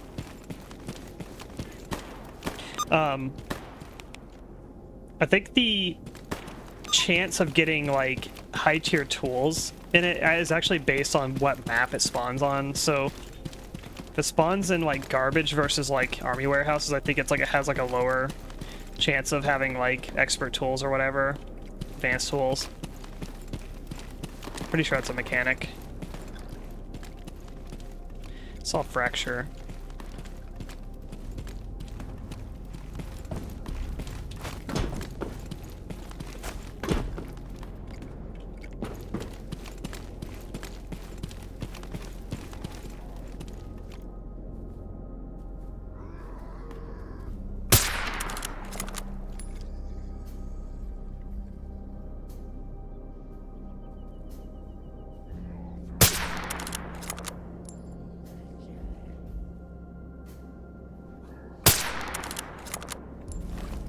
This thing's sniping us mostly.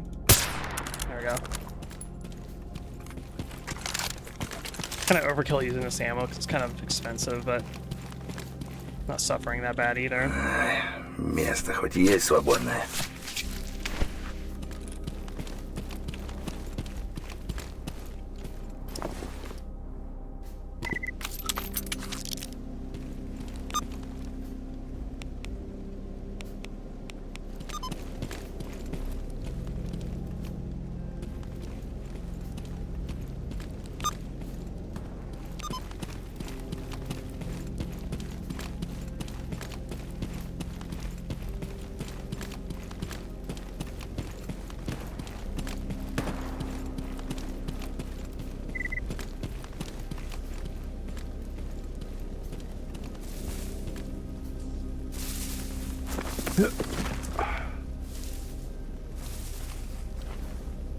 Where's the stash? There it is. Basic tools. Bunch of upgrade kits though. It's kind of nice.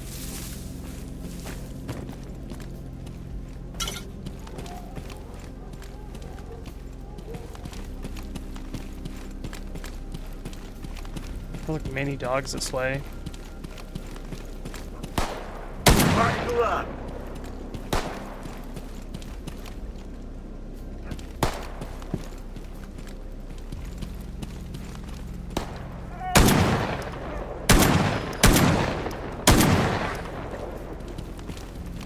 I was aiming a little high.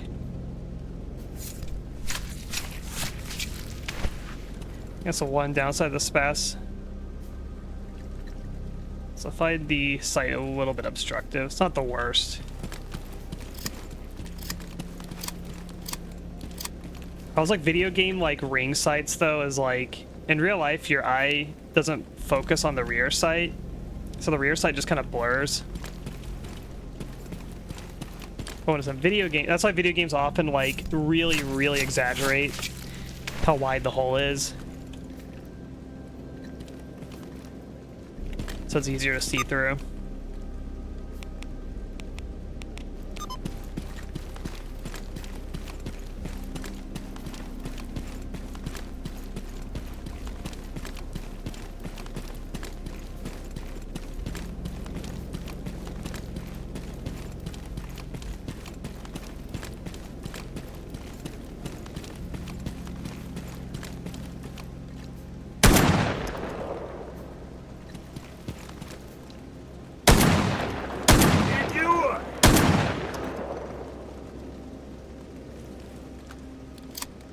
Spass is pretty sick.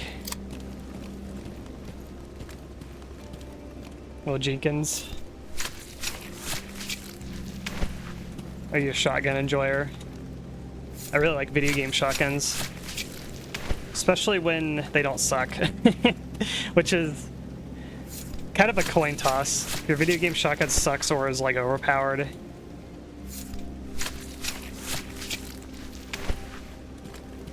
I just got the Spass. Been using the Ithaca trench gun like through my entire gamma run nearly. Which is also sick. Actually, feel a little bit sad replacing it.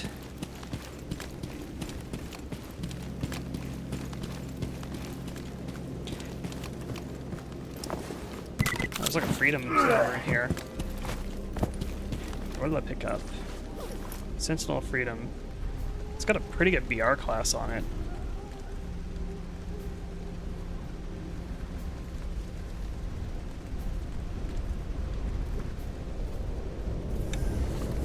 Oh, fucking hell.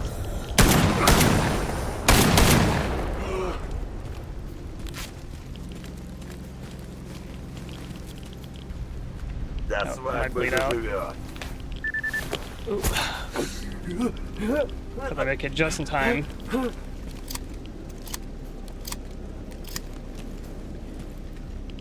Yeah, I heard something hit like a anomaly.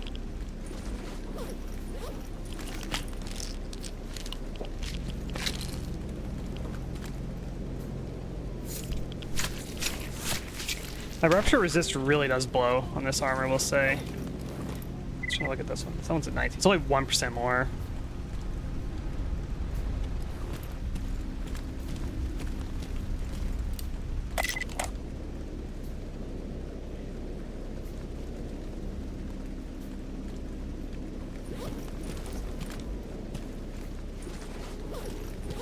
Is there another stash around here? No, I'm just looking for this quest.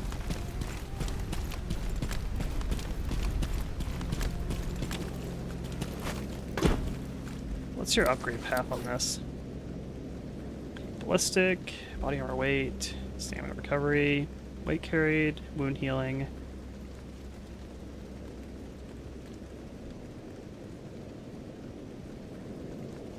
Not a bad armor.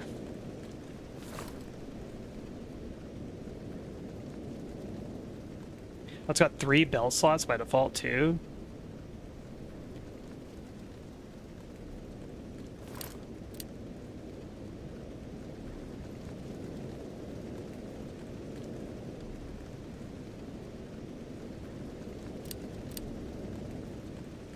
It's got health restoration.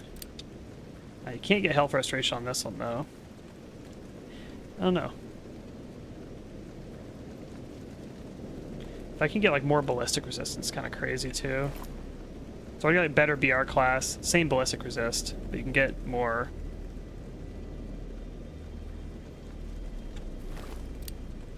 You can actually get rupture resist going up this way too. This will like, I feel like I need to get, like I want to get the BR resist on it because it's 10%. But it's like, my rupture resist is just so fucking bad right now.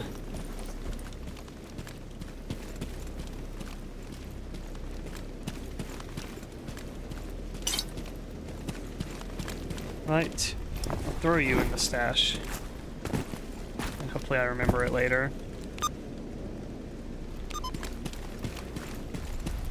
I'll consider using it, but I do feel like it would be overall maybe kind of marginal upgrade. It's like a side grade. It's kind of how all the armor's still balanced. Unless you go up to like heavy.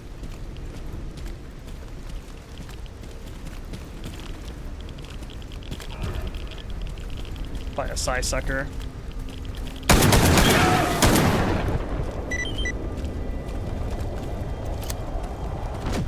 Now one of them hit Whirligig.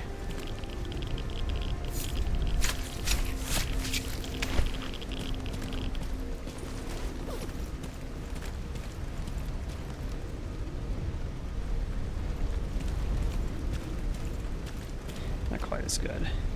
This one is Lurker. Kind of want to wear this just for the rupture resist too. Gotta be fighting mutants and shit.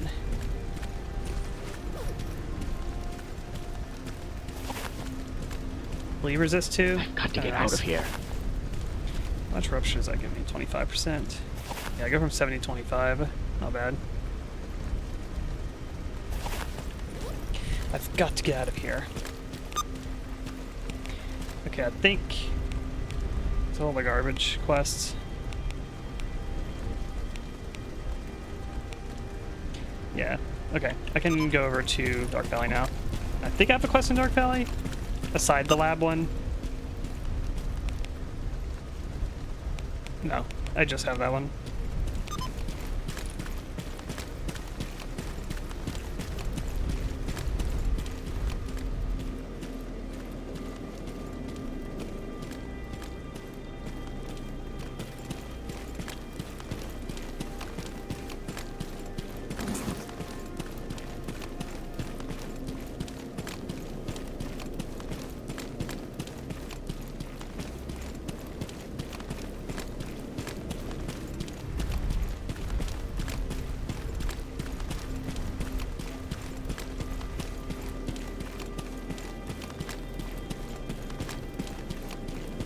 Yeah, just random Half-Life voice lines and sound effects. I basically put in as many as you can fit in sound alerts. I know the limit used to be like 25 or 30, I think. I remember capping it out. I don't know if they ever increased how many random lines you can get.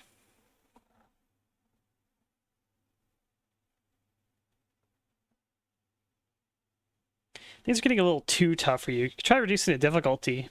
No. I refuse.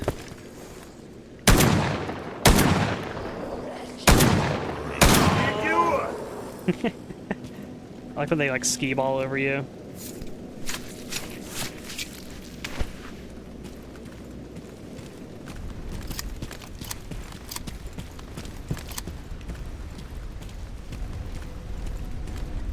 I think it doesn't tell you how to do that. It said like pressing F1, but F1 is like your hotkey to like using an item. Is it not? If I press F1, I'm gonna heal myself.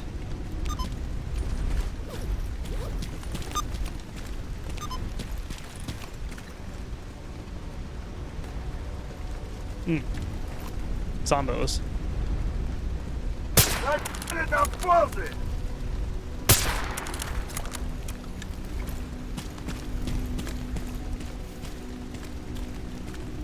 So going to the gameplay settings, reducing through there, changing the value in the save files. Gotcha.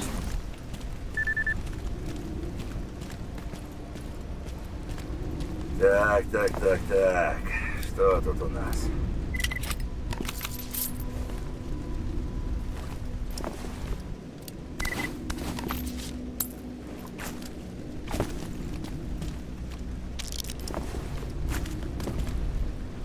This guy's pogging out here.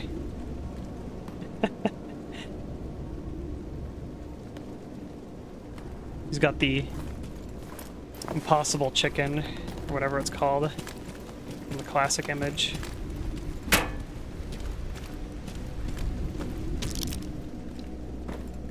Can't believe it's not chicken. It's chicken made from soybeans.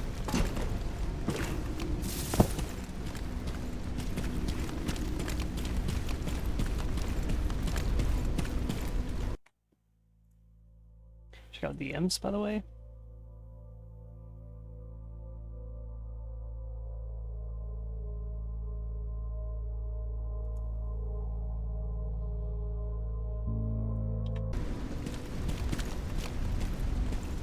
I like the hair. Yeah, I can wrap up soon. I was gonna do this dungeon, but if I go down to the lab, I'm probably gonna be down there for a while. So I might get to the lab and then save. And that'll make an exciting beginning of next stream, I feel like. Doing the labs.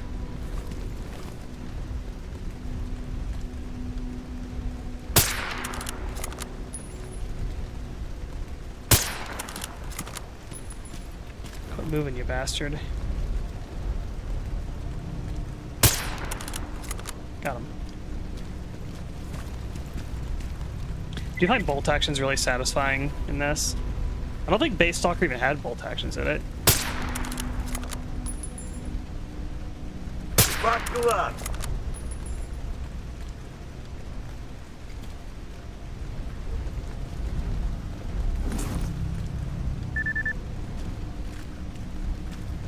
Yeah, I think there's only like an SVD. That was like the only sniper type weapon.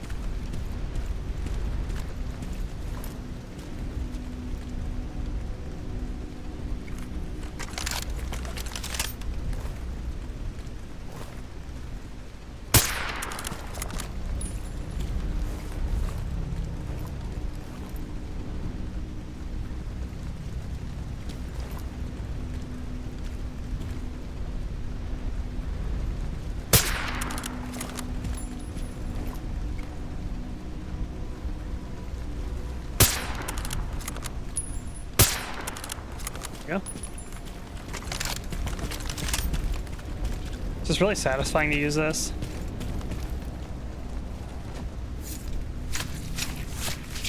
I remember a long time playing mod Stalker and being scared not touching it for a while. Stalker is a pretty spooky game at times.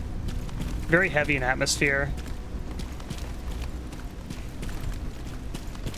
A lot of the monsters are pretty creepy, especially when you don't understand what the monsters do and how they work. I feel like it makes it extra scary.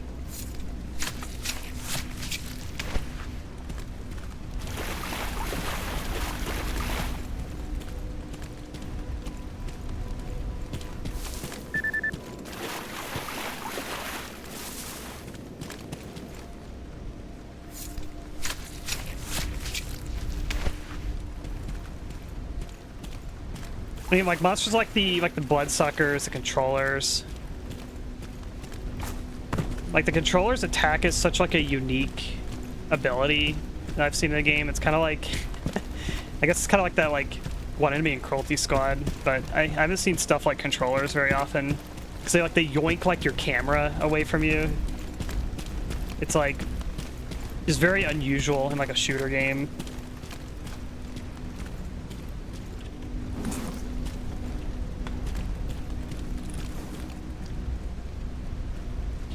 Any army men here this time?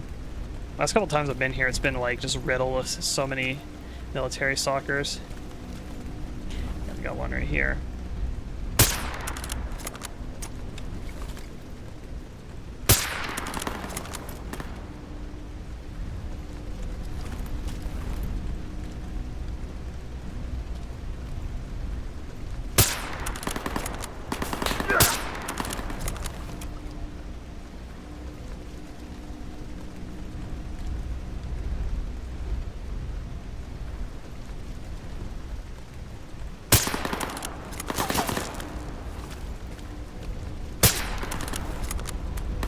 That one.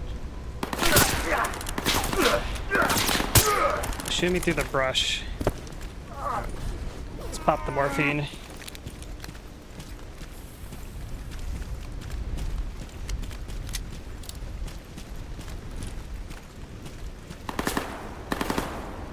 I can't see you. Shoot me through brush.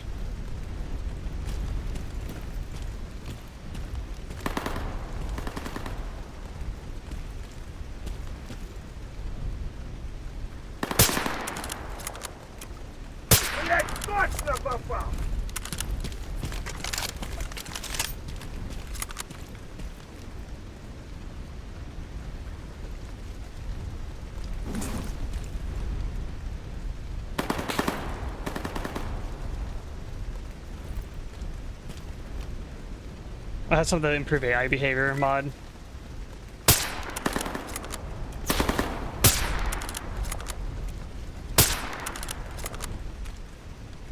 Got him.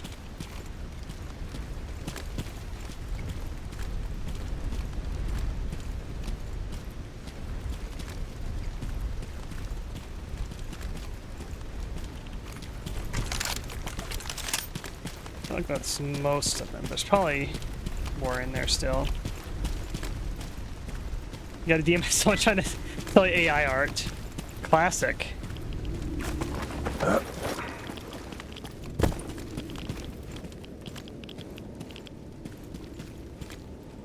Oh yeah, I got the lamb. Do I have to activate every time I... Oh, you can just leave it on. Okay.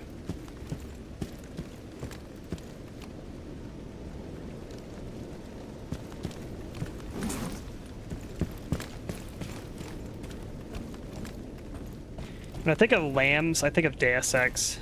'Cause that's what the bomb item in that game's called. There's a guy that's in the New York underground where the mole people are. And he goes, "Stay back! I got a bomb!" The bomb's a bad choice for close encounters.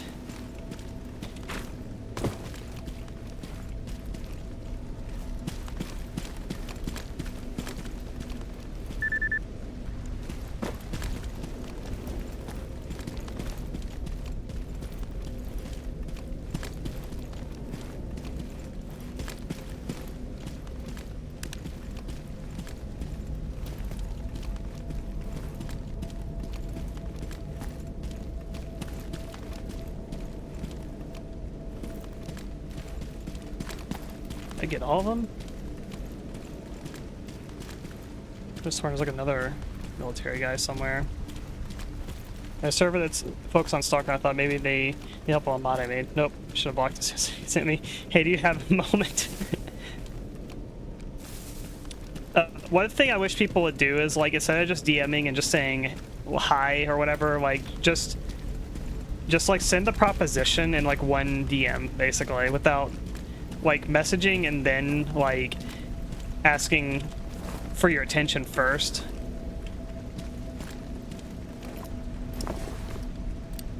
AK-105 Lebedev.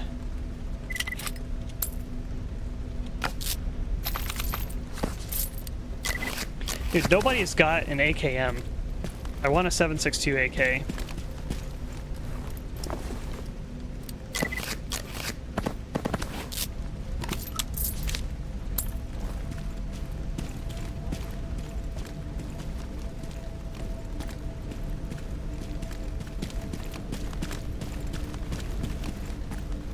Farm military to Agroprom.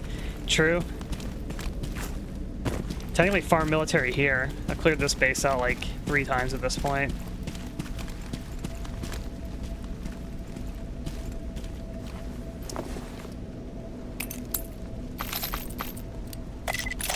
Thoughts on old ammo? Like right now when you pick up old ammo, it just like turns into new ammo.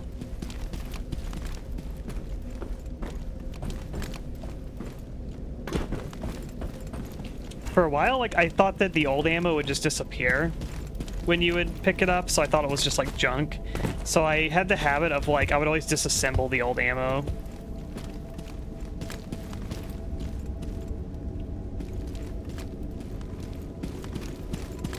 Grok should have changed the old ammo in the trace for some other low-quality ammo. Yeah, just convert to new ammo. I guess disassembling is not the worst thing, because, you know, crafting's OP as hell, as it is.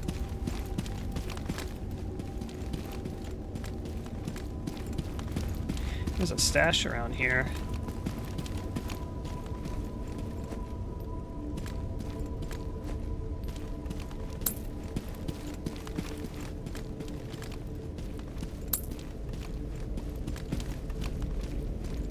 Chance to use the SR2M. Is that the SMG? You actually do have an SR2M. You have one that's like pre-modded with like a lamb on it too. Okay, is it a D class weapon? I can't remember. But I think the SR2M, it's basically like a, it's like an MP7 equivalent, but it's like Eastern Bloc MP7. Pretty cool. It's a C tier. Okay, I could probably fix one then. Зарплата хоть и есть тут.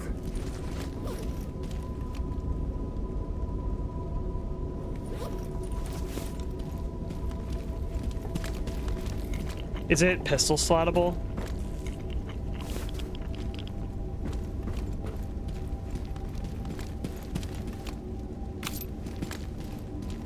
That would mean it was like Giga OP if it's pistol slottable. Make Grok really mad.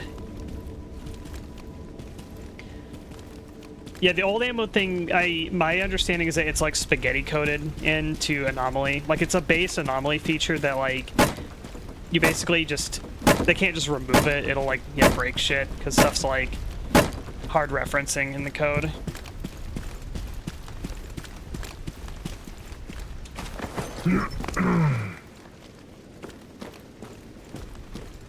I think the stash might be like there.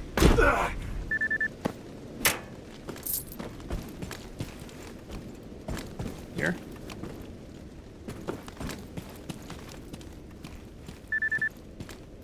How's the stash at? Oh, here you are. I think I have defense.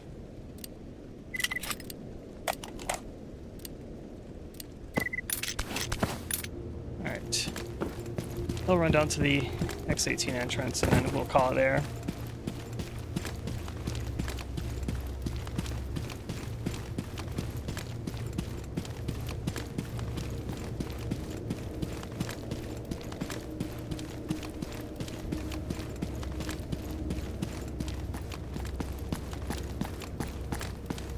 So the SR2 is pistol slottable, then yeah, I feel like that makes it like really valuable then.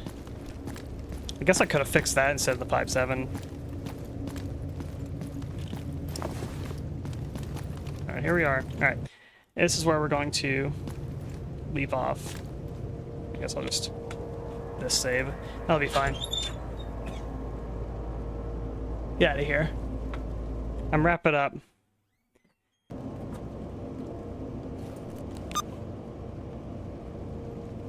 What?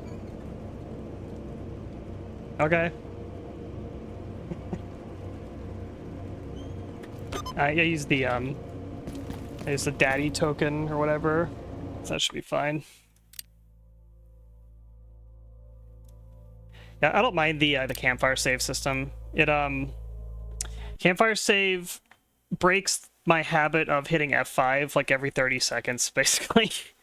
So I don't mind it. Alrighty, that's gonna be it for me today. Hope you guys have a good rest of the night. Going to probably eat real quick and then wrap it up for the night, wind down, then go to bed. Yeah, when the game starts to crash, then it kind of sucks on being able to save anywhere. But I haven't had too much of any issues with crashing lately. Alrighty, let's see who is around to raid tonight. I might be back. If I do stream tomorrow, it'll be probably in the morning because I gotta work in the daytime. Who can we stream? Who can we raid?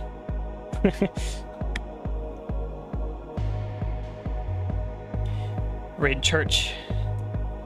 This will be raid number 3 on Church. Still doing her. Is it a partner push or did she get partner? I can't remember. But we'll help her out if she's still partner pushing either way. Alrighty. Good night, everyone. Hope you all have a good night. We'll see you all later. Peace.